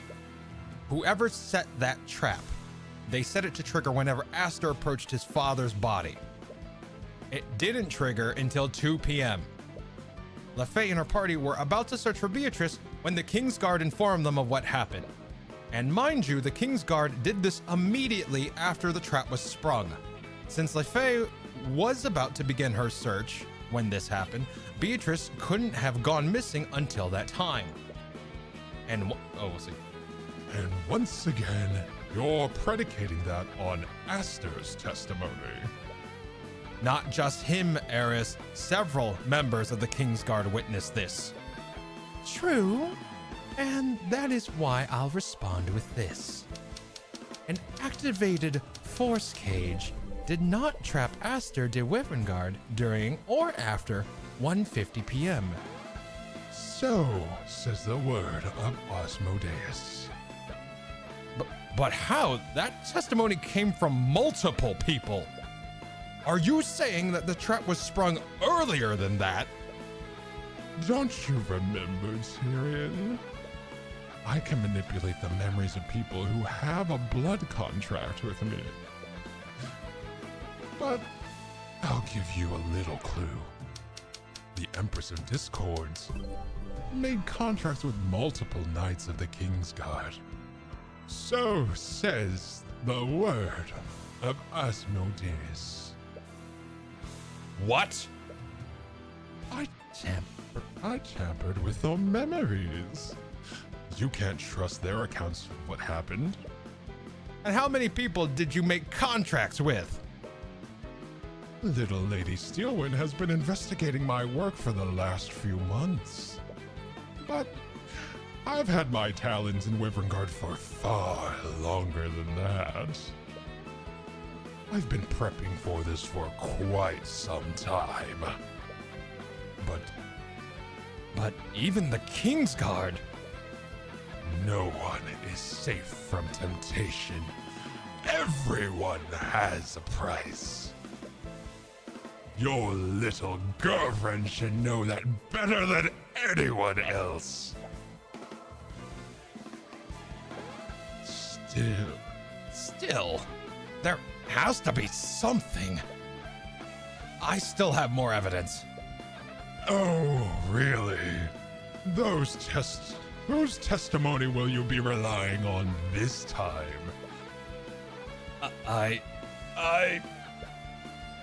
You can present all the evidence you want. Most of what you have is fine. Most of what you have is based on eyewitness accounts.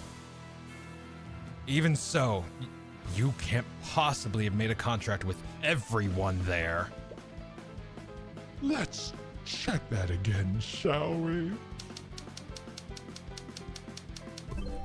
It's possible that I have a blood contract with everyone present during the massacre. So says the word of Asmodeus. Are you kidding me? But you only said it's possible. You never said it actually happened.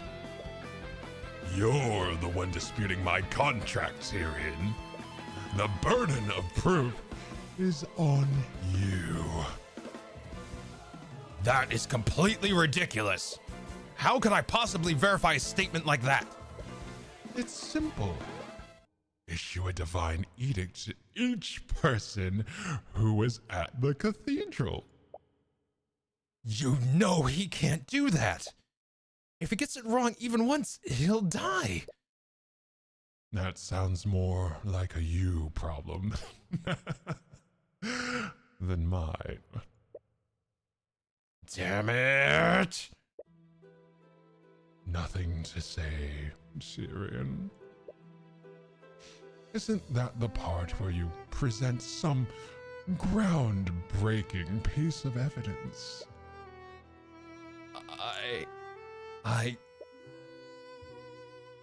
As long as her statement stands, you have to doubt every piece of testimony you've gathered. Everyone at the cathedral could have been compromised. Except... Aster! I know he doesn't have a blood contract with you. I suppose you're right. So, are you going to use his testimony? He couldn't observe much from within that force cage. Do you understand now? You were never meant to win this game. But I've got to give you points for entertaining me this long. This is the most fun I've ever had, and I truly mean that. Tyrion... Come on. There has to be something you can use. But all the clues you've gathered could potentially be lies created by her. They're useless against her. Tyrion, you have to say something.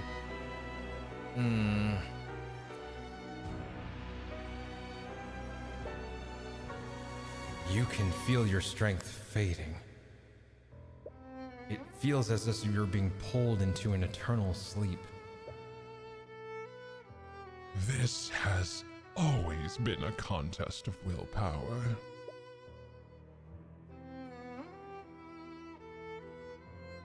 And I think he's finally run out. No.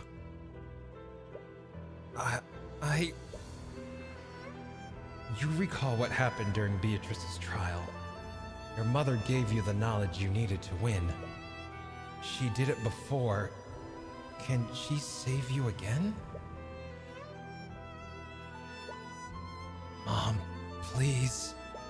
I need your help. Please, just tell me what to do. You hear nothing back. No. It appears you're truly alone now. You knew this was a long shot, but you still held out hope. You just wanted to protect Celeste, and you really thought you could do this. But Eris is a being who wraps herself in layers upon layers of lies, and has the power to make you doubt everything. The witness testimonies, even your hard evidence, could be a fabrication. How could you possibly argue against someone like that? It's not fair. It's not fair, Miss Tamora. They're not even bothering to investigate the crime properly. Well, of course they're not. If they did, they'd be forced to admit that my client is innocent. How are you so calm right now? Is this what it's always like? How are you supposed to win like this? They can just keep changing the narrative however they want. They can, and that's exactly how I'll beat them. What? Look, Cuthbert, almost every part of the system is against us. But there's one advantage that we have over the prosecution. And that's pure and objective logic. Logic? Tyrion, the prosecutor does all sorts of things to validate their case. They present evidence, they call witnesses, and they use those things to create conclusions. They create a box and throw a bunch of facts into it. They tell the court that everything within that box is the truth. And conversely, that makes everything outside of it a lie. But how does that help us? You point out the contradictions in their case. That makes them throw more and more facts into that box to keep their case consistent. But if even one fact in the box is false, the entire thing falls apart. But surely they'll realize what you're doing. What if they play dumb and refuse to add anything to this box? Well, you can force them to. What? You can present your own truths, and you can force the prosecution to either accept or deny them. By doing that, you can control what goes into the box. This all sounds so complicated. I don't know if I'll ever get the hang of it. Don't worry. You've always been a sharp kid. I know you'll do great things. So don't give up. I can present my own truths? Eris's case hinges on when Beatrice disappeared, and she changed Celeste's memories to make her think everything happened earlier, which can only mean Beatrice Frege did not go missing before 2 p.m.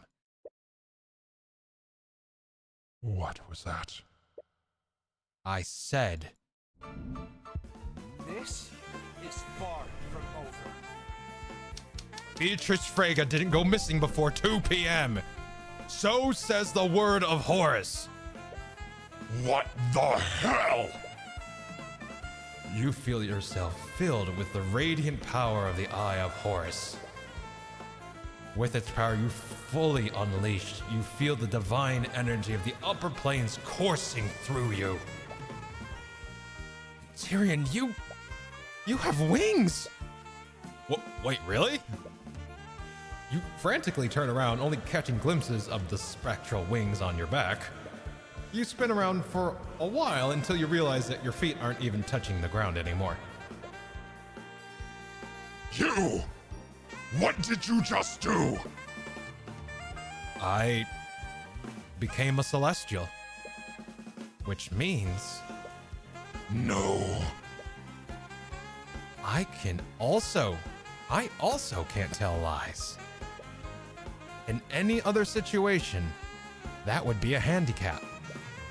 But here, that finally puts me on equal footing with you. Why won't you just die already? You tried everything you could to break me. You drove a wedge between me and Ruby. You even manipulated Celeste into betraying me. But I'm still standing, Eris. I think you might be a little out of your depth here right now. I have lived 1,000,000 of your pathetic lifetimes, and you think I'm out of my depth? I am the Empress of Discord, ruler of the Sixth Circle of Hell. I am a god.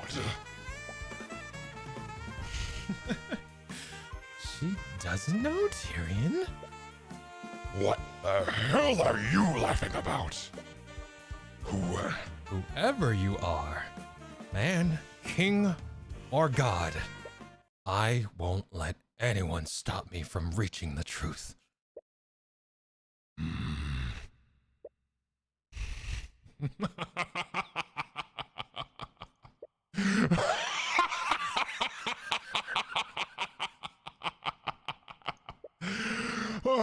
Since you've so graciously bared your soul to me, I guess I should do the same. I wanted to break your spirit in this form, all so I could keep things fair and interesting. But you know what? Right now, I just want to see you die. What happened? Celeste? I'm here.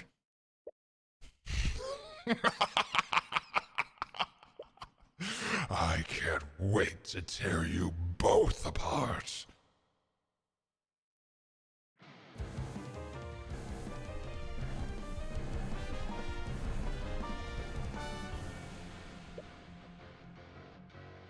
The fuck? What? What is that thing? Did you two honestly think my true form was that of a teenage girl? No. I am an ancient one. I am older than time itself. It feels liberating to break free from that weak mortal shell. So, this is what you're really like. Well, doesn't matter. Whatever you are, I'm taking Celeste's soul back. Kick her ass, Tyrion! I'm going to carve out your souls and melt them in the fields of Malabulge.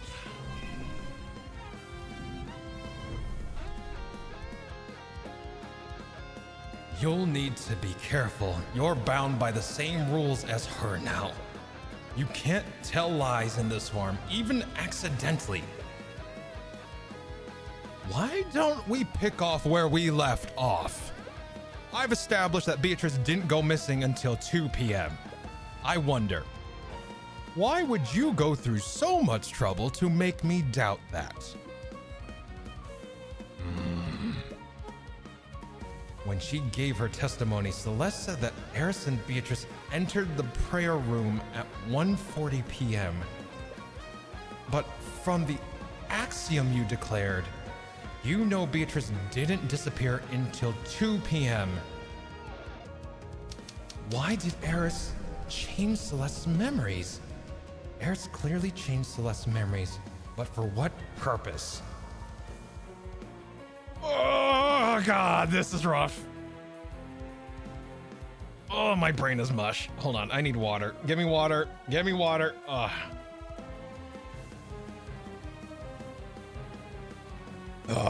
From now on, I do all this shit on an actual paper notebook. Fuck this. DA, we're almost there. Oh, I'm hanging in there. I'm hanging in there. Okay. And here's Celeste's themes. Oh my God, they mixed all the themes together. That's really cool. This is every theme. Yep, that is Celeste's theme. Okay.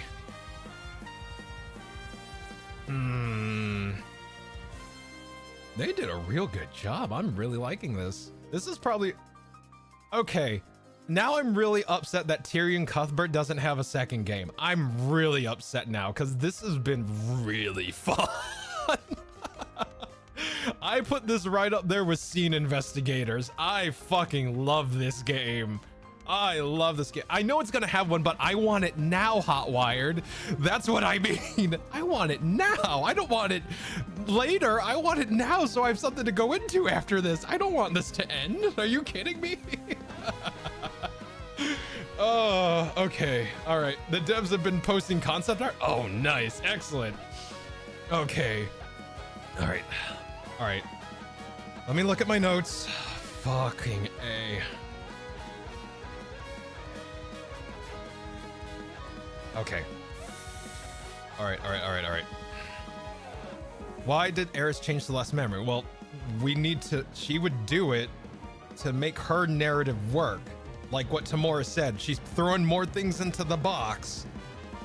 And we basically just need to call her out and prove it. And if she adds more shit to the box, that gives us more ammo. So, why would Eris need to change Celeste's memories?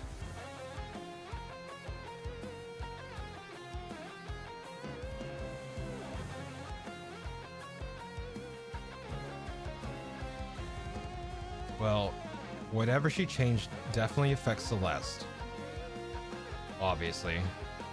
Stating the obvious.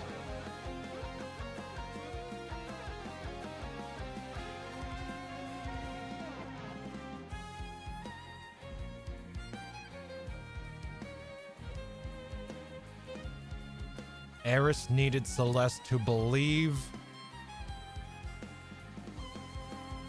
the events occurred early. Yeah, her argument falls apart. We have evidence to back it up, but we don't need to worry about evidence anymore.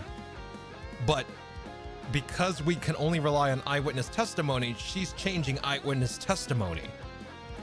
So Celeste had to believe what she was saying was the truth.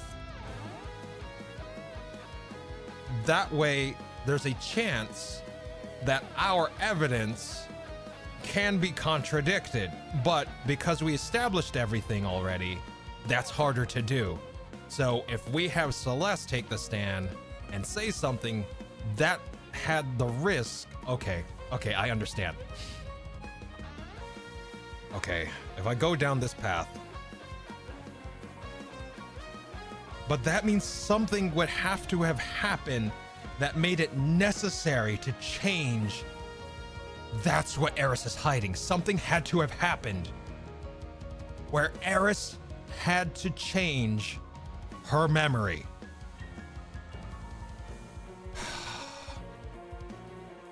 It's a butterfly effect.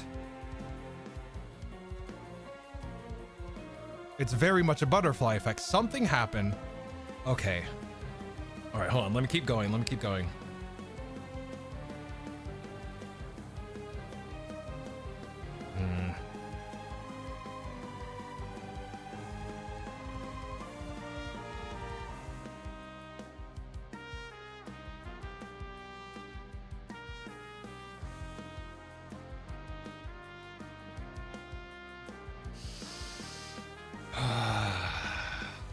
The Did we actually manage to figure out her parentage? No, not yet.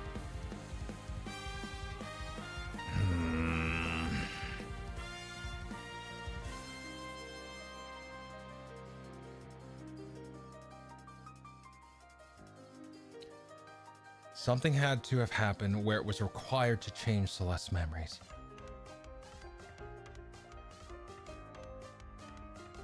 Wait. The time inconsistency, is that the reason? The time inconsistency between when they went from Van Sanctus to... They went to Von Sanctus to Sybil. There was a time that's like, why didn't you just kill Pierce? He was on the way. Hold on. I'm wondering if that plays into it. Hold on. Where's my evidence?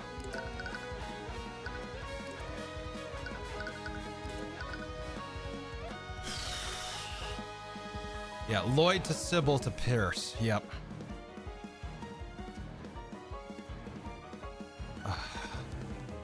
Von Sanctus was the first to die. Let me see this.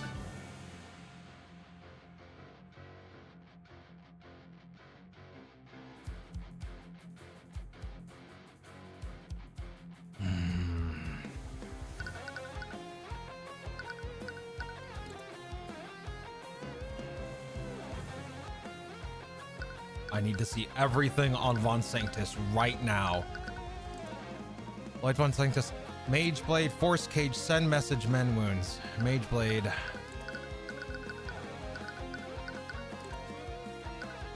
Mage Blade is yellow.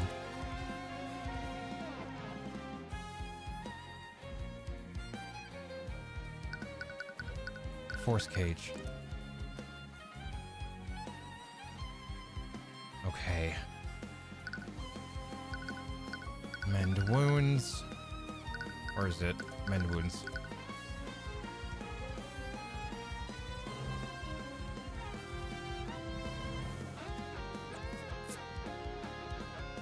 Okay. Send message.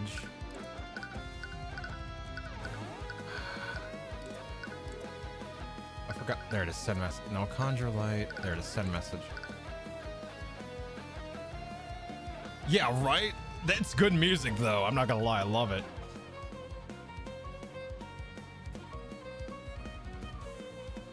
Okay.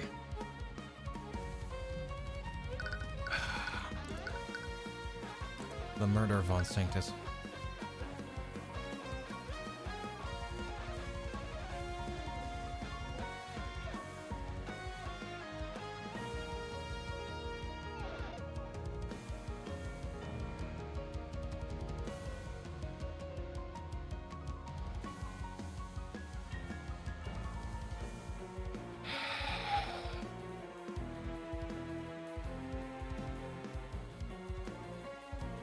There is something with that time discrepancy that has to do with this.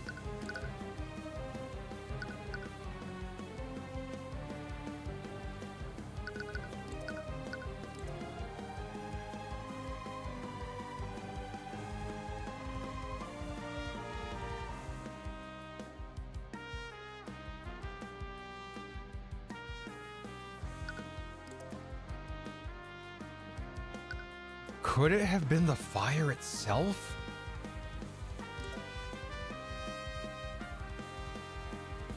I'm wondering. Okay, why did Eris change? All right, one step at a time. I'm getting too ahead of myself. I'm getting too my head stuff. I'm overthinking. Eat what's on your plate, Lastiel. Eat what's on your plate. Okay. Why did Eris change Celeste's memories? She would have needed to change her memories because something happened that required that to be necessary.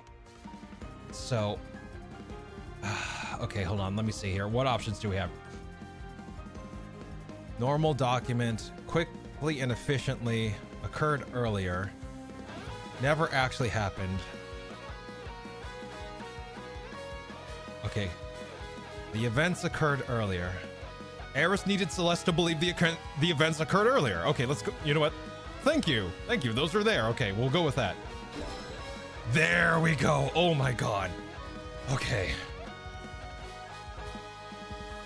I believe you needed Celeste to think that the events happened much earlier.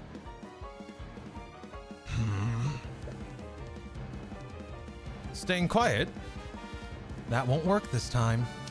Celeste McCoy remembered the attack much earlier than it actually did. So says the word of Horus. Nothing to say. You can't stay quiet forever. I didn't need her to think that specifically. I simply wanted to confound your ability to deduce what actually happened. And is that not what happened? That may be, but I think you had a specific reason to move her timeline back. An event occurred that required Thank you, game! Thank you! An event occurred that required Eris to change Celeste's memories. So says the word of Horus. Oh, I'm still okay, this is where I'm having the hard time. This is where I'm having the hard time. Okay. Why? Why? What happened? What happened that required changing her memory?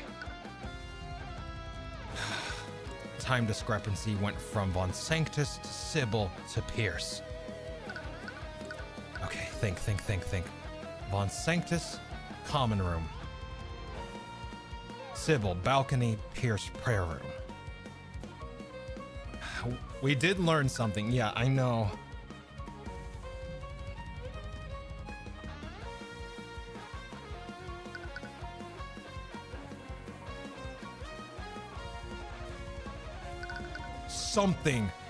Something forced that murder out. Something, okay. What happened during the time that Von Sanctus was... Wait. Aster, where's your brother? Alec's testimony.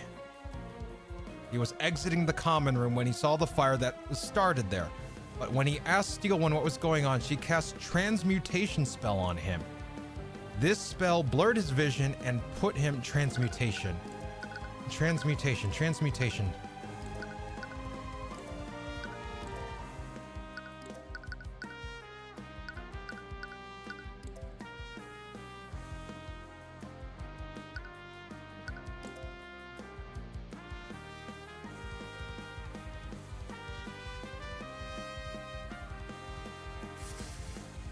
Okay.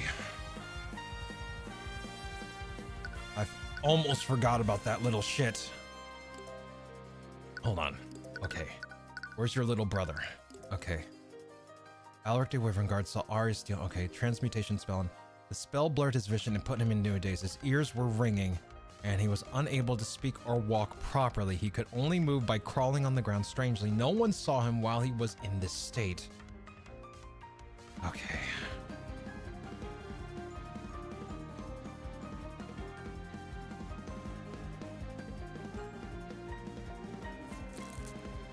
I'm trying to think of... I'm looking at my timeline. Alaric and Von Sanctus.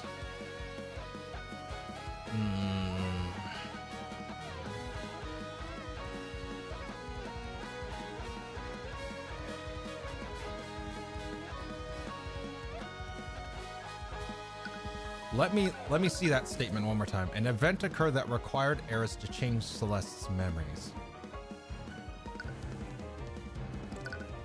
Celeste's memories state... Well, that's not her memories. That's her contract. Does she have a... Yes. Okay.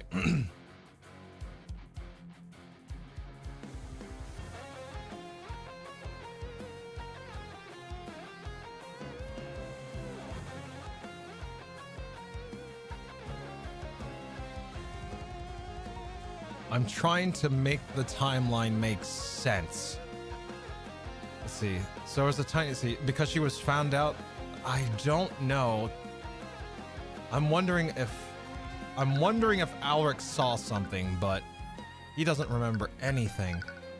So, all right, I'm gonna walk away from Alric for now. There is something that occurred while Van Sanctus was getting offed. Okay.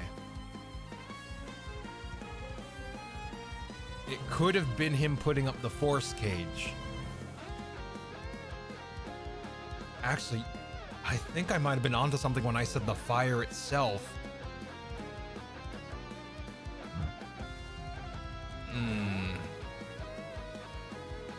Because they had to improvise. And, okay, let's see. Okay. They had to improvise when they were killing Von Sanctus. So they would have needed someone. The memory got changed to make the time of deaths sooner. That doesn't require her to change her memories. It does if we want doubt thrown on our argument.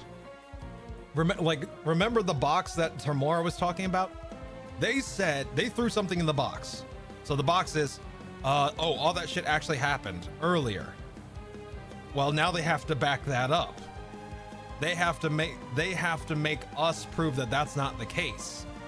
So how would you do that? Our evidence says everything happened around 2 o'clock. So how do you do that? You get an eyewitness account that says something different and throws all that evidence into doubt.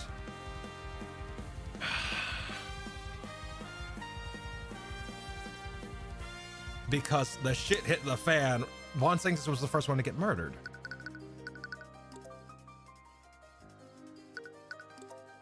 Yeah, around 2:05.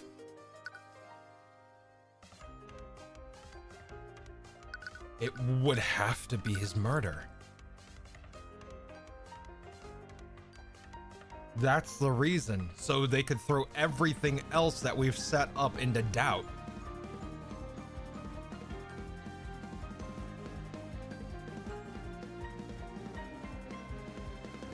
I think that's it. Oh, wait. Oh, God, I can't save. All right. Oh, my God, thank you. Oh, my God. Oh, my God. Oh, I was clenching on that one. Jesus Christ. Oh. All right, get back into character. It was the death of Lloyd Von Sanctus. You needed Celeste to think that she signed the contract much earlier than 2 p.m. That's because Lloyd Von Sanctus' death occurred at 2:05 p.m. exactly. Which would imply that you killed me, convinced Celeste to sign the contract, and made Celeste trick Arya into signing another contract. All in the span of 5 minutes. If that's true, could it be possible that Celeste isn't the patron? What? It's the only logical conclusion. The timeline is far too short. Even if you remembered being tricked by her, we can't trust your memories. Isn't that right, Eris? Your desperation is almost pitiful. I should respond so that there's no room for doubt. Celeste McCoy was the person who gave Arya Steelwind that blood contract. So says the word of Asmodeus. I knew it. Is something wrong? I know the truth is hard to accept sometimes, but Celeste did betray Arya's trust. She always speaks in technicalities, so you can't take that claim at face value. But this could also be a trick. You could declare outright that Celeste is not the patron. But if you're wrong about that, you'll most certainly die. You need to be certain before you can decide to declare it. Okay, let's assume that Celeste isn't the patron. I'm already looking ahead of my notes. Jesus Christ. Why would Celeste hand Arya a blood contract? If Celeste isn't the patron, that contract would have already been signed. And you already concluded that the blood contract was disguised as a normal legal document. You recall something happening, but it's muddled. What was it?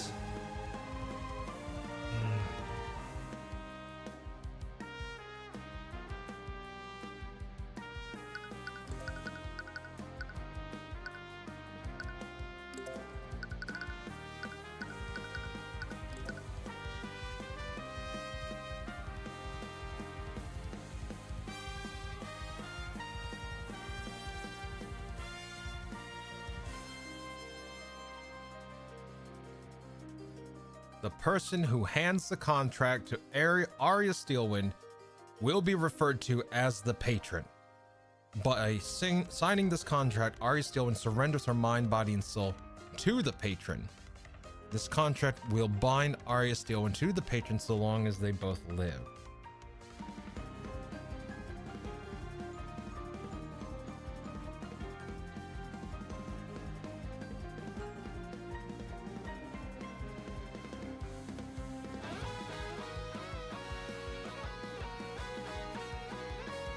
The thing, she dropped the thing.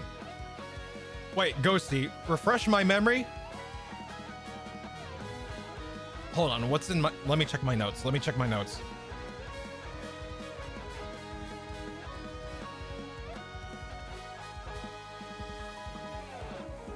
Oh my God, you're right, Ghosty, she dropped the contract.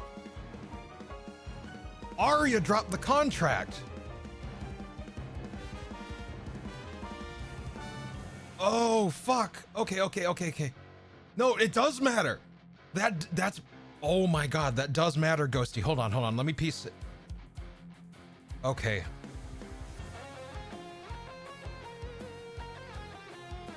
That would explain the state that the contract's in.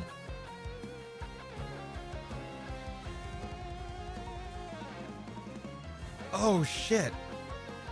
Okay. Think of this. Arya dropped the contract. Wait, what's the question? I've already lost the question. My mind's going a mile a minute. Why would Celeste hand Arya a blood contract? Why would Celeste? She helped her pick it up.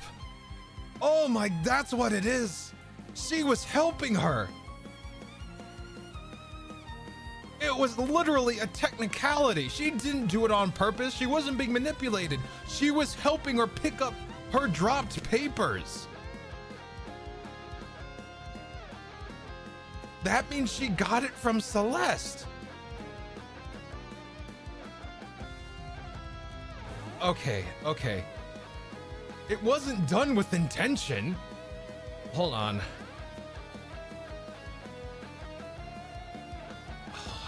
Okay. All right, Ghosty, I think you're onto something. Hold up. Arya dropped the contract in front of Celeste. Before that, exactly. Okay. I think you're right, Ghosty. I'm gonna trust it. Oh my God, yes. Oh. As she awkwardly skitters away, you see something fall out of her pocket. Oh, wait, Arya, you dropped your runestone.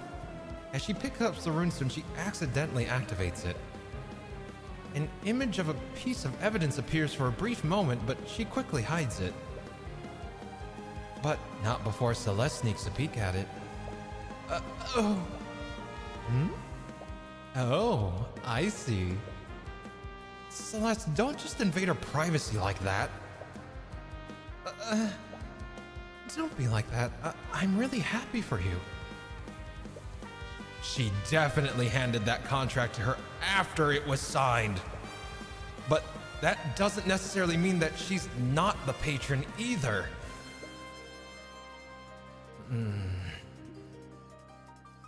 Is something wrong? You look conflicted. No. From the very beginning, she's been trying to get in your head. She thrives on doubt and mistrust. But you've always known from the very beginning, Celeste would never betray Arya like that. Celeste McCoy is not the patron described in Arya Steelwind's blood contract. So says the word of Horus. Arya's blood contract. The blood contract seems strange, like Beatrice's contract, but only one page. Even stranger, there's a large empty space at the top half of the page. There are only a few sentences at the bottom. For the intentions of this contract, the person who hands the contract to Arya Steelwind will be referred to as the patron. By signing this contract, Arya Steelwind surrenders her mind, body, and soul to the patron. This contract will bind Arya Steelwind to the patron so long as they both live. It's signed with Arya's signature. Celeste McCoy saw Arya drop this contract before she entered the prayer room with Tyrion. Due to the Empress of Discord changing her memories, she can't remember what was written on this contract.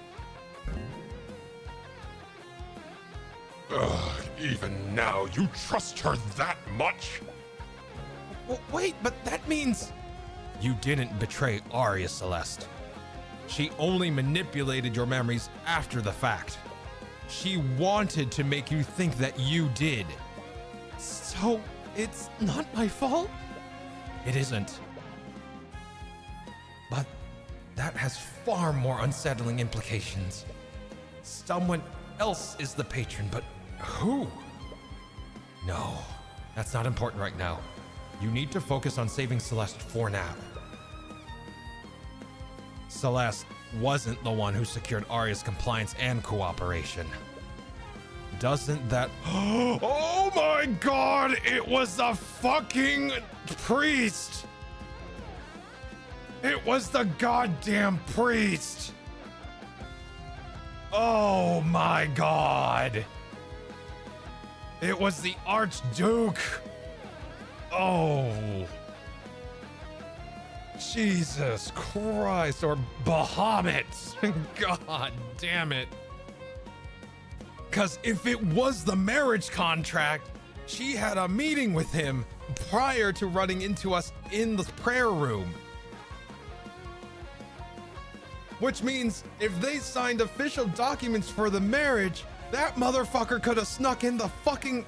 Ooh, he could have snuck in the fucking contract. Ooh, I'm gonna swoosh right now. I'm terrified right now. God. Okay, sorry. I broke character. Let's get back in. Doesn't that make your contract flawed? Please. I thought you were an attorney. The contract states that Celeste would engage in actions deemed necessary to secure the compliance and cooperation of Arya Steelwind. No further actions were necessary. She was already under my influence by then. But that means none of this is her fault. Oh, I wouldn't go that far. Neither Arya Steelwind nor Beatrice Frege was directly responsible for the death of Garrick Pierce. So says the word of Asmodeus. Right. There's still the death of Pierce. It doesn't matter who's responsible. It doesn't matter who's responsible for the massacre as a whole. All that matters is the validity of my contract. You act like you're in control of this situation. But you've been nervous ever since I began disputing your contract. You're hiding something, aren't you? Who can say for sure? The second paragraph is vague, but what about the first and third paragraphs? Something's off here. Wait. Is it possible that I didn't die? Are you still in denial? I thought you were ready to die to save your beloved Celeste. Answer the question, Eris. We can't trust Celeste's memories. That memory where she confirmed my death could all be a fabrication.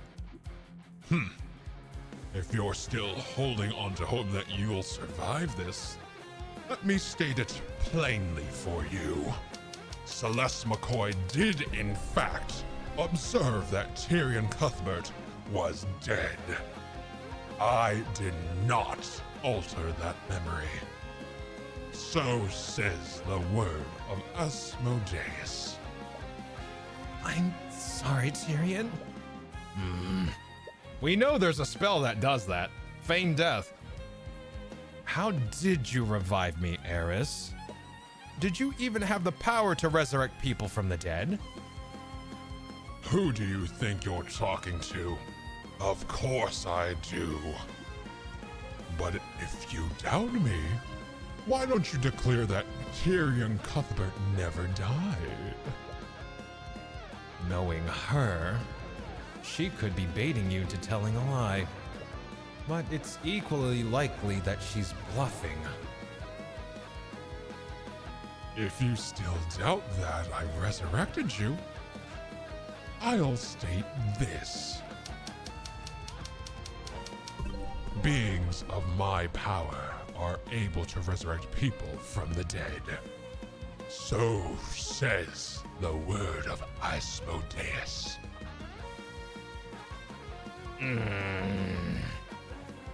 Okay. Agree. If you're saying that, then it must be true. That's bullshit. Okay, you're clearly not acting in good faith. How can I trust you're saying this? We can't! What the fuck are these? Okay, hold up. Why would you need to specify that beings of your power can do that? Is it possible that it's not as simple or easy? Okay, that's closer. These are immediate no's. Like, you're saying it, so it must be true. No, they're twisting their words. Doubt. Clearly not acting good. We're just saying, oh, you're not being fair. Yeah. That's not gonna work here. We are literally fighting for our souls in Celeste. Like, no, we can't afford to do that shit. No, this is not a human we're dealing with. I mean, when we did tell a lie, she did resurrect us. Well, the thing is, I'm thinking there might have been, what if another contingency spell was set up? What if another contingency spell was set up? Because when we said that lie, wait, it was in the Frager Manor. So, just, we don't know if she had the same thing in the prayer room. The thing is, like, we didn't know we were saying a lie.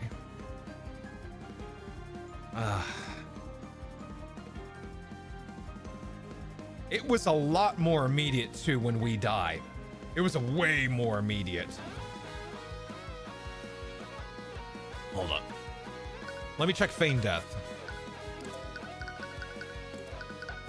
Where is it? There it is. The caster must target a creature that's already unconscious. We were put to sleep. While they concentrate on the spell, the target will appear to be dead. The target creature will stop breathing and their heart will stop beating. However, the life energies of the spell will keep them alive for the duration.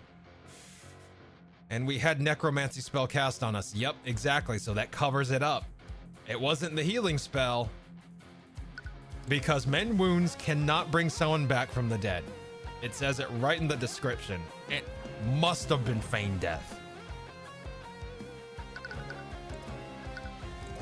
All the other necromancy spells wouldn't have done any of that. Foresight's divination, divination, divination. It's the only spell that fits. Okay, there we go.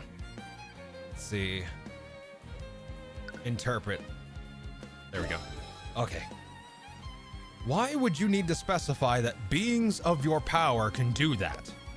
Is it possible that it's not a simple or easy feat to accomplish? For example, would Marinath be able to resurrect a person from the dead using a contract? Let me save you some trouble. I'll say it for you. The Empress of Discord can't resurrect people easily. So says the word of Horus. That's not the same as saying that it was impossible for me to do it. But it would require a large amount of effort on your part. Perhaps. But recall my previous declaration. Celeste was there. And by all accounts, she concluded you were dead. How thoroughly did you check me? I have experience in first aid, and it was pretty bad. You weren't breathing and your heart was stopped. She tried to resuscitate you for several minutes, but to no avail. Right. There's no way your body could survive that long without oxygen and blood flow. And Eris just confirmed that Celeste spent several minutes trying to resuscitate you. But there has to be more to this than you're seeing. What could have created this scenario? We just fucking said it! There it is. You may have been able to resurrect me, but you had a far easier way to create that scenario. And luckily for you, Beatrice was there and under your control. Are you saying that Beatrice can resurrect people from the dead? No, the opposite is actually true. Beatrice Frege can cast Feign Death on Tyrion Cuthbert. So says the word of Horus. What? I'm sorry, Celeste, but I was never dead. She just used a spell to trick you. No. So I did it. So everything I did Was for nothing. But that means you never resuscitated him. He was never dead in the first place. The contract only said that he was apparently dead. All I did was revive him. By making Beatrice release her spell, she was allowed him. By making Beatrice release her spell, which allowed him to wake up. Well, that eliminates the first paragraph as a possible weak point. And that only leaves the death of Garrett Pierce at Celeste's hands. Something happened with Pierce, didn't it? What are you hiding? Whatever could you be talking about? Your contract says that Celeste must bring about the demise of Garrett Pierce by her own hand. Since you wrote that contract, that must have been your intent from the beginning. So why are you so nervous? Something went wrong, didn't it? If you want to stay quiet, I'll just...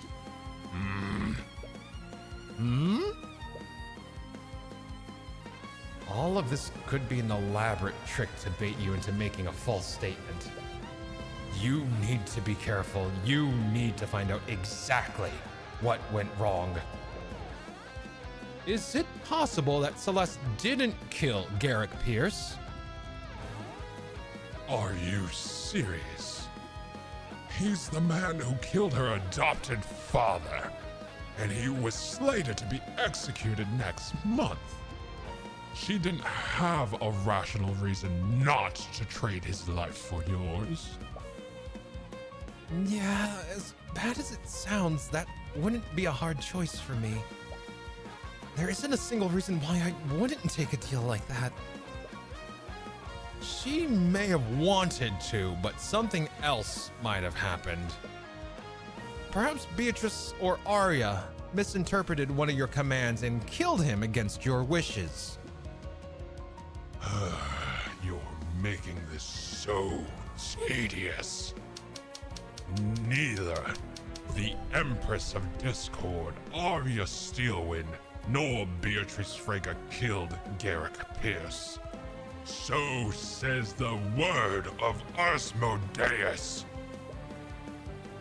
Well, what if you forced Celeste to kill him?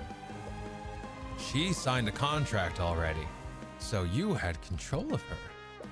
The contract states that she needed to kill Pierce, quote, of her own volition and agency, end quote. Do you honestly think I would make a foolish mistake like that? Celeste McCoy had complete control of her actions when Pierce died. So says the word of Asmodeus. What if someone else killed Garrick Pierce on accident? Maybe a member of the Kingsguard who survived and entered the prayer room. Try again, Tyrion. Garrick Pierce's death was not an accident.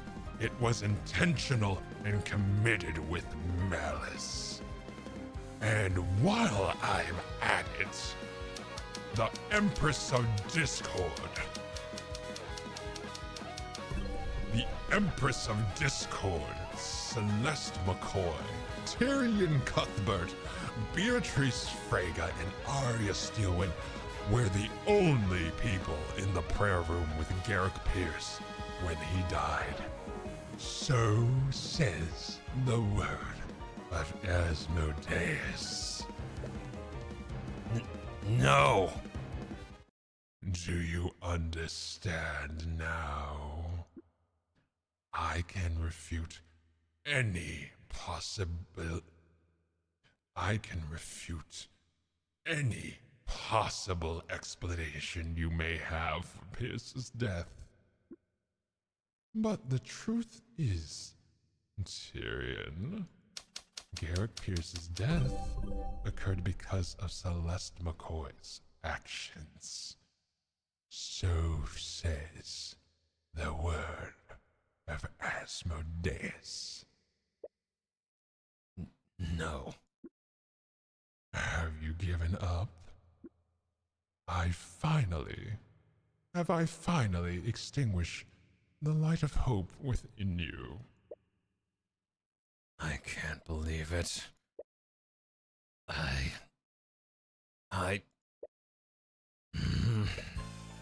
can't believe you fell for that. What?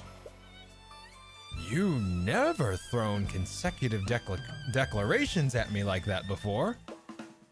Is it because I'm getting it's because I'm getting close, isn't it? You can freely manipulate Celeste's memories of what happened. And I don't have any evidence that implies what you actually transpired in the prayer room. The only person who could tell me that was you. What? You thought you could overwhelm me by shooting down all my theories. But all you did was tell me the exact state of the room when Garrick Pierce died. And now I can figure out what actually happened.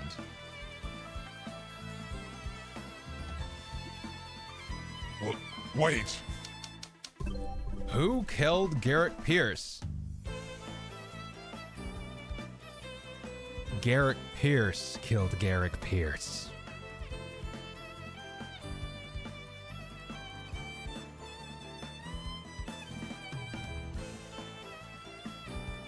Garrick Pierce killed Garrick Pierce, and it was because of Celeste's actions, because he had the information.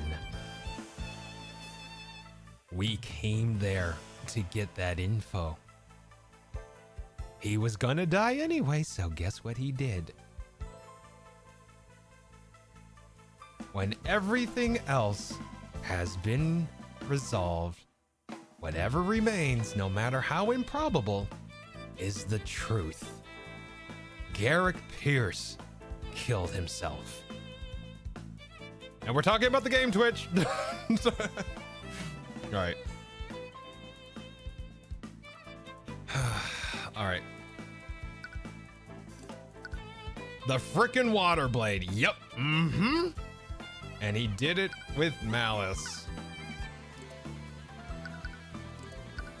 Let's see.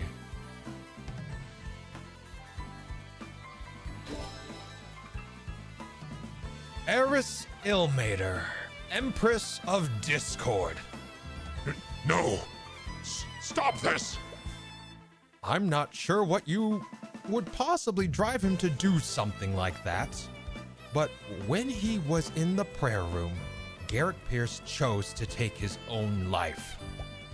What? You know what that means, don't you, Eris? But for the sake of it, I'll state it in a way that makes it abundantly clear. Stop this! Stop this right now! Celeste McCoy did not bring about the demise of Garrick Pierce by her own hand. So says the word of Horus. The conditions of your contract were impossible for Celeste to fulfill. That renders it legally and logically invalid. That's checkmate, Eris.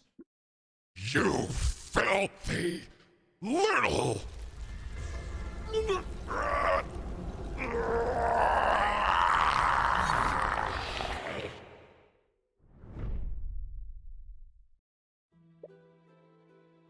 You're back? Does this mean you... I successfully nullified Celeste's blood contract.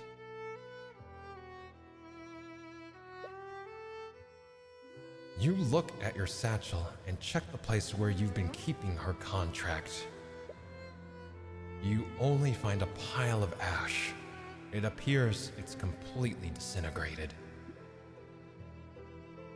But you're still alive. How? You! At first, you think she's glaring at you, but then you realize... Me? You little bitch! You little bitch! I could have accepted losing to a Heavensborn, but you... What are you talking about? Tyrion's the one that beat you. Wait, I remember what really happened now. Tyrion, please wake up. You can't die. It appears that he's quite dead. You should be more careful, Celeste. You might hurt someone if you swing that dangerous thing around. I was right about you all along. I should never have trusted you. I like your enthusiasm. But there's still something you can do to save him.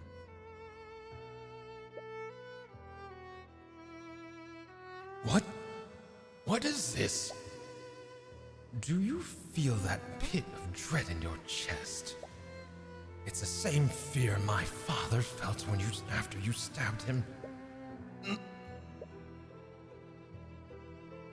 And with his life, you'll have your beloved Tyrion back.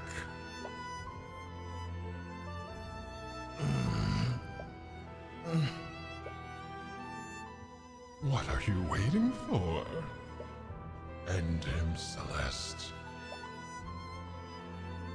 I can't. What? What are you talking about? Tyrion, he wouldn't want this. He never has to know, Celeste. I can protect you from his Eye of Horus. That doesn't matter. I can't do it. It's just... This man literally killed your adopted father. Not to mention, he's a dead man walking. You've lived a lifetime of killing people. What's one more person? I won't suffer your self-righteous pity, bastard. Don't underestimate me. Right now, I want nothing more to end your worthless life. But Tyrion's ideals are what saved me. That part of him is so wonderful and so beautiful. I could never betray those ideals, not even if it's to save him. Are you actually... You're actually serious, aren't you? You'd seriously sacrifice him to honor his idiotic ideals. I won't do it. I'm not going to sign that contract. Contract? Ah, I see now. What? So, you're his little consort, aren't you? Fair quoi. Damn it! Wait! Get out of the way, you idiot! Drop the weapon, Pierce. Don't be stupid. The only stupid one here is you, bastard. You should have known from the beginning. No matter what you chose, they were never going to let me live. They? But I'm fated to die. Then it's going to... fine. But if I'm fated to die, then it's going to be by my own terms. Wait, stop!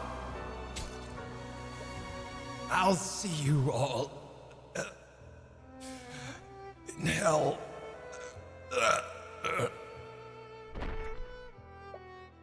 Damn it! Mendes! Are you trying to heal him? It's too late. It's too late. He aimed straight for his heart. No. Come on, you waste of human flesh, wake up! I still need you alive! Huh?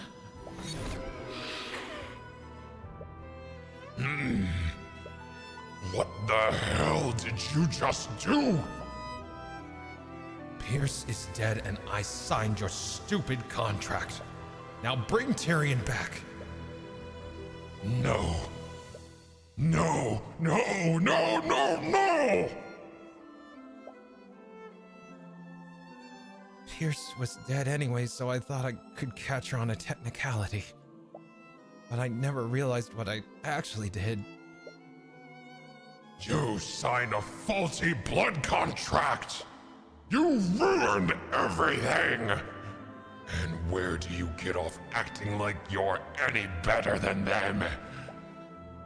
What? Ideals, righteousness.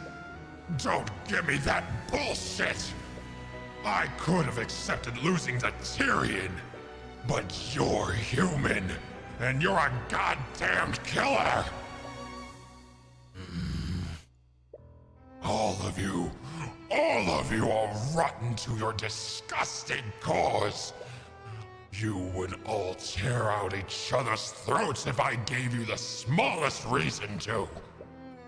Tyrion's the only person here with a trace of the celestial self-righteous mortality. Or morality. Whoopsie. Morality. If that's what you think of, then you really don't know anything about humanity. Celesta's far more than what you're saying. She's far more caring and empathetic than I am. I could never even come close. Tyrion. And it has nothing to do with whether I'm a Heavensborn or if she's a human. But I think I understand you a little more, Eris. Is that so? Let me ask you a question, Eris. Did you feel any amount of satisfaction when you killed my mother? What? So. You figured that out, did you? When you went on that little tirade about killing Heavensborn, I had a feeling. And how does it feel, Tyrion? The person who killed your mother and ruined your life is standing right in front of you. What do you have to say?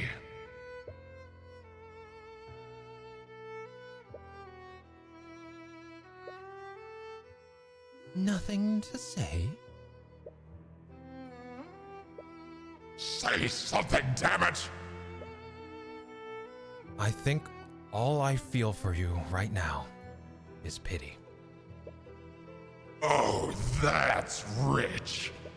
You pity me. Your existence is an infinitesimal blip in my eternal existence. Eternal existence, oh my god. Wine. Your existence is an infinitesimal blip in my eternal existence. And yet, you put all of this effort into making me suffer. Well, was it everything you imagined it would be? Did it satisfy you at all?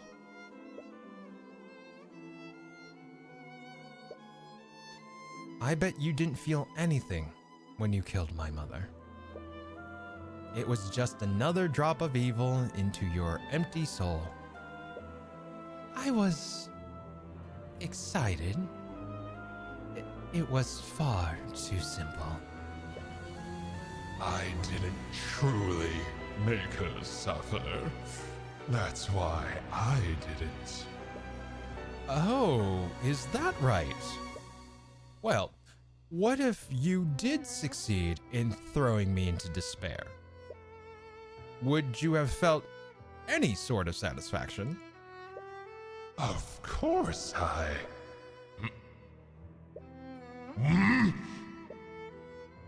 Demons can't tell lies, Eris. You can't lie to us, and you can't lie to yourself. No. No, that can't. And that's why I pity you.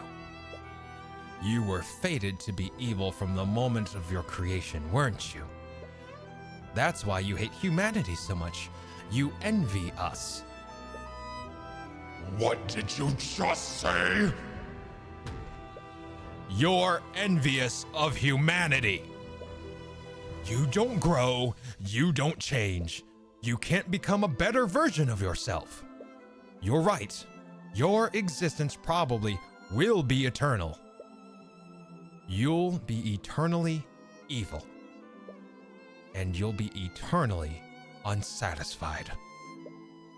That's why you envy us. Because you'll never be free from that fate. That is completely...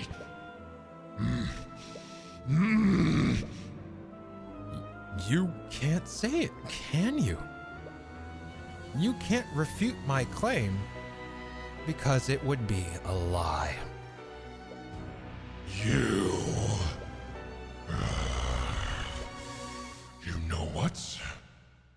Maybe you're right.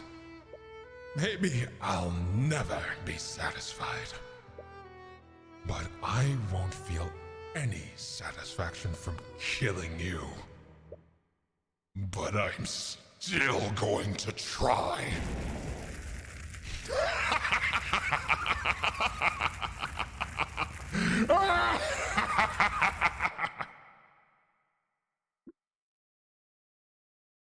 Arrogant witch.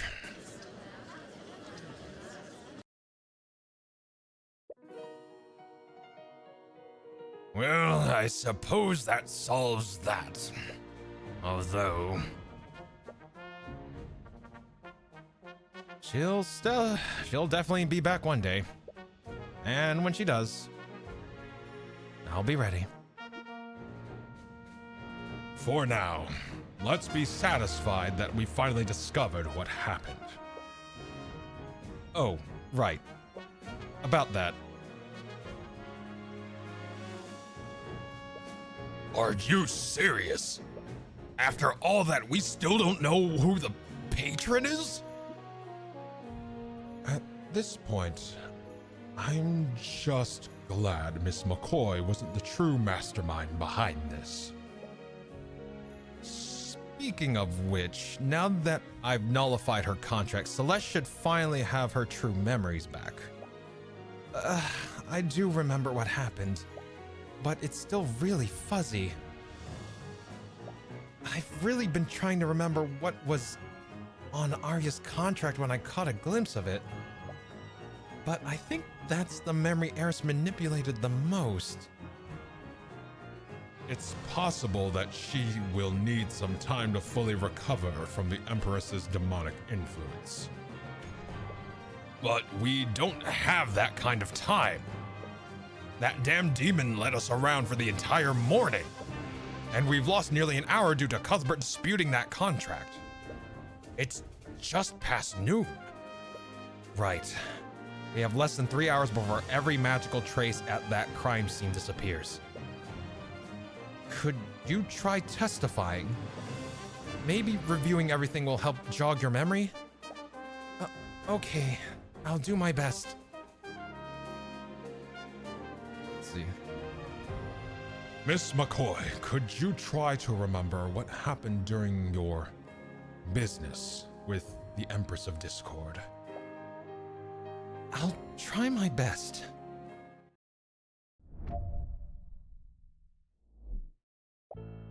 I think I remember now. We went to meet with Pierce at 1:50 p.m. and we heard that commotion outside at 2:20 p.m. I saw Arya attacking the guards there, and I fought her for about 15 minutes before she broke past me. When I followed her into the prayer room, I found her there with Beatrice and Eris. They knocked Arya, Tyrion, and Pierce unconscious.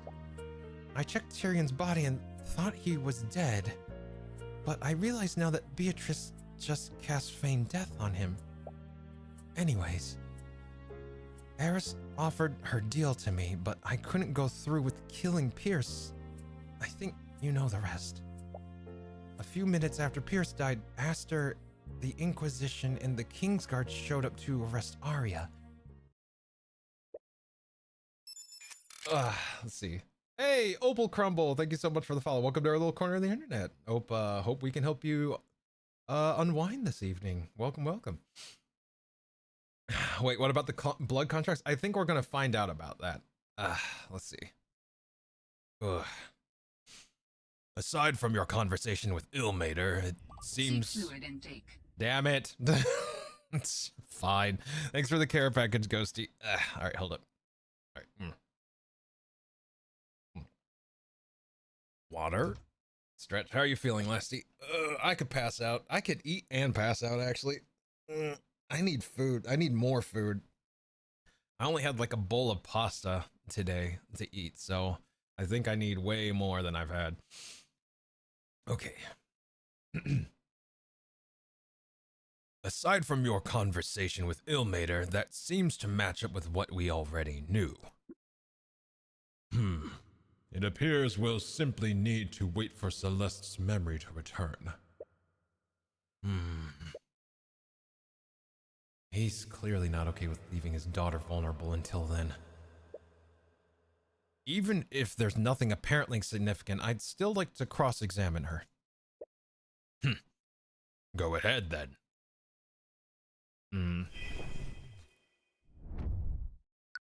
All right.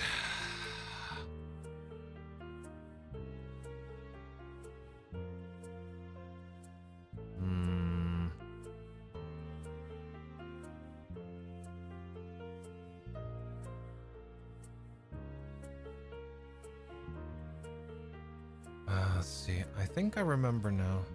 Okay. Okay.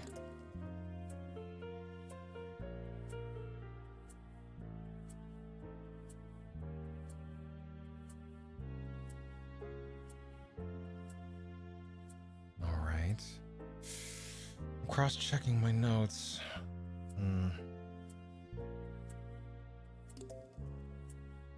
You're right, I haven't eaten much either. Oh, yeah, we gotta eat. We gotta eat soon. I checked Tyrion's body. Thought he was already dead, but I realized now that Beatrice just cast Feign Death on him. Anyways, Eris offered her deal to me, but... Okay. I think you know the rest. A few minutes after Pierce died, Aster, the Inquisition, and the Kingsguard showed up to arrest... Wasn't Aster still trapped, though? Wasn't Aster still trapped, technically? Where is it? Yeah, it takes an hour. It takes an hour for that spell to go away, so... Technically, wouldn't he have still been trapped? A few minutes after Pierce died, which was, what? 2:45 p.m. Aster... Okay, that makes no sense. Press. This must be an after they went to investigate the fire in the common room.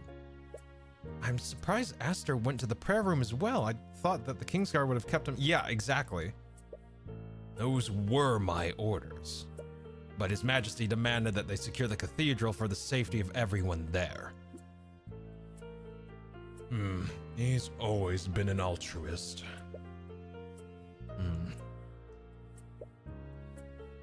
Her testimony doesn't appear to add any new information, but between the multiple murders and Eris changing people's memories, there might be something you've missed. Remember each piece of evidence you have Yep. There might be something you can use. Yeah. Aster's testimony doesn't match that up. He would have still been trapped in the force cube thingy. The times don't line up. Ah, fuck, I hit press. God damn it, I hit the wrong button. All right, hold up. God, my brain is getting fried. All right. Present testimony. Objection! There it is. Wait. What? What is it, Cuthbert? Celeste, are you sure Aster showed up only a few minutes after Pierce died? Yeah, I remember that part pretty well.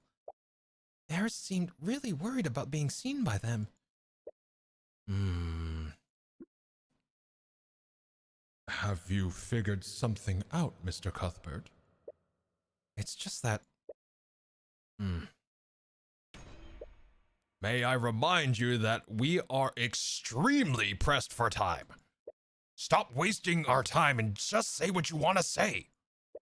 Celeste, Garrick Pierce died at 2:45 p.m. and Aster showed up in the prayer room only a few minutes after. Yeah? Where are you? Wait. That raises a big question. How did Aster enter the prayer room around 2:45 p.m.? when he should have been trapped in a force cage until 3 p.m. Wait, you're not serious, are you? McCoy's memories are clearly unreliable. My men all reported that His Majesty led them to the prayer room after he exited the force cage. Normally, that would be more concrete when compared to Celeste's testimony. But we can't trust their testimony. What are you talking about? While I was disputing Celeste's contract, Eris declared that she made contracts with multiple members of the Kingsguard. What? They were working together with her. And if these contracts were structured similarly to Celeste's, she must have had the ability to manipulate their memories. This means that they could have intentionally or unintentionally lied during questioning. To think even the Kingsguard have been compromised. How could I have let this happen? And even if we assume that we somehow escaped an inescapable force cage, how did Aster know to head to the prayer room? I understand your point, but do you understand what you're implying? I'm not trying to imply everything. I'm just saying the facts that we know. We know that a human, whether willing or otherwise, worked with the Empress of Discord to orchestrate this massacre. He was deeply trusted by Arya Steelwind, so much so that she didn't even think twice about signing a contract that he gave her.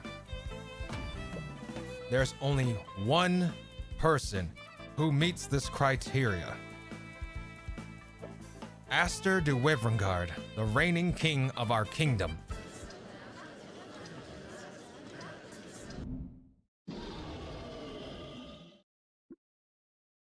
Order! I will have order!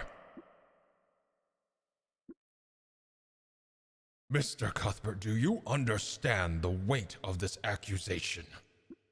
To claim that the king collaborated with a demon in any capacity is no small thing.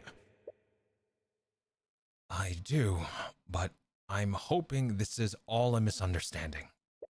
After all, Eris's goals seem to be nothing beyond sowing as much discord as possible. She made us believe that Celeste and Arya were both murderers.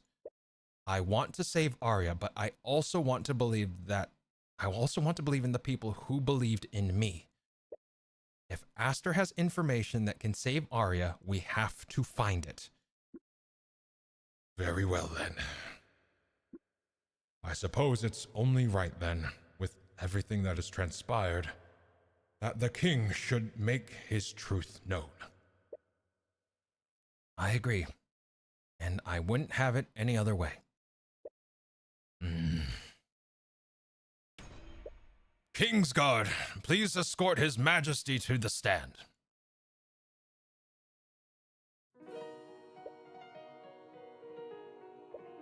Thank you for cooperating, Aster. Of course, I understand your position, Mr. Cuthbert. I am hoping you can shed some light on how Arya came to be under the blood contract in the first place. It's possible Eris tricked you somehow and made you carry out the massacre. But there has to be something we're not seeing, despite what evidence points to. Evidence? You're referring to Celeste's testimony, am I correct? I'm sorry to say this, but are you sure we can trust her testimony? We can trust her now. She's no longer under the effects of a blood contract, which you claim no longer exists. But only you have the power to manifest them in the first place. What are you getting at? I'm sorry, Mr. Cuthbert, but I suppose what I mean is, after everything that just happened, how can we trust you? What? You disappeared for quite some time. Who knows where? And the only person who was there was you and Celeste and a demon who can clearly alter people's memories. Isn't that a little convenient? She was burnt to the crisp almost immediately after your return. She said it multiple times that didn't actually kill her. And now you're singling me out as the patron, the one ultimately responsible for the murders of Von Sanctus and Sybil. If that demon made you into her puppet, wouldn't this be exactly what she wanted? That's right. How do we know this Heaven-is-Born can be trusted? We've all heard the stories. He's practically a dissonant. And for all we know, he could be an agent of the theocracy. You feel the room turning against you. Even the Scale Lord looks wary. Sorry, I didn't mean to insult you after everything you've done. But I suppose there's one way to confirm your theory. And what's that? Use your divine edict on me, just like you've done several times before. If I truly was in league with that demon, I shouldn't have a contract with her. It will appear even if I was made to forget about it. Wait, that's right. We already tried that before and it didn't work. Which means that he definitely doesn't have a contract with her. Why aren't you doing it? I can't. I already tried and nothing appeared. I see. I'm sorry, Mr. Cuthbert. I know you care deeply for her. But we all see Celeste's blood contract and we heard her earlier confession. Not to mention, we have no way of knowing whether Celeste is truly free from Eris's influence. If Miss Steelwind is to be saved, we all must accept what needs to be done. I don't like saying this, but I think it's time this trial came to its conclusion. Don't you, Your Grace?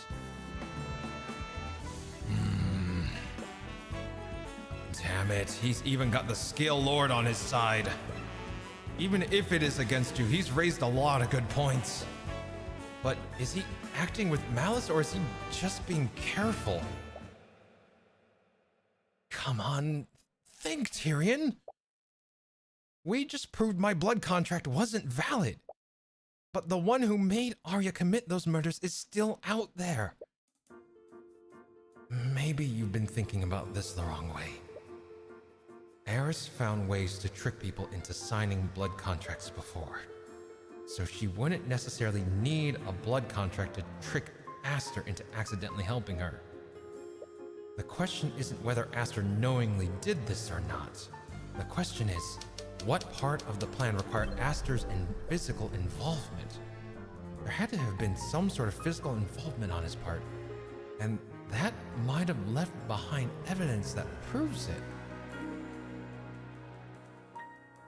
It was the marriage contract, right? It's the marriage contract. They were getting married that day. So if the contract was snuck in with the marriage papers, then Bob's your uncle, right? So, let's see. Arya was allowed. No, that doesn't make sense. Signing. What? Okay, hold up. All right, hold on. Let me think of this. Arya was tricked into signing the blood contract. Yeah. There it is. He needed to trick Arya into signing the contract somehow. But you've seen how she is around him. That wouldn't have been very hard to do. No, Arya may be a lovesick disaster around him, but she's still an attorney. She would be careful to read any contract she signed. We deduced earlier that her blood contract was disguised as a normal legal document. And I remember when you caught a glimpse of it, you immediately started teasing her. I'm really trying, but I just can't remember what I saw. But if I was teasing her about it, it probably was related to her relationship with Aster. That's it. What did Arya think she was signing? I'm sorry, I know that doesn't really narrow it down. No, that's exactly the clue I needed. Really? Arya signed a marriage license. Aster, there's one piece of physical evidence that proves you were involved in this. Really? The patron controlled Arya and committed each of the murders without having to do anything personally. But this was all contingent on tricking her into signing that contract in the first place. I recall that you went to a meeting with the High Speaker right before the massacre started. It was to discuss your marriage to Arya, wasn't it? Yes, that's correct. Aster, the blood contract that Arya signed needed to look like a normal legal document. But I just realized something while reading it. The language used would have made sense under a different context. In that contract, Arya gave you her mind, body, and soul. It would bind her to you so long as you both live. Wait, are you saying? No. In other words, till death do you part. Objection! That is a big leap in logic, even for you. Whoever tricked my daughter would have surely destroyed the evidence by now. That demon went out of her way to destroy her memories of signing it. I doubt they would have left any copies of the marriage license to be found. Indeed, bringing such heavy accusations against the High Speaker or the King will require more than just speculation. First he dares call the king to testify, now he's trying to indict the High Speaker? He's a traitor to the nation. I have more than just speculation, Your Grace. I have a copy of it. But your divine edict only recreates terms of the blood contract, not the material on which it was written on. The original document wouldn't be visible on your copy. That wasn't the copy I was talking about, Aster. What? Don't you wonder how I knew about that blood contract? Every attorney has a magical runestone. They let us take pictures of crime scenes and write down notes magically. Yes, I'm well aware of them. And did you know that Arya took a picture of the marriage license she signed? What?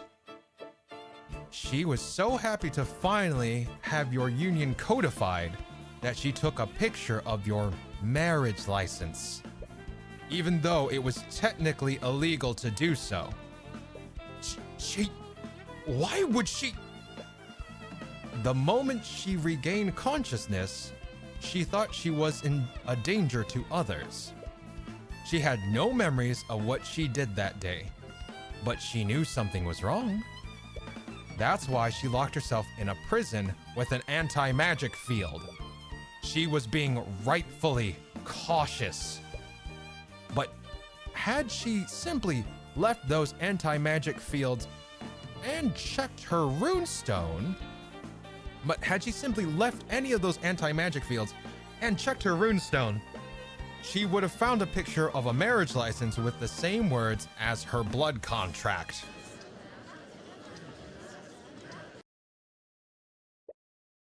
So I'll ask you this, Aster. Who gave that marriage license to her? Was it you or the High Speaker? If you don't want to answer, we can drag the truth out of both of you.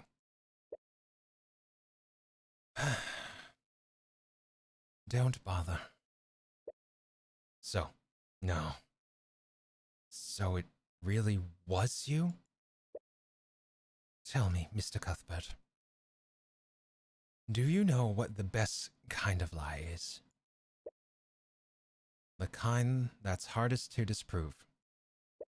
No, not quite. It's the kind where you won't even try. The best kind of lie is the one you want to believe in. The truth can be right in front of you, but it will make you look away. If I recall correctly, McCoy made you experience that firsthand today. Your Majesty, what are you? I'm done with this farce. I'm sure if we brought the High Speaker to the stand, Cuthbert would just deduce what happened anyways. It was always going to end like this, I suppose. Perhaps I was just lying to myself. You? Your hut? No. Aster, you whelp! Are you saying it was you? You used my daughter to commit mass murder? I did, Lucio. What of it? How could you? And what right do you have to judge my actions, oh great scale lord? I was only cleaning up the mess you created. And if it weren't for Eris's little games, I would have done it in a much cleaner manner. Pardon me? No, I think I'll be pardoning myself. You can't be serious. I am the King of Wyverngard, am I not? Is that not my right? You're insane. Tell me, does this terrify you all? To know that I can do whatever I please with no one who can stop me. Is this not what you've all been doing to the rest of this country? Do you seriously expect to get away with this? I do. Who has the power to stop me? The Scale Lord. Yes, exactly him. That's why he hosted this trial in the first place. His authority is above yours. I didn't ask who could stop me, Tyrion. I asked who was going to.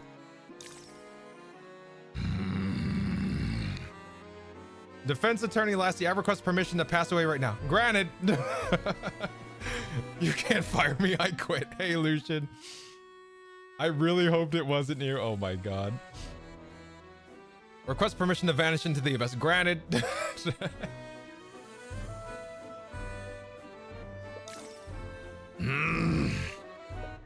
What? Why aren't either of you saying anything? Yes, Rathalion. Have me arrested. Put my 7-year-old brother on the throne. I'm sure history will tell you exactly how a kingdom fares when a child sits on the throne. Or would you take the throne for yourself? You spent all those centuries huddled away in this ruined city. I'm certain you knew exactly what problems this nation is facing and what it needs to right itself. Rathalion! I'm sorry, Mr. Cuthbert. I came here to do what was best for my people. I may not know the best course before me, but I know with painful certainty that it is not to seize control of this nation. I will not take part of that responsibility again, nor will I thrust that responsibility onto those who would not have it. Not really surprising. From everything I've seen, negligence has been one consistent trait. And what about you, Lucio? Are you going to try to depose me? The beloved prince, now King of Wyverngard. Or do you remember, the people of this nation love me and hate you? I hear you're very skilled at arguing, Tyrion, but I doubt even you could make the public see that as anything other than a military coup. Can you imagine Grand General Lucio deposing the new king of Wyverngard before the previous king's body is even interred? I wonder just how bloody a civil war that would plunge this nation into. And even if Lucio doesn't have much difficulty crushing the commoners, I'm sure you can imagine just how tempting a weakened Wyverngard would look to other nations. Damn it! By killing Sybil and Von Sanctus, he left a power vacuum that only he could fill. Aster, you're holding the entire kingdom hostage. I am merely consolidating power where it belongs, in the hands of a kind and benevolent ruler who is finally going to fix this nation. You murdered several people, consorted with demons, and enslaved your own fiancé. I'm sure that to you, my actions may seem evil and even unforgivable. But to the rest of them in the Wyverngard nobility, I very much doubt I'm even the first to do such a thing. This is just politics.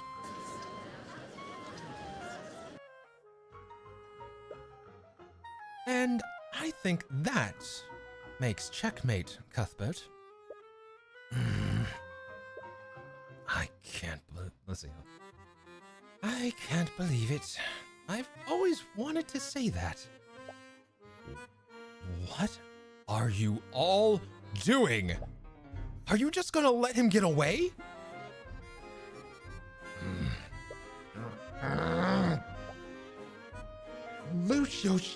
Lucio, she's your daughter! And you're just gonna let him keep control over her? My daughter would not sacrifice the stability of Wyverngard for her freedom. You know that to be true. He's killed so many people and he enslaved Arya. He almost killed you and tried to kill me. Wait a minute. That's right. Why did he try to kill you? What do you mean? If Aster is the patron, that means that Pierce originally sent the letter to him. Thank you, we finally get back to this. King de Wyverngard just recently died. What if Celeste was a member of the royal family? But that wouldn't entirely make sense. Even if McCoy was of royal blood, Aster is the king's eldest child and he's of pure royal blood. McCoy would have no claim to the throne under these circumstances. Celeste is a daughter of Bahamut. I'm calling it now. Celeste is a daughter of Bahamut, which surpasses Rithalion's authority. Rithalion can't do shit. Guess who can? Her parents were goddamn celestial dragons. Oh my god, come on. Come on. Please tell me I'm wrong. Please? Please, game, tell me I'm wrong. I'm okay if I'm wrong in this one instance, please. All right. If you were his half-sister, you wouldn't have a claim to the throne. So why would he go to such trouble to kill Pierce and you? Maybe he just wanted to make sure?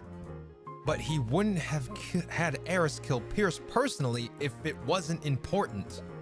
He needed both you and Pierce to die during the massacre, which means you two were just as important targets as Von Sanctus and Sybil. Okay, but my potential claim to the throne would be the only reason why he'd be scared of me. If that wasn't a problem, why would he be so scared of Pierce's blackmail? Would the line of succession be the only reason why he'd be scared of Celeste's parentage? Recall what you remember about Wyvernguard's laws regarding parentage. Was there something someone mentioned about that earlier? The Church of Bahamut, I think. No, the Scale Lord. Because he has an honorary, position in the Constitution. But what surpasses the Scale Lord? God.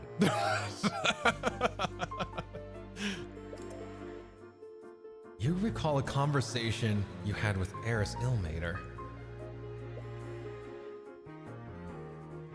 Despite everything, our kingdom's constitution still includes the Scale Lord in our government. Wait, really? As the savior of our kingdom, he and his kin were given an honorary position on our political hierarchy. The ancient dragon's authority technically rivals that of the king. Wow, I had no idea. How have I never heard of this before? And to be honest, that law is just a way to revere him and appease the church. Wait. The Scale Lord and his kin can override the king's rule. Wait. Who is Celeste's father? God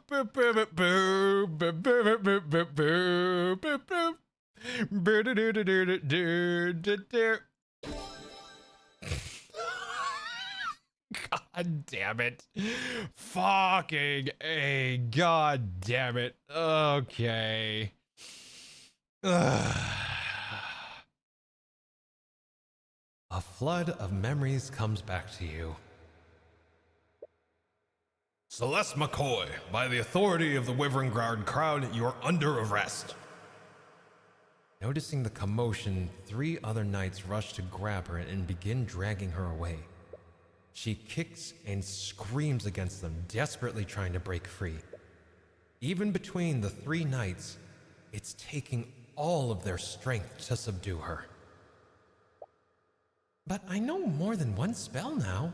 I actually just learned a few new spells today. I'm sorry, spells? As in plural. How long did it take you to learn these spells? A few hours, I think. She's learned multiple formulas within a few hours? Ah, so you've come from the same humble beginnings that I do. Which spells have you mastered? I haven't really mastered any of them. I know about 7 spells, though. 7? That's almost 4 times the amount that I know. She's learned even more spells? She's been picking them up rather quickly.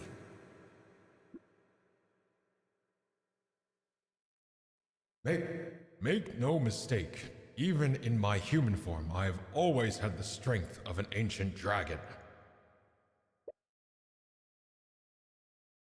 This can't be real. What? What is it, Tyrion? It's absolutely crazy, but it also makes a lot of sense. Her ridiculous strength, her natural talent for learning magic, she inherited all of it from him. Are you okay? You got really pale all of a sudden. Once you reveal this, there's no going back for her. Do you even have any right to do this to her? No. Arya's freedom rides on this. And as much as it pains you, this is the only way to save her and Wyvernguard. I'm sorry, Celeste. What? Why are you apologizing? I...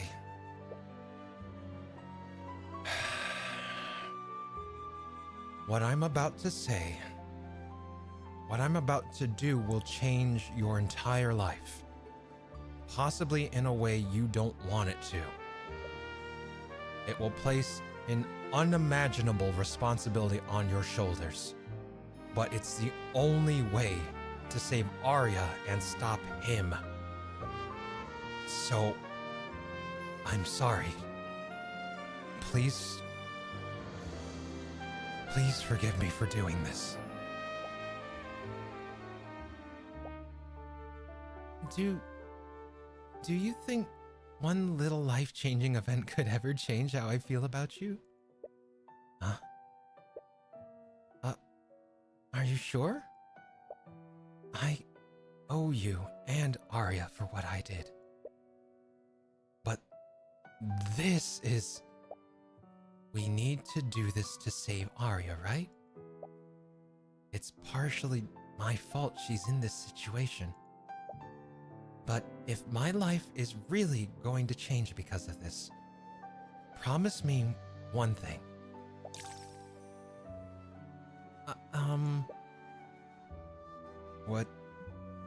What is it?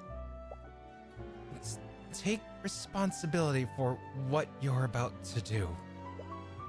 Of course. I was always going to do that, regardless of what happened. Good. Are you two done flirting with each other? If you're having nothing else to say, please. Actually, he's being way more smug than that. Let me change that.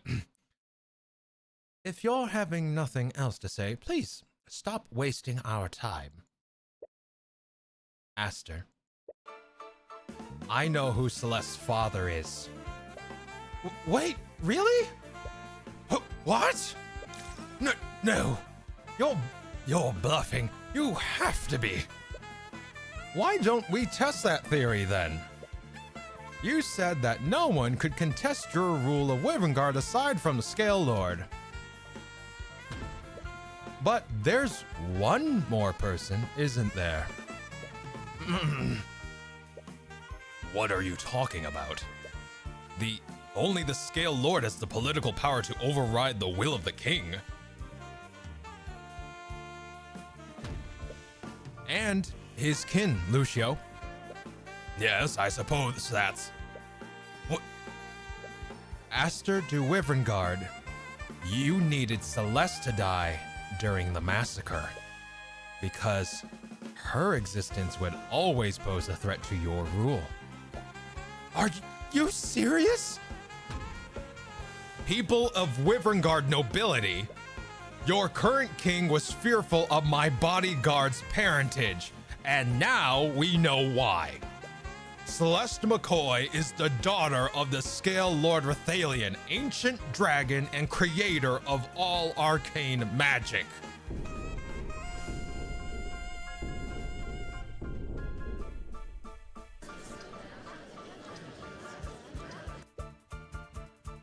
Judging from your reaction, I'm right, aren't I?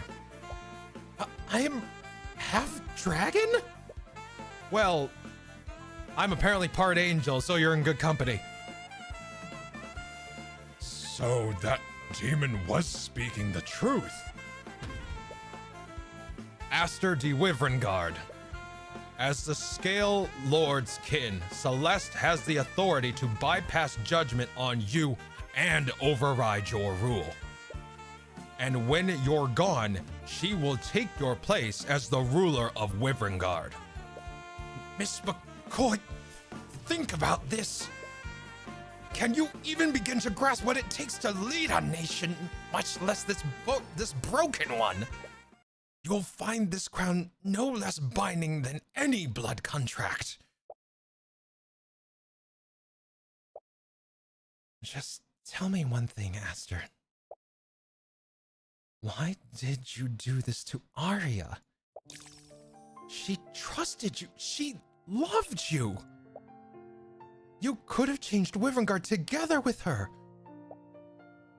You could have done it all without having to do any of this. Is that what you really think? I suppose you would. You probably also think Tyrion is the first person to try to change this nation while still working within its laws. There's nothing wrong with having ideals and working within the law. My father was like that too. He was a man of ideals. Once.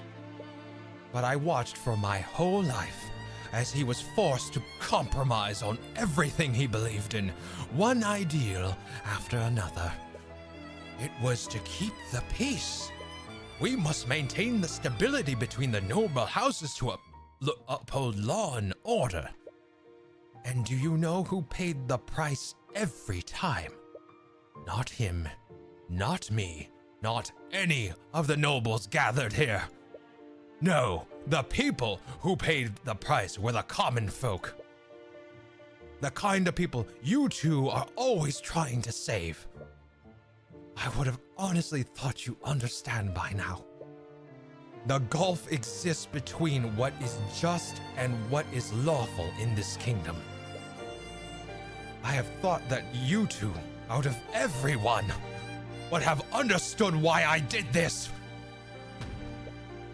We know it's not fair, but we're capable of changing it, and you had the power to do just that. I am changing it. You worked so hard to find the truth behind Von Sanctus and Sybil's murders.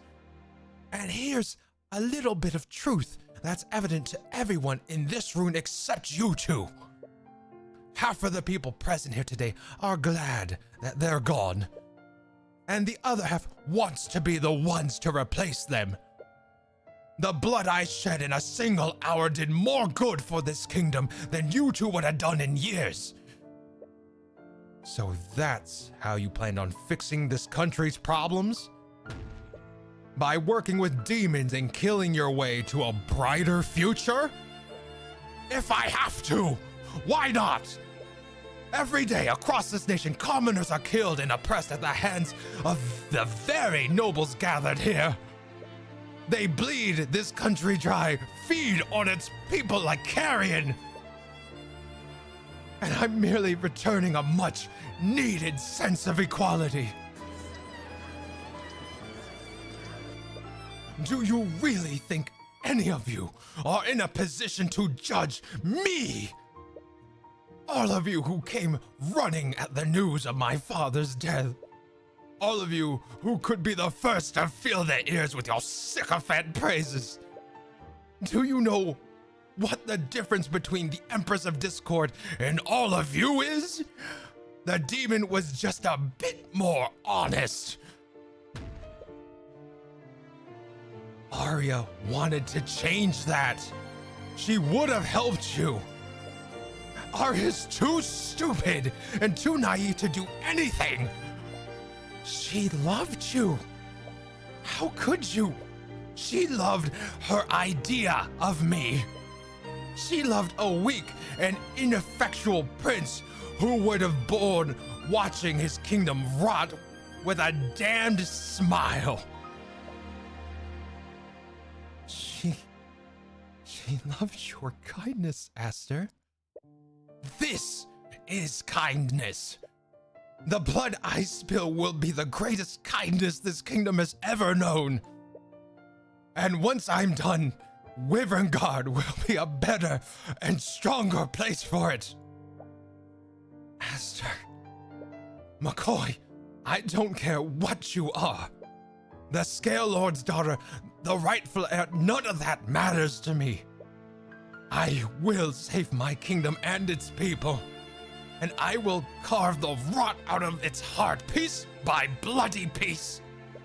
Nothing will stand in my way.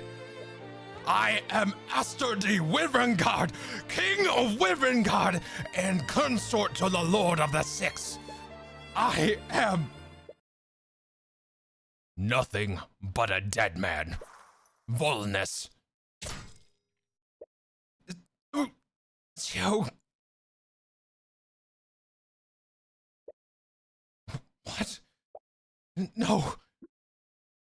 Lucio, what have you done? The blood contract, Cuthbert. What? My daughter's blood contract, does it still exist?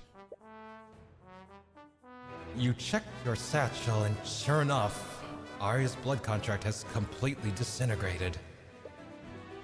Its conditions have been fulfilled, haven't they? Because they no longer both live. Excellent. Lucio, this is not what we discussed. My daughter would never be free as long as that wretch lived.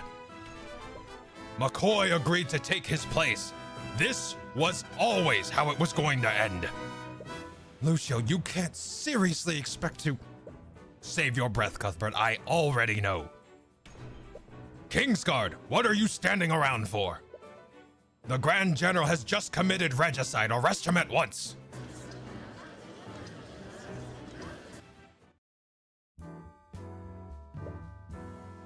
I suppose that's that then. But this isn't really something to celebrate. I'm compelled to agree.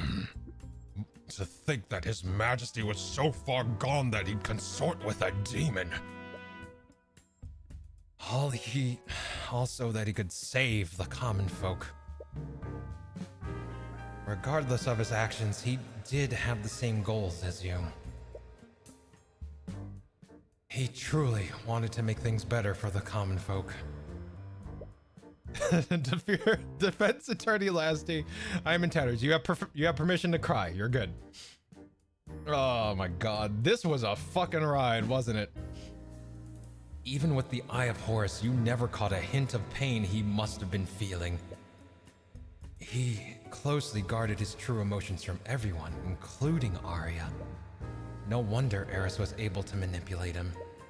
You, of all people, know exactly how easy she can exploit someone's emotions.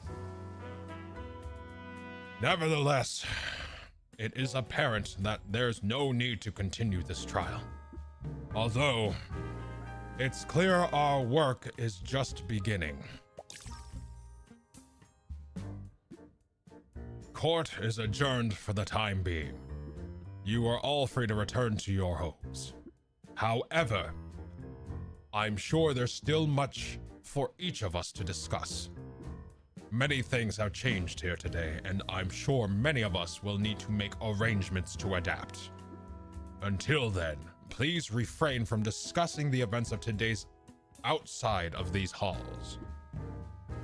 This goes without saying, but we must keep today's events a secret from the public, at least for now.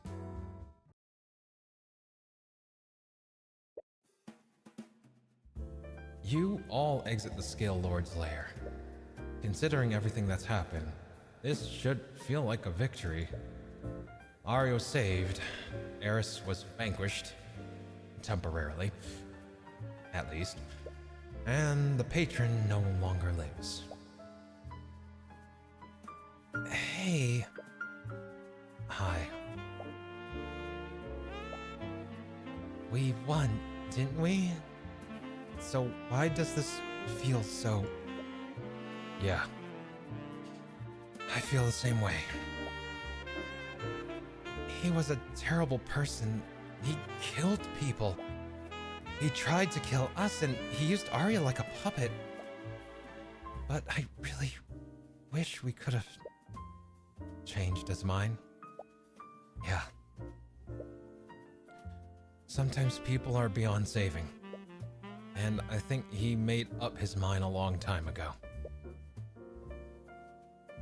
He knew what he was doing to Arya.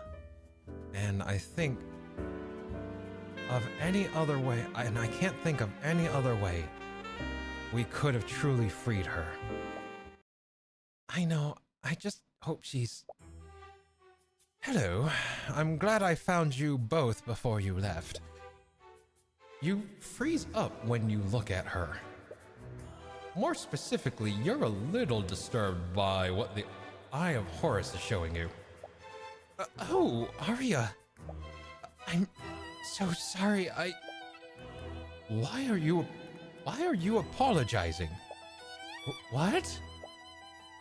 If it's about your testimony, I'm afraid I will need to charge you with perjury. Right. Wait, seriously? Come on, I'm basically your boss now. No one is above the law. That was made apparent when...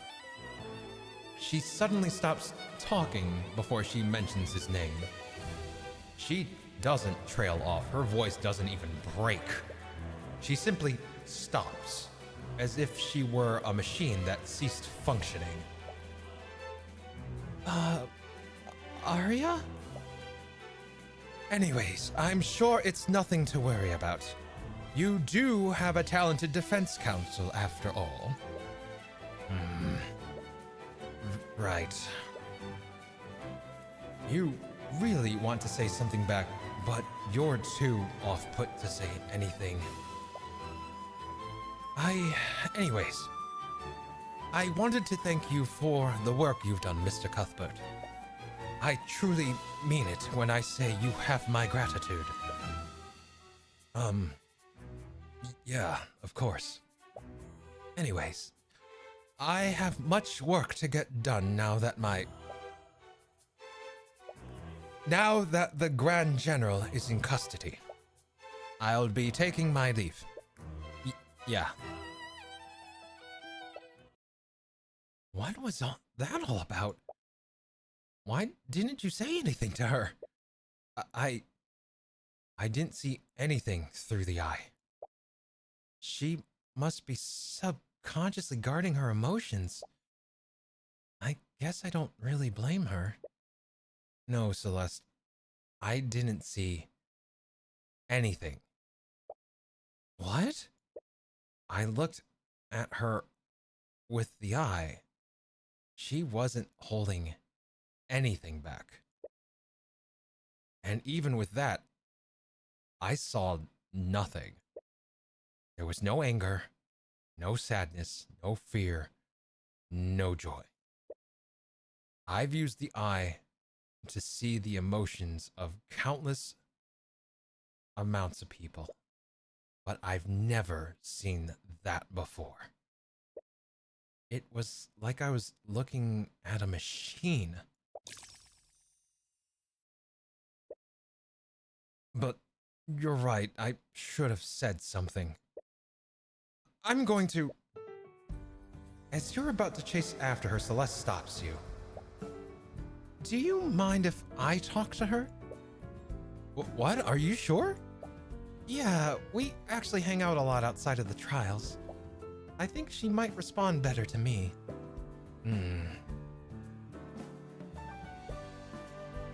You remember the comforting feeling of her hand in yours. All right. I suppose I'll let you handle it.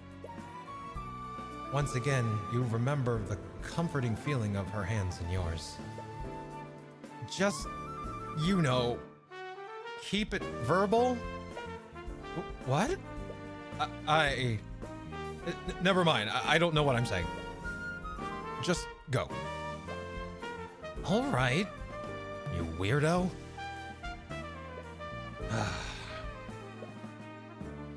It looks like you've gotten the acquittal of yet another client, but it didn't tie up quite so neatly as you hoped.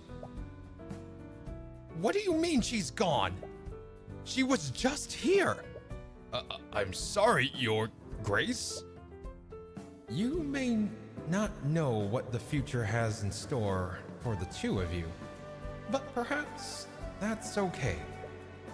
You have a feeling that as long as you have her, no, as long as you have everyone, you can begin forging your own path.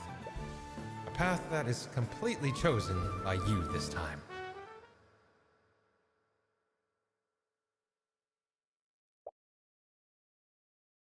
Damn it, Arya, where are you? Hello? My apologies. I didn't mean to frighten you. No, it's fine. You're looking for Miss Steelwind, aren't you? Yeah, how did you know? She's been sitting outside my lair for a while. I tried speaking to her, but... Yeah, I get it. I'm going to try talking to her. Of course. Berthalion? Yes? I'm not mad at you, you know? What? I'm not sure why you left me at the McCoy Tavern, but because of that, I got to be raised by my mom and dad. And if I didn't live there, I would have never met Tyrion or Arya. I could never be mad about you giving me a life like that. Plus, now I know that I'm half dragon. That's pretty cool, isn't it?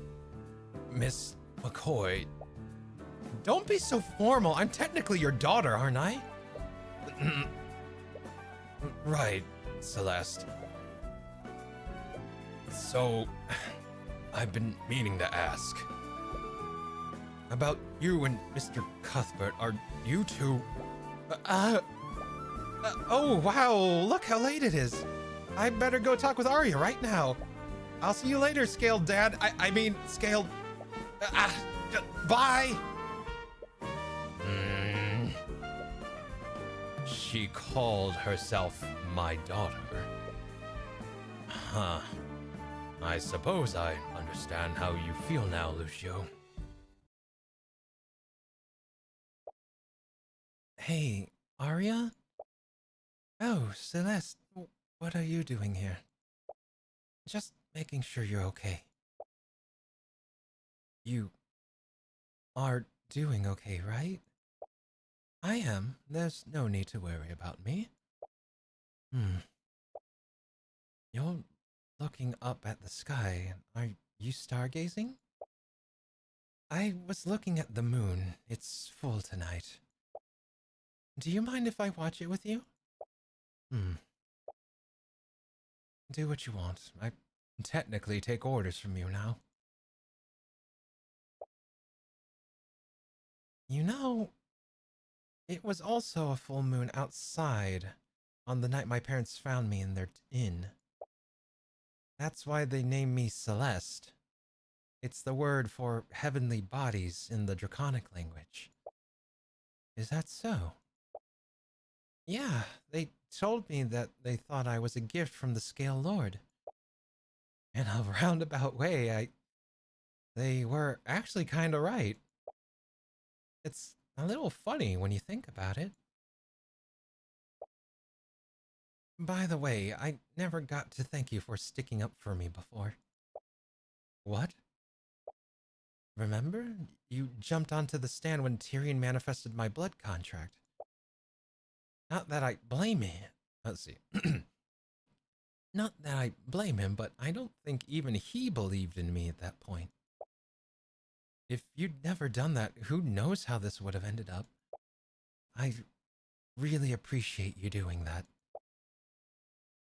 You're a really good person, Arya.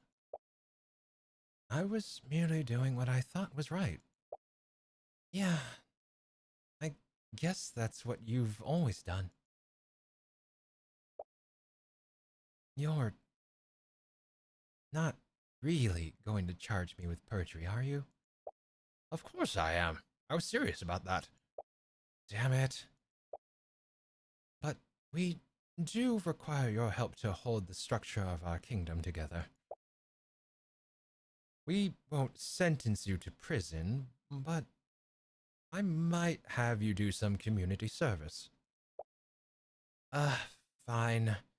I guess I can live with that. My father told me I was being too lenient, but I can understand the position you were put in.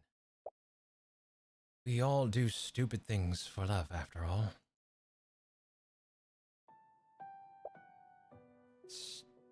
Stupid. Arya? How How could I be so stupid? Hey, you're not... I am. I'm a complete and utter fool. I knew about blood contracts after what happened to Beatrice. I'm an attorney for Lord's sake. I'm an attorney for Lord's sake. I've read countless legal documents. And when I signed that contract, I knew something was wrong. But I was just so stupidly happy. It's not fair. No one could have expected him to do something like that. Now my father he's going to pay for my stupid mistakes. I'm sorry. Celeste, why did I trust him so much? He used me like a puppet with my hands and my magic. He made me. I'm sorry, Arya. What he did to you was horrible. I don't know how to make it better. But you're not alone, okay? It's not just me. Tyrion, your father, we're all here for you. So please don't shut off your emotions from us. Thank you.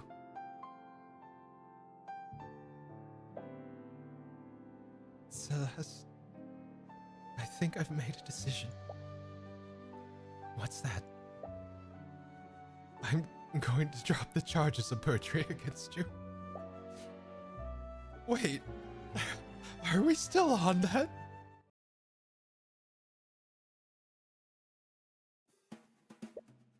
Mr. Cuthbert, I've spoken with my associates in the press. The story we created should be printed as we speak. I don't like this. We're lying to the people of Wivengard about what really happened. Not to mention, this story paints me like some kind of god. I understand your reservations, but Aster was right about how the common folk felt about him.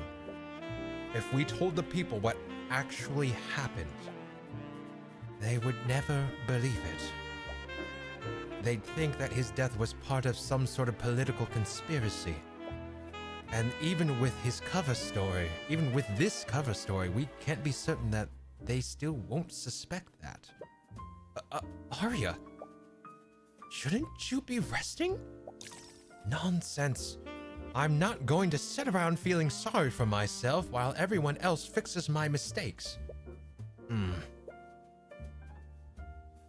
She may be hiding her pain behind a smile, but she's not shutting down her emotions like before. Was Celeste able to get through to her? As much as it pains me, we should strive to carry forth the virtues that Aster presented to the common folk. Wivengard will gain more from those false virtues than from the person that he truly was. The stability of our nation must be maintained if we're to move forward, and if we must use the people's piety against them, so be it. Arya. And as the newly appointed head of House Steelwind, I will also do my part to support your rule. As will the Scale Lord. Celeste smiles in gratitude to their words, but she meekly glances at you expectantly. Do you even have to ask? I made a promise to you, didn't I? And it's not just us. I'll do my best to make sure that the rest of Wivengard supports you too. Oh, yeah, since you do patch things up, we could ask Ruby's help. Oh, right, I forgot I was supposed to meet with her this morning. I'll need to apologize to her about that. Wait, you still not told her about what happened yet? we had more important things to worry about. I'm sure she'll understand. Tyrion, the last time you saw her, you manifested a blood contract without explaining anything. Then, you vaguely said something about helping Arya. Don't worry, I'll explain everything to her once things quiet down. Tyrion! That story we fabricated is being printed right now. Everyone in Wyverngard is going to read about it in the paper, including her. Oh.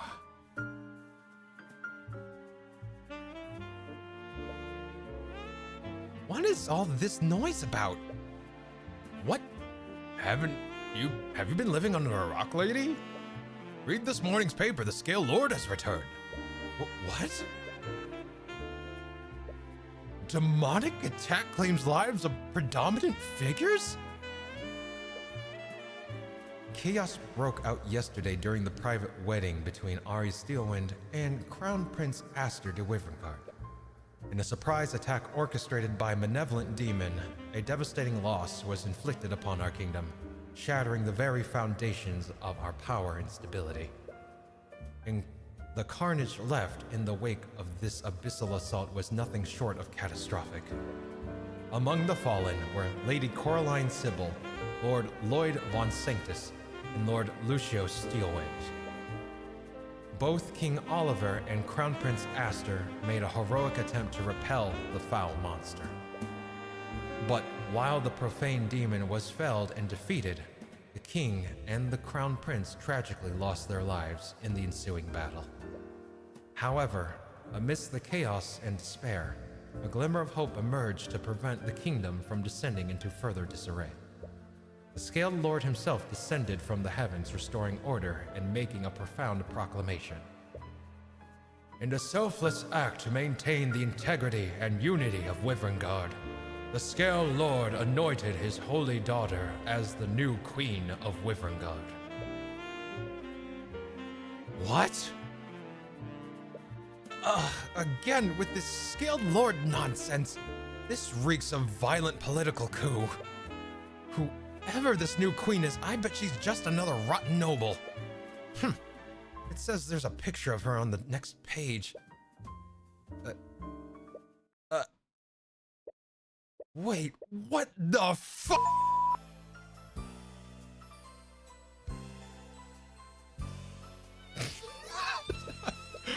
After hearing about what happened to my former lord, I've thought a lot about my actions. I won't ask you to forgive me, Your Majesty. But I want to continue to atone for all the harm I've caused.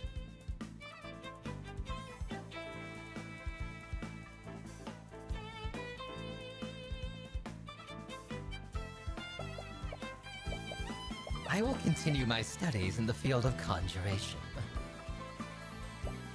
With the kingdom in such disarray, it falls onto people like me to maintain order.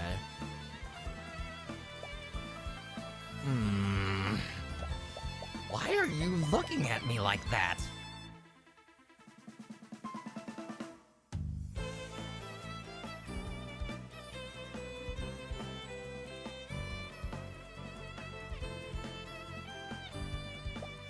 We'd never been able to do this if it weren't for your investment in our cafe. I feel partially responsible for what happened at the Imperial Academy.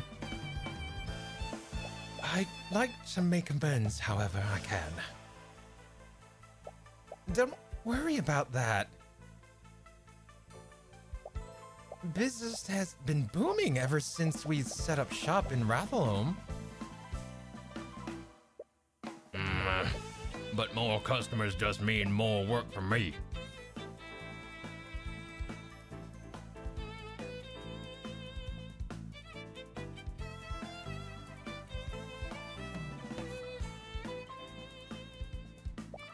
I've been developing my necromancy ever since I began working under Lord Asclepius.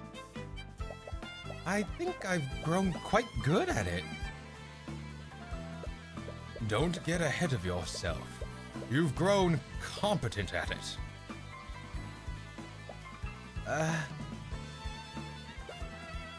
That was a joke. You're probably the best necromancer I know. Aside from me, of course.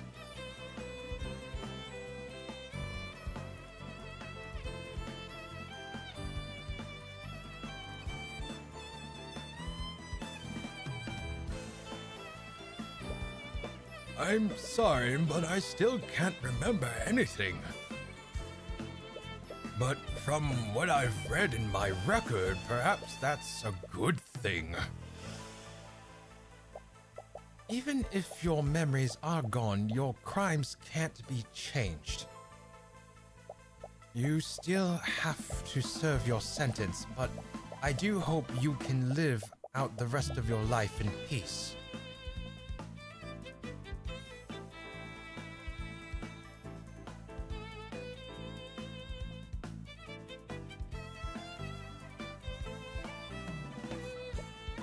What you looking at, punk?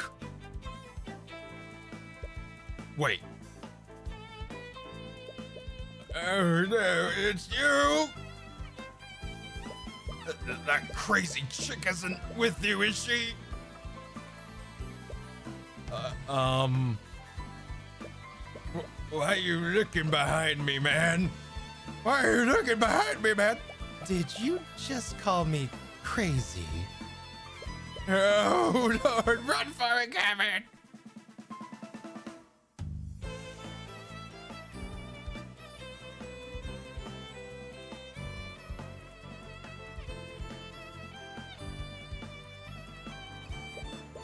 Good to see you, Mr. Cuthbert. From what I hear, you've certainly moved up in the world. Yeah, a lot has happened. I don't even know where to begin. I'm glad to see the refinery's doing well. Well, I suppose I have you to thank for that.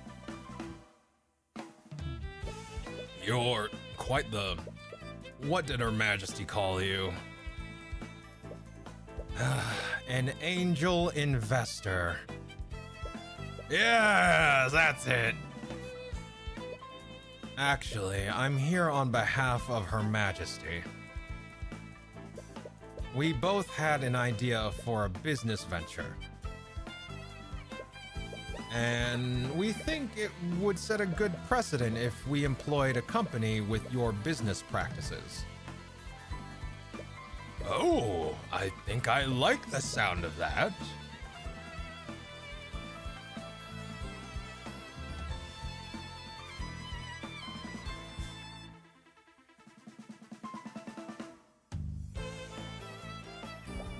I still have much to learn about leading a noble house. But I hope I can bring House Freyga and Wyverngard to a brighter future. I think it's about time we ended the constant feuding between the Steelwinds and the Freygas. And I'd like for us to work together. I may not know much, but that certainly sounds like a step in the right direction. Tracker will do best to help, Queen. I appreciate the gesture, but I don't think... Barks need gold, right? Tracker can dig for gold. Banks need gold. Tracker can dig for gold.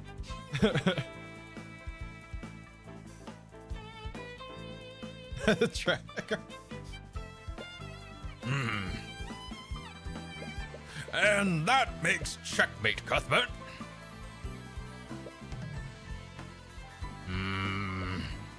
What? Did you just lose? No, I demand a rematch. Learn to lose with dignity, for Lord's sake. I'm glad I let him keep those armbands.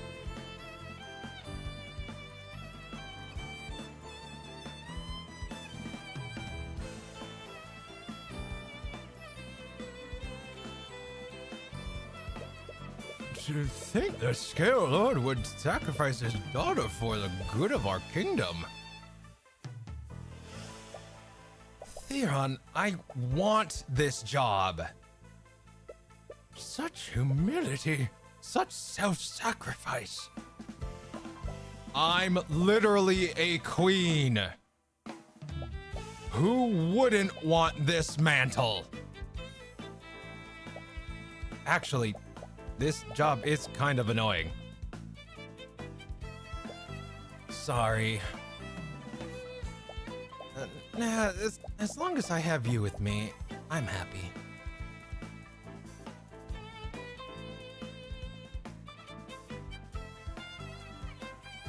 So they have VAs listed here, but it looks like there's no VAs at all, so I'm wondering what happened. You may have everyone else fooled, but I know how this story goes. A mage is still a mage, and a noble is still a noble. Come on, don't be like that. Hey, if you want to prove me wrong, by all means. But I ain't holding my breath. I suppose you have every reason not to trust those in power. But we are going to fix this kingdom, and we're going to do it within the confines of the law.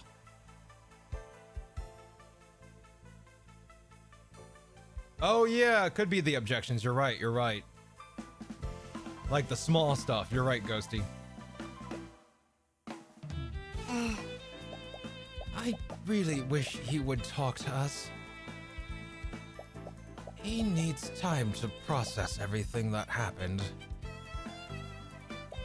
And I don't think he'll be very receptive to us. At least, not right now. We should probably hire a therapist.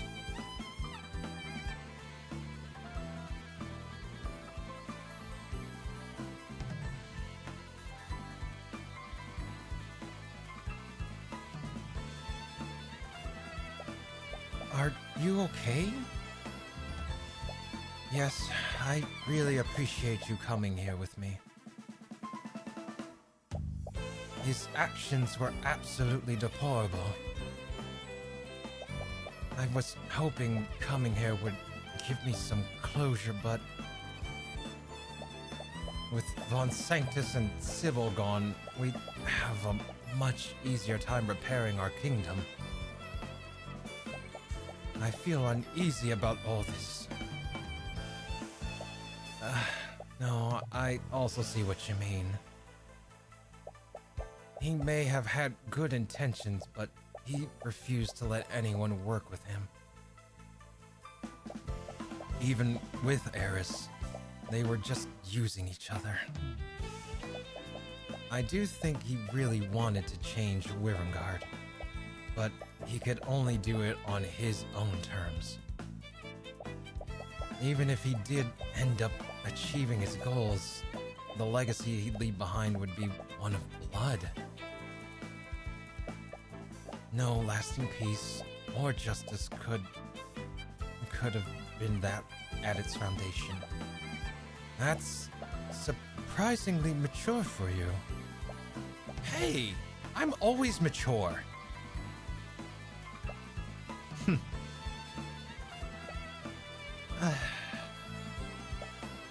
Goodbye, Aster.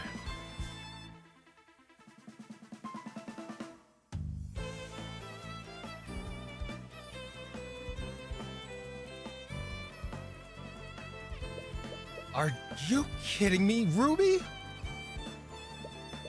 What kind of ridiculous case was that? Weren't you the one who called a monkey to the stand during Beatrice's trial? Yeah, I suppose you have a point. Anyways, truth is often stranger than fiction. You should know that better than anyone. Oh my god, I just realized. Is this what I've been doing to Arya? Hey, you're the one that wanted to be lead prosecutor. I'm only filling in for her until we can find a qualified replacement. Well, if you ever get bored of life as a royal, there's always a spot open at my office.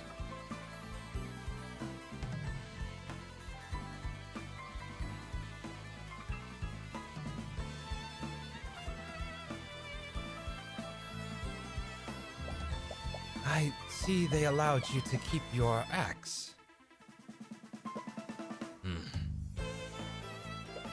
I thought I asked you to stop visiting me. You did. I merely chose to ignore you. McCoy's impertinence is rubbing off on you. I'll take that as a compliment.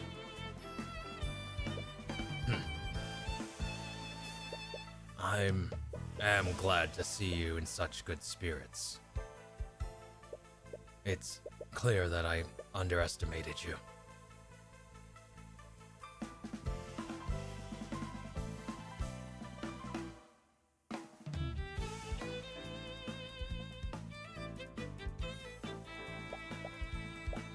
I'm surprised you're not sentencing me to death. I suppose I should be grateful. Yeah, we kinda need you alive so we know when Eris is back.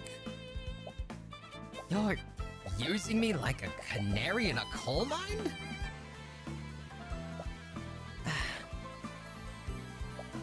I'm almost proud of you two. Although, I am curious as to why she hasn't returned yet.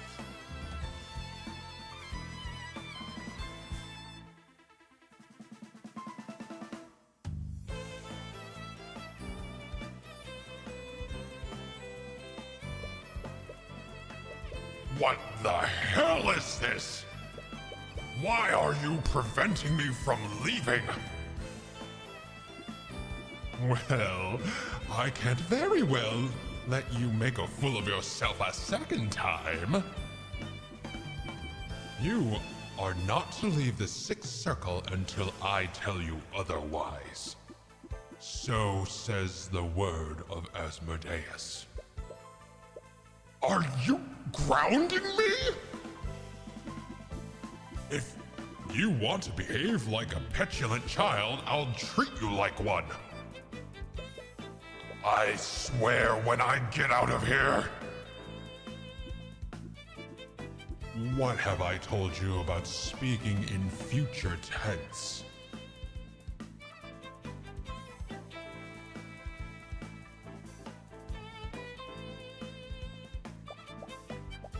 Are you sure you don't want to move into the castle with us, Mom? No, I've grown attached to this place. It was your father's, and it doesn't seem right to abandon it. Yeah, I get what you mean. And anyways, I want to give you two some privacy. Mom. So stop dragging your feet, Tyrion. I want to live to see my grandkids. Mom!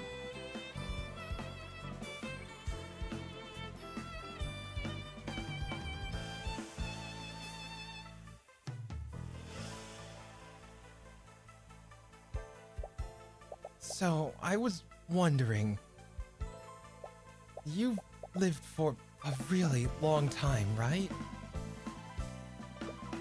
I have. Do I have any siblings? No, I'm sorry. There was one many centuries ago, but I lost her. It was rare even across the centuries when I've sought companionship. Dragons are magical beings and the creation of offspring is rare. So much so that it's a miracle that you were born. I'm sorry, but you are alone. I don't really feel that way. I think I spend so much time with Arya that she's basically my sister. And Tyrion, well...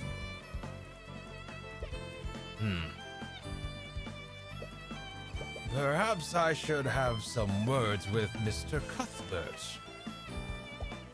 Don't you dare!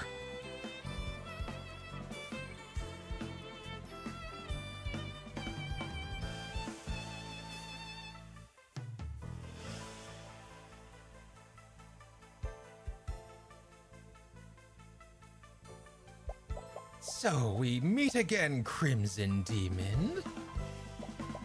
Who keeps telling people about that nickname? Who knows? It could have been anyone. Tyrion. You don't like it? I could help you come up with a new one. I'm good, thanks. How about Scaled Empress? Okay, I actually really like that.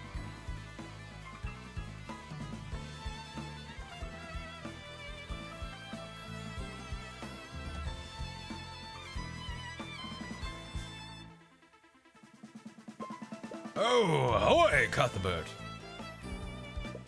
I have everything ready for tonight. What? It's nothing. Pretend like you don't know anything. What? I see. So it's for her. What are you doing? It's a surprise. All right, you weirdo.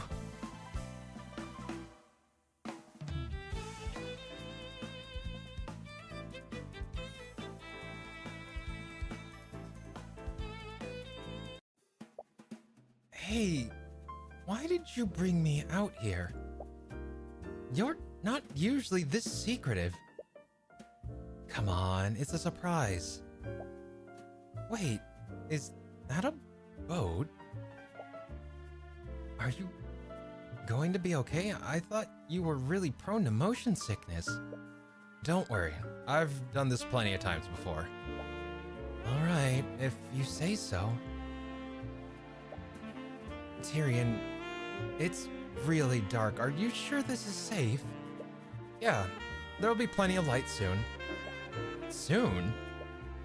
In about 3, 2, 1. Wow. Right on schedule. You knew this would happen? During certain times of the year, the ley lines around Arnex become extremely potent. A lot of the businesses here take advantage of this to charge the arcane power cells in their home. And those effects are amplified when they do it simultaneously. This is what happens when they synchronize with each other. It lights up the entire city. You're such a nerd. But it's beautiful, right? Yeah, it is. My mom used to bring me out here before everything happened. You're the only other person I've ever shown this to. Oh.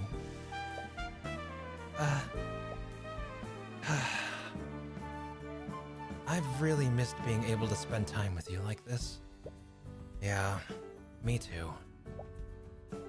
It was so much simpler when you were just an attorney and I was your bodyguard. But now I'm the Scale Lord's daughter and you're the lead prosecutor. We barely get to see each other. But at least we're together now. And you have something to remember wherever we're apart. Yeah. This is so sweet. I love him so much. What? Your thoughts are leaking, Celeste. What do you... Ah! It's been so long, I forgot to... Is something wrong? She's always had a habit of teasing you, so you can't help but enjoy putting her on the other end for once. I didn't really mean... Wait, no, I did mean it, but...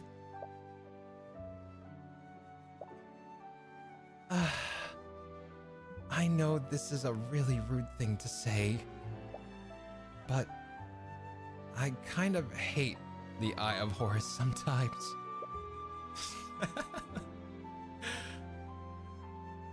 I loved you too, Celeste. Okay. You tried to inch closer to her, but she's trying her hardest to avoid eye contact with you. But there is one way to make her meet your gaze. Tyrion, do you not want this?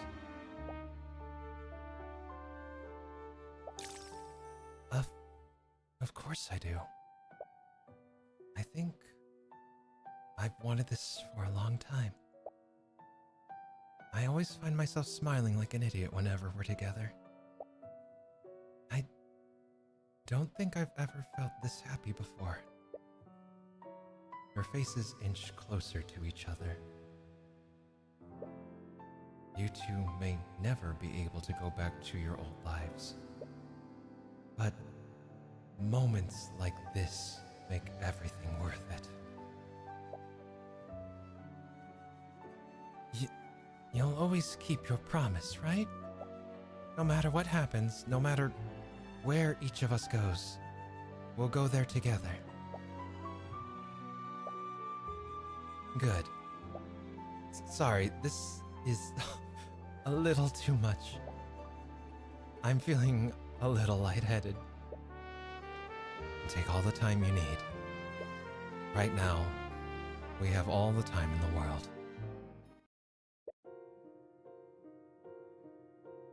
Uh-oh. Let's see. Miles Varen Cull. Oh, this is the other kingdom. Okay, hold up. Have you heard about what happened in Wyverngard? Is that why you've called me here? This could have been an email, Arch Sentinel. This is serious. How did we not know about this Tyrion Cuthbert? Keeping records of the Heavensborn is Lumina's responsibility, High Inquisitor. Frey Cuthbert was always a slippery one. Even you couldn't track her. And he's just one Heavensborn. Ilya. He brought the Lord of the Six to the court of bloody Azeroth. Do you have any idea the amount of damage they could have done to the multiverse there? You're worrying too much. We're still here, aren't we? The multiverse is intact and everything's fine. Ilya. He has the Eye of Odin. What? I checked the data with my drones collected. These readings, they are exactly the same as the ones we gathered during our experiment with Frey. He awakened its power, albeit briefly, and he did it in front of the Lord of the Sixth. We must assume that the Lord of the Ninth knows about it as well. Come on. That's not possible. Even you said it was impossible to manifest Odin's power on the mortal plane. The Lord of the Ninth has begun moving his forces. He knows, Ilya. You know better than anyone else. Nothing is impossible when the House of Horus is involved. All right. You win. I'll look into this. Exercise discretion. If they ever find out about what we did with Frey, I know. It could mean war with Wyverngard. Ilya, it could mean war with the entire Outer Planes.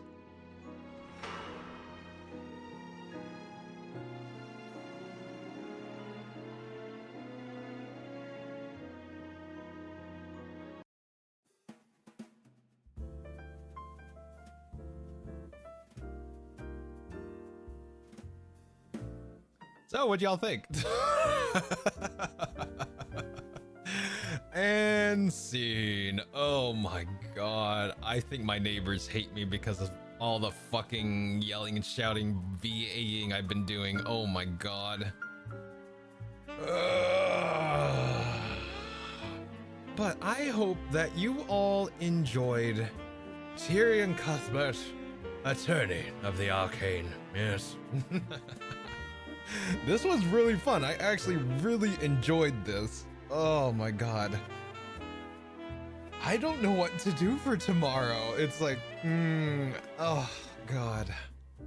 I really don't know what I'm gonna do tomorrow. Jesus Christ. Well, defense attorney Lasty, I'm thoroughly crushed, traumatized, and deeply saddened, but I'm also very entertained. Thank you. You are welcome, Ghosty. You are welcome. Oh my god. This fucking writing, it went like Ace Attorney, fanfic, Ace Attorney, fanfic, Ace Attorney, fanfic. Like, Jesus Christ. Oh my god, I want to race. Okay, 3 cupcakes, done. Enjoy your vacation. We also agreed that you would have vacation after this, so enjoy your vacation and the 3 cupcakes. All right. Okay. 10 out of 10 voice acting, by the way. Would listen again. Oh, thank you. There were times where I thought it was a little rough, but I did my best. I did my best. All I can do is do my best with what I got, right? See, Ace Attorney was the vehicle for an Azamar Dragonborn ship. Yeah, right? God damn. Man, I want to waste away. That's fair. Oh my god. Where do we even go from here? This shit has been crazy. Let's see.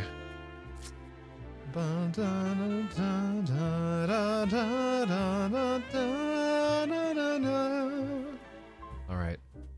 Let me see. All right. I definitely need some food. You know what? How about we send the love over to Yui-tan? And, I want the raid message to be objection. But I think we're going to, raid Yui-tan. He's streaming right now. And he's a good bean, so let's show him some love.